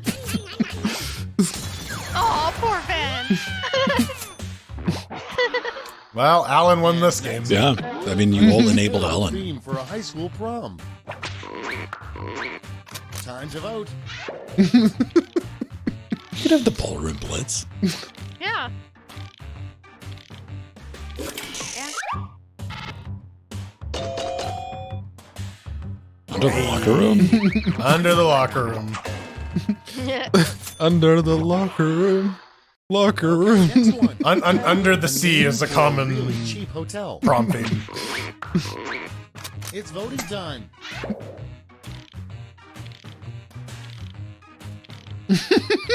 Okay, one of those is That's like, technically. which one was written by the lesser afflicted stroke victim? Right. It's the hotel Smellibonia. Oh, it's me and Mir. Okay, all right. Uh-huh. I had no idea for that one. Smells like toast in there, huh? Yeah. Hotel Round bedbugs. 1 is in the books. Let's see the scores. 1, 2, 3, 4, 5, 6, 7, 8, 9, 10, 11. 8 points. Hey, we're tied. Not Pedro. last. Okay. Don't care. Round 2 Points. is worth 2 times as much as that silly round 1.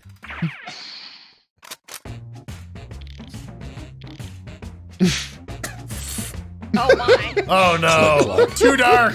Oh no, I can't say that. Damn it. Where's my cursor? Fuck.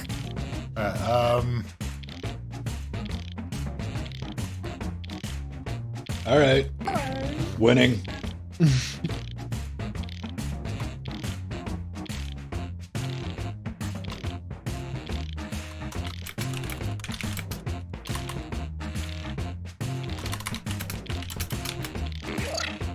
Using only 2 words. Only 2. Yeah. Listen, hyphenated. Oh, okay, I got it.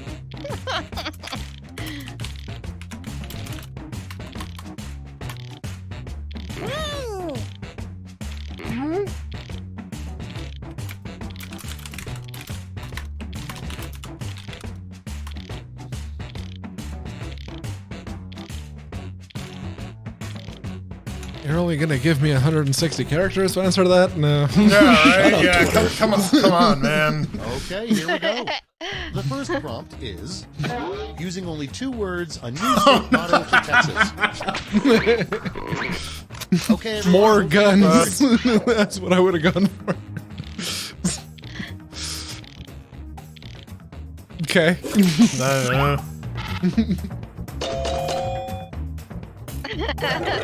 Hey. I've never seen the Tiger King, but I know what it is. Cultural relevance. Next one. Yeah. The worst Osmosis. mistake you could make while streaming on Twitch TV. Sent in by @VXJasonXV from Castle Rock, Colorado. All right. Vote on your devices. Oh, come on. There's a bathtub section for that now. Oh, these are not good.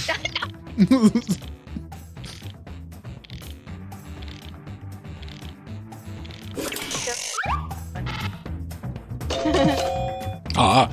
It's like I couldn't pick one thing, right? Like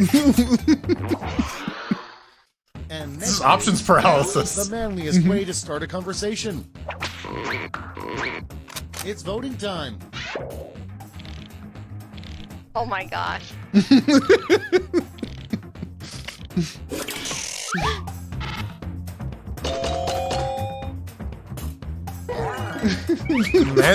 Manly way. Assert dominance. Good one. Next in line, Good one, Jordan. an angry review. T-post to you assert give this dominance. Yeah. game. Time to vote. One of those is technically Touche. pandering.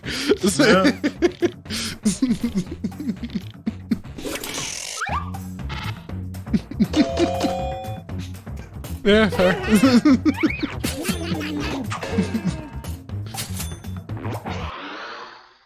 Okay, next one. The crappiest Western was Gunfight at the Blank Corral. It's Run. voting time. The run, Coral. Stay in the house, Coral. Corral. Yeah. I guess crappiest Western. The I would Coral. I actually want to watch Gunfight at the Orgy Corral.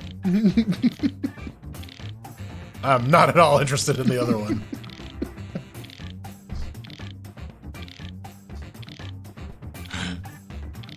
You want to can skitty?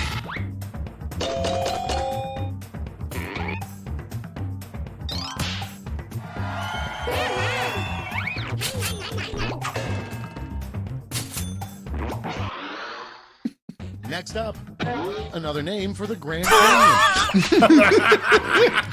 Vote on your devices. Both of those suck. Is that the best you both could come of up those with, Pedro? Not very good.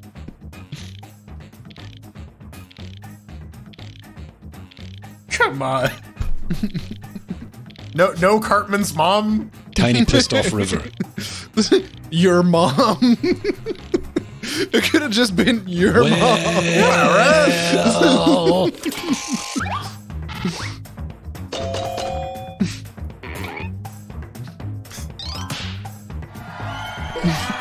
Yeah, kind of weak picks. Coming up next, where in the world is Carmen Sandiego? Oh no. Time to vote. owes me money. San Diego. That's a Diego. San Diego. Diego. Diego. Comic Con Carnage. Carnage. Diego. Cheese. It means con of cheese. Where in the world is Carmen Sandiego? Women's prison. See, that's what I would have gone with. Yeah, well, can't win them all. Can't win them all. Dago. Down in Dago Bar. Oh, look at this fanfic bullshit. Run to Diego Bar. Run to Diego Bar. Aw, that was good, Mira. I can't believe I spelled Diego wrong. I wasn't That's the paying end of round attention. two. Let's take a look at the scores. Poor Diego.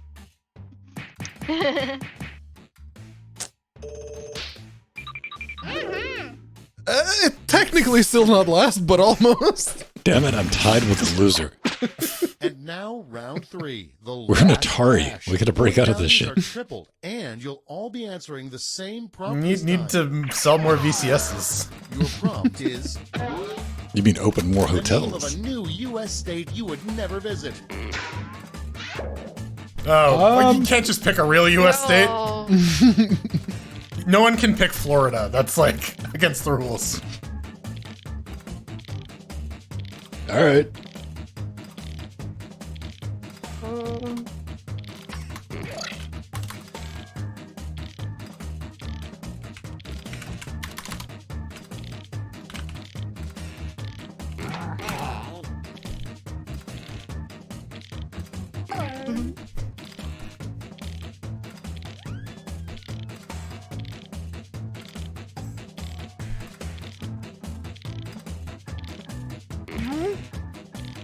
I don't know.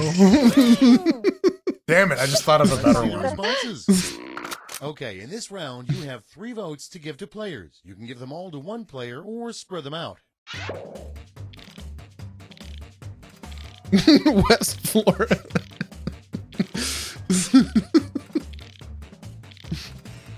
Best Florida. Yeah. West. Weiss Weiss Decolina.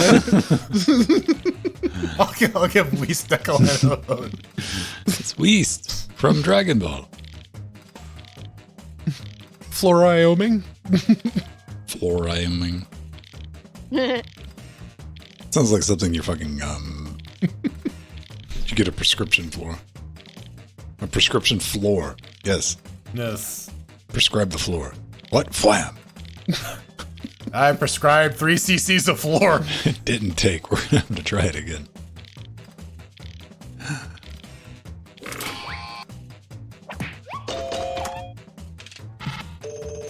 Hey, points.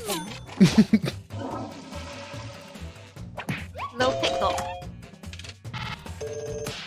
Not bad.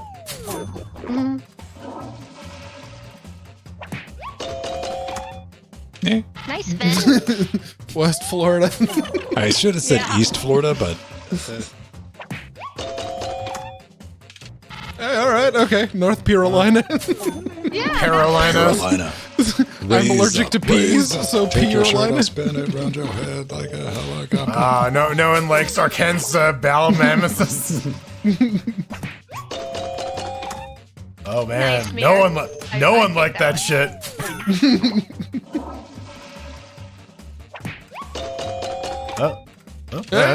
There we go. I'm tied for Alright. first. Okay. There you go, Jordan. You should have ended it with Aki. I was just trying to figure like how can I combine all of these things? Yeah. Still not enough to bring me into first. Still tied. Alan wins. Woohoo, Alan! Dying spider. Alan, dying spider alert. Yeah. Yeah, that's your new yoga pose. that is the T pose Dying to a spider sarcong. is like laying on your back with your arms and your legs just. Yeah. I mean, there is actually an exercise called the dead bug where you do that.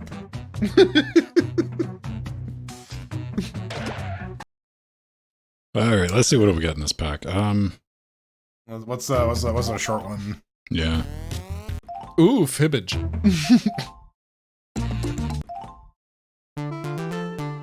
These are like 2 games we never figured out how to fucking play. Yeah, let's stick with the easy ones. Fibbage. Yep.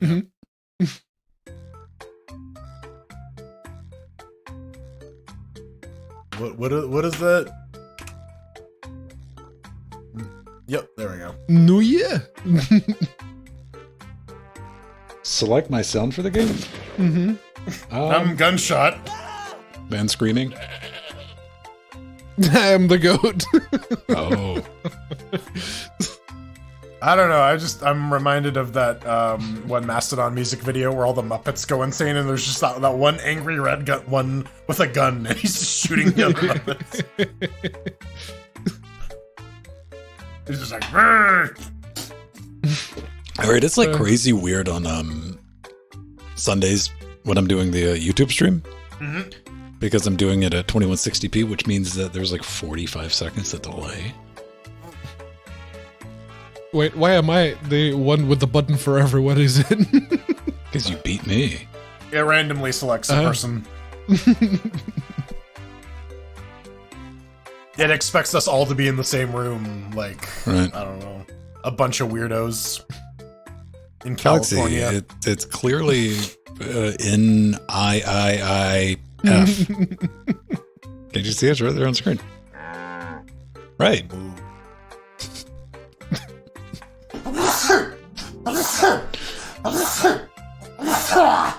That is like, oh Get shit, your if shit we could together. only decrypt this, we would have everlasting glasty stuff. Are you gonna click play yet? People are joining, so the button keeps going. Fuck away. 'em. Let's go.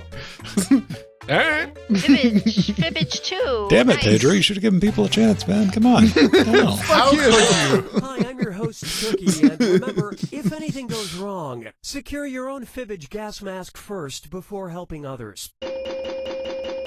7 players. The completist in me can't get over that empty 8 spot, but... Oh, look at me, 7 Mr. I can sounds count. good too. Oh, and anyone else who wants to get in... Look at can me, be in the Mr. I audience. have You 8 can play along fingers. for your own La-di-da. personal score and vote for your favorite lies. Let's do this.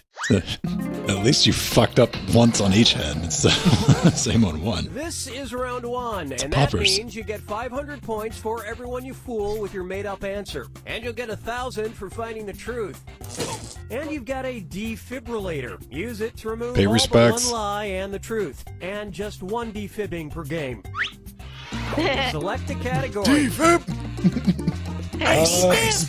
Giant psychology? No. Okay, here's your first question. Italian artist Cristina Guggeri created a provocative series of digital art pieces depicting various world and religious leaders. In each art piece, the leaders were blank. Now, use your device to enter a bluff that you think will fool the other players into thinking it's true. If you get Unless you stuck, guess the for half actual the one. points, you can use the Live For Me button and get a suggestion. Do it now.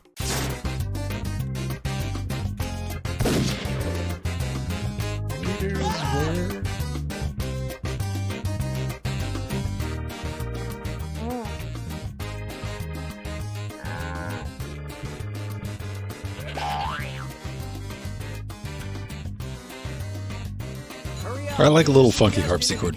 Yeah. Yeah, me too. It's nice. I really feel like music has kind of like abandoned instrument variability. Like everything's just like guitar, drums, and bass. No saxophones, no trumpets, no.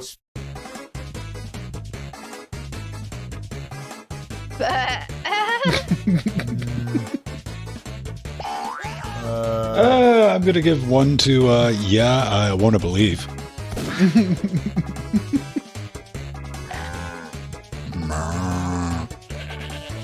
Ba means no. Remember that, people.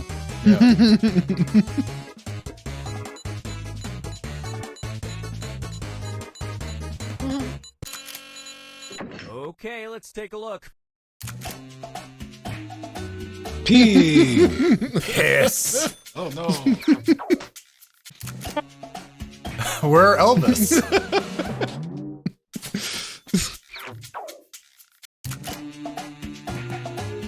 Yeah, okay, alright.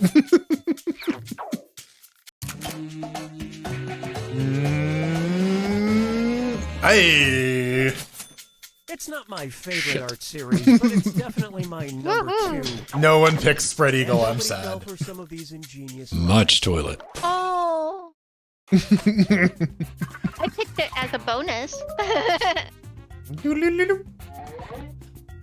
Elvis peeing nude spread equal fully dressed children. What a beautiful poem, then. Haikus, bitches. The low pickle. Always go for the low pickle. No high pickle. Saskatchewan. As of 2015, Yay, stripping Matthew. in Oh, fuck. Saskatchewan is only legal if blank. Type in your lies now.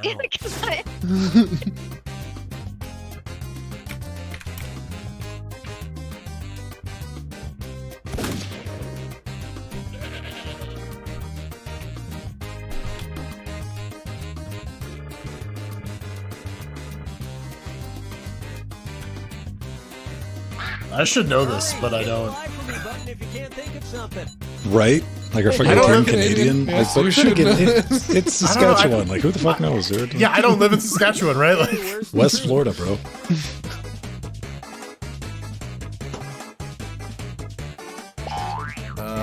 It's totally a duck.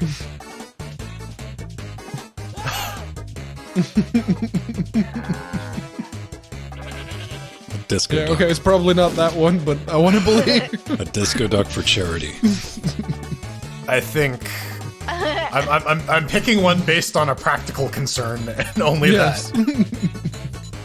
Again, duck. Yeah, I know. Yeah. Quack. Okay, what did everyone pick? No. Nope. No, obviously. Womp womp. Oh? I got that No. wrong because I put an if. And there was already an if in the sentence. Oh. Don't worry, Saskatchewan's not a real province. It can't hurt you. Hey. Ah. Then I think it's it's for charity. Yeah. Yeah, it was between that's that. right. It was between that and outside. Talking to the Yeah, champagne or room for the inside. tax deduction. Stroke me, stroke me. Yeah, would you really want to go for a for charity show in Saskatchewan? I mean, I want to see what's going on there. Yeah, man. like I'd buy tickets to it, but like for all the wrong reasons. How we do? Tied for first. All right. Go, Alex. Seems. Sipes. Pick a word, any word, as long as it's a predetermined word on your device. Okay, here's the question. I'm that. Naperville Central High School, located outside of Chicago, holds the unusual honor of being the only high school in America that has a blank. Enter your lies now.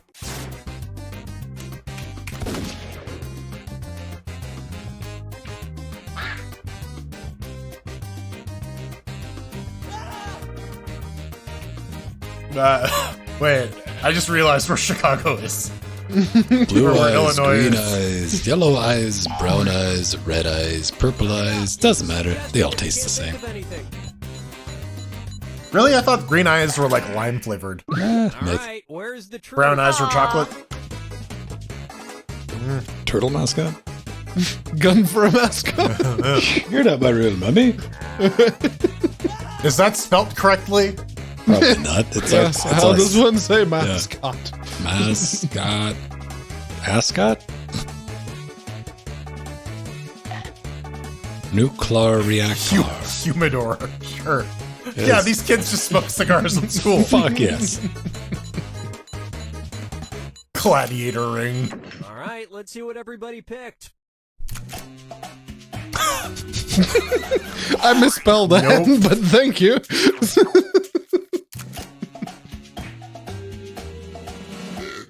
What? I like it. I like the idea of this. What'd you get? No. Oh. Come on, real mummy. You are Yes. Ah, I was right. Yeah, What I kind I of guess remembered that's something high about as in high school? Okay. Yeah. that. No, I kind of remembered that from years ago. Oof. LGC packed in the middle.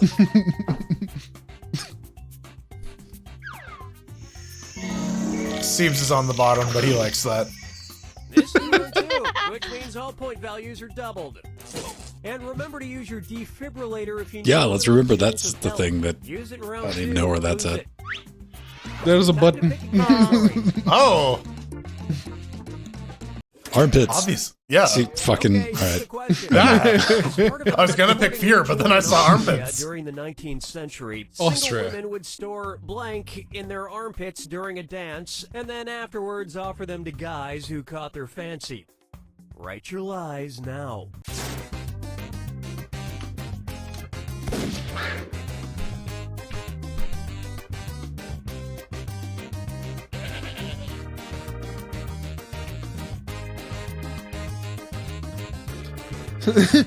Part of me was going, I'm going to hit that send button and it's going to say, no, you can't say the Alan's truth. dancing. all right, okay. I keep hoping, right? Because like then you're locked in. Then, Okay, take a look and find the truth. Schnitzels? Schnitzels. Apple schnitzel. multiple schnitzels. Hanker schnitzel.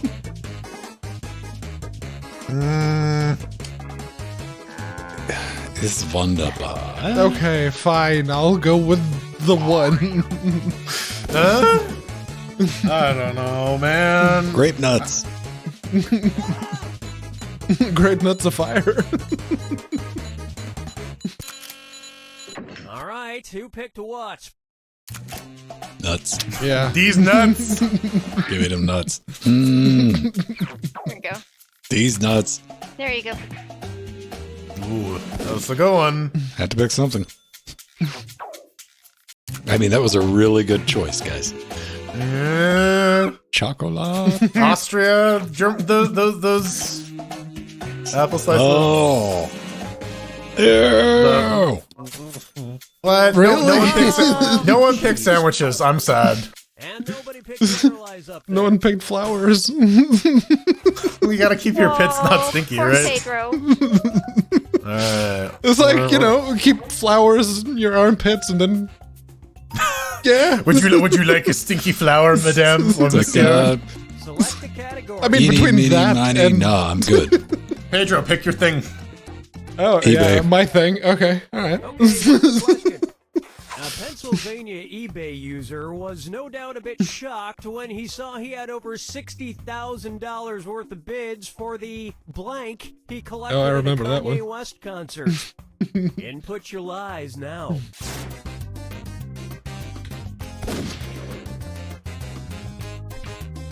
I don't know.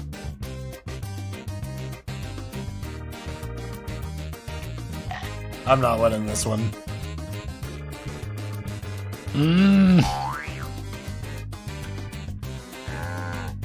Hurry up. Use a suggestion if you can't think Give me a minute. Fuck off. Okay, which one's the truth?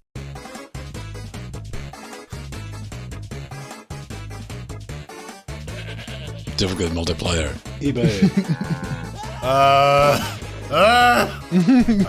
I'm gonna guess, and I'm probably wrong. Roaches.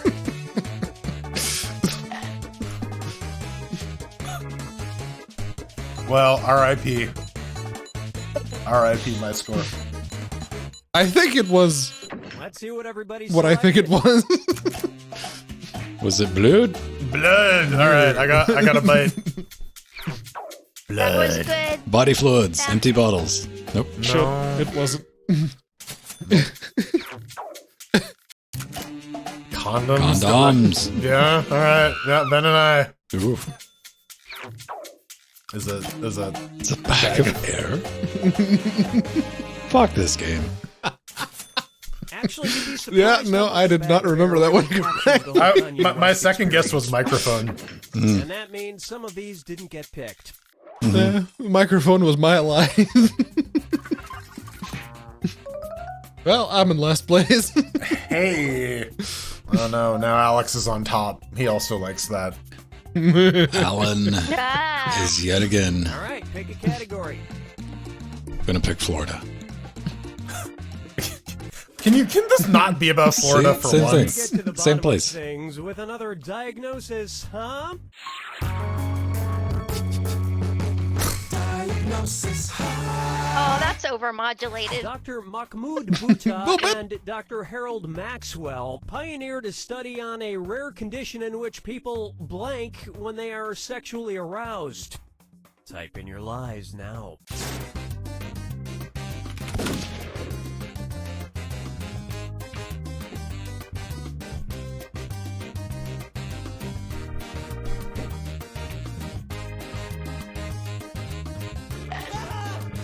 Hey, that actually fit. You got an achievement. Good job. Hurry, hit the like Fuck yeah, I did. button. Take it from Fibbage 2, True Lies.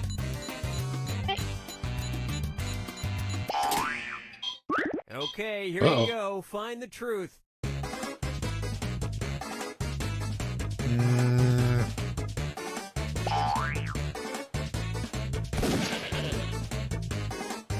I don't know.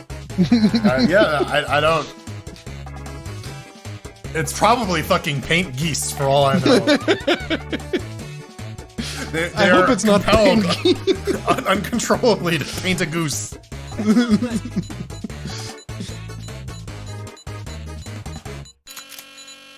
Okay, let's take a look.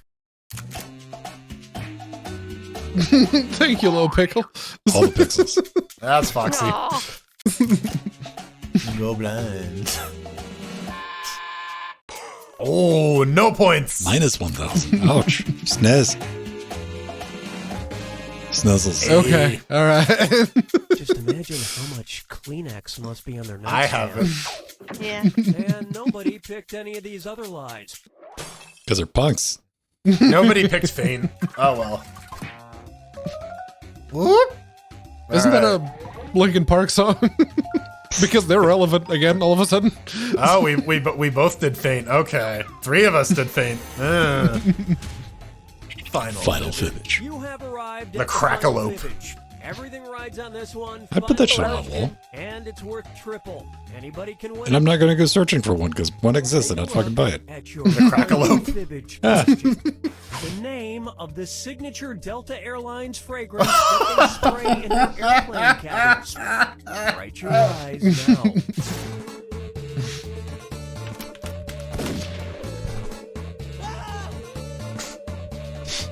I don't know. I don't. Yeah, let's make some shit up. Let's go. Yeah. It's probably something like industrial sealant number 12, cancer-causing agent. Carcinogen 11. Bend in California. Okay, here are your choices.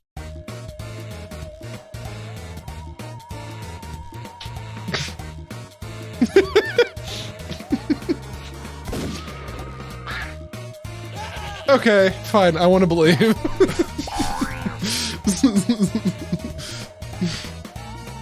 Oh man, imagine being stuck in a plane with like patchouli. Perfect patchouli. Dude, Isn't that the new Ubuntu belief? The new Ubuntu release? Perfect patchouli. When they run out of remember animals, that. they'll just go with fragrances. I remember that was the thing. Damn it. I too wanted to obvious. believe. Right. Yeah, come on. Who took mine? All right, well, I got you back, Alan. Is it actually perfect patchouli? No, that was mine. Thank you, Jill. Oh, that was good. I thought that was Delta good, bit. Pedro. Ooh. Damn. Did anyone get it? Essence of clouds. That's some bullshit, isn't it? Ooh. Ooh. All right. I'm surprised he spelled that Gator. right. Was a complete Calm. Oh, that was boring as shit. Yeah. My own Yeah. Oh my gosh. plane. It's called plastic bag filled with tuna fish. See, they need to have that, but they need another one just like PCP. Plain scent plane. Just rapid. Second place. Second place in the face. This is the second time today that I got second to Alan. Thumbs cup. 15 likes. Oh, Yay! Pedro? Thank you. I was in third Pedro. place, but I don't care.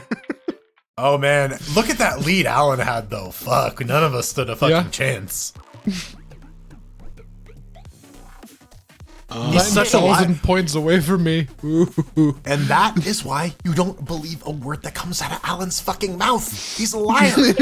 He's a good a liar. good He's a very good liar. Alan leverages his indifference. Yeah, Yeah, he's just so unassuming. It's like, yeah, okay, but whatever. he's the quiet one. You gotta watch out. Yeah. Don't knife you. Oh, He's the man. safety wizard. Full He's the safety. safety wizard, absolutely. Part safety, part wizard. Steve Hudson, you want to say All hello death. to the boys? Talk to us, Steven. Steve, come on, baby. You haven't done Steve, this there in you a go, Strider long tongue. time. That's someone's Pet the dog. Yeah. Oh, somebody put a Night just cigarette made out. right Come there. on, Pet the dog. do Is it. it Don't pet Strider? the dog. Right there. Strider, what lipstick you wearing? Don't pet the dog. Don't pet the dog. no. the dog. Always pet the dog. Oh, Yeah. he's going out. You to see a have one pupper, of- you gotta pet the pupper. He's going Yeah, out to the secret front patio with Strider. I wonder what he's doing. He's gonna do drugs, Joe. Marijuana? Yes. The Mary Jane. Yeah. All right. So, have you guys had a good time? Did you have anything to eat? Yeah, we had some really good Persian food. In fact, it was the same place that we used to love to get food from, Mediterranean food from. Until the incident? Where he used to live in Santa Monica, of all places, they actually put a new restaurant in downtown LA where he lives now. Is that works Iron Brew? really- It's called Rosemary's Cafe, and that was one of our favorite Persian places, over by him in Santa Monica. And now, in the last just recently, they opened one here, so he was so happy. So that's what we had for dinner, along with lots of cheese and crackers and pepperonis and yummies. It's called charcuterie. Yeah, charcuterie plate, exactly. One of my favorite meals of all time. That thing that Alan and Mir are drinking, is that Iron Brew? No, it's a Mexican soda. That's actually really good. Called, yeah. Tropi Champagne. Okay. Yeah. It's got the iron brew color, so I was like, Oh yeah, no, it's from the same plant that iron brew is like extracted from. You know, they got like the iron brew rocks that they just like stick giant drills and suck it out. They don't have salt fields; they have iron brew fields. Yeah. No, that was good. It's just nice to visit with each other and finally give them Christmas gift. Aw. That's nice. It's only 2.5 months late. That's fine. Yeah. Matthew got a sea otter, and I gave Mir a neat tin sign from one of his favorite games, Stardew Valley. It's some of the characters from Stardew Valley, and he loved that. Oh, very good. I thought you were going to Sorry, say you weren't good There enough it to get is. an 11 sign, Mir. And I also gave Alan a squid from Minecraft, and it glows. It's a plushy squid that glows. And then they're getting their items.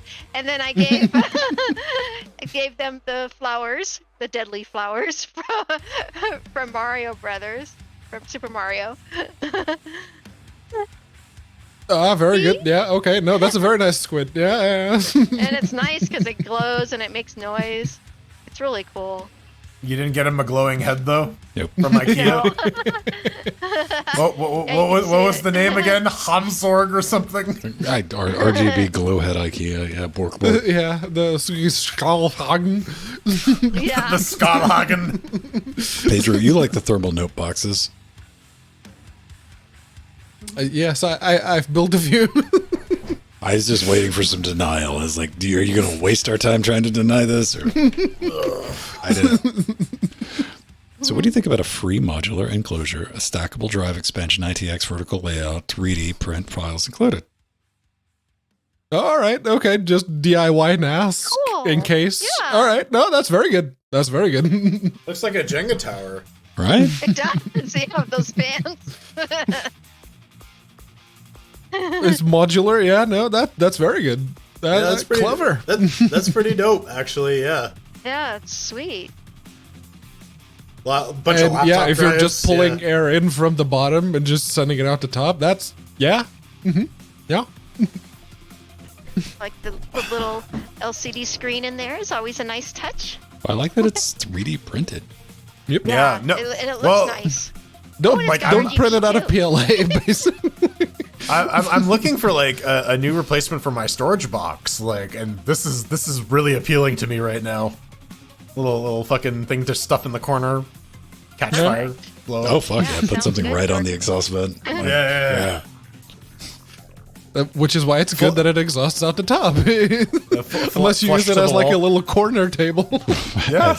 As one does. Well, you know that's what happens, right? You stick stuff on top of Yeah, other you things. know, you spill your drinks down the food hole. That's where they got the word Bisnord from, right? Yep. Point the smoke machine into the intake of the Xbox Series X, and then say that it's catching on fire.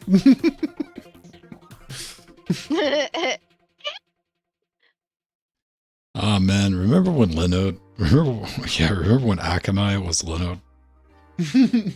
Linode Akamai. They're starting to change over all the branding now, and it's weird when you log in. Yeah, I like Linode when they were like the cool indie Underground, guys. yeah, right. Yeah, now it's like Akamai. It's like, oh, the certificate people, really? The super One of the biggest ones. Yeah. Oh no, baby. You think storage is fucking expensive through Amazon? Oh shit, no, son. Steam use Akamai.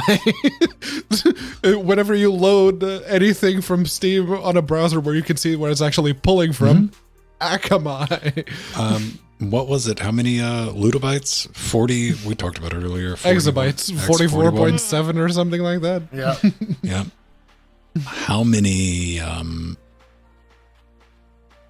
8.25-inch floppy drives is that?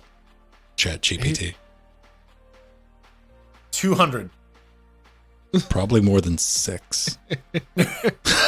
It is absolutely 200, and anyone who tells you otherwise is wrong.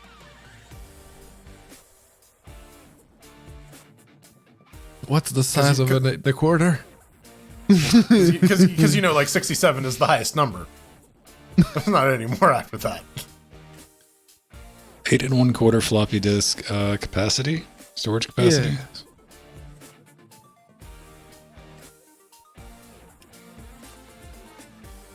5 1/4.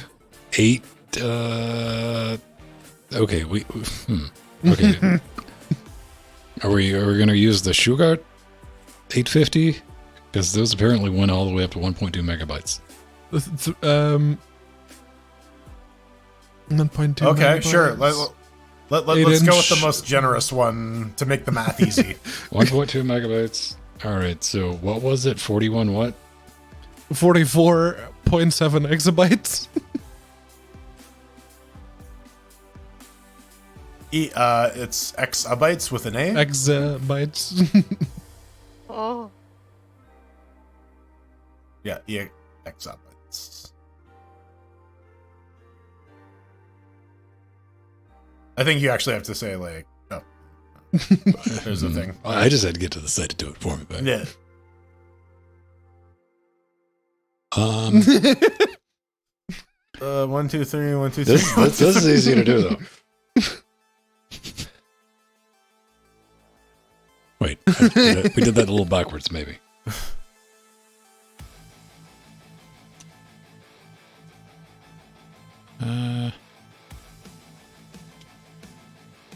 No? What? How many times? No, that's right. How it is right. So that's. Oh, I didn't see the plus. Never mind. Yeah. Never mind. Derp. So thousands, millions, billions, trillions. 48 trillion, 378 billion, 511 million, 622,000, and 144. Now we have to figure out the physical size and weight of each disc. So that one you can do in Wolfram Alpha. How heavy are that many floppies? You can fucking Wolfram that. Oh, dude. Once you have a number and a unit, you're good. All right. That's gonna wrap us up, everybody. It's already like 1 o'clock. Yeah. Time to go to bed. Bye, Twitch. We're gonna go say our goodbyes in the Discords. Aw. Bye, all. Thanks for watching. It was so much fun.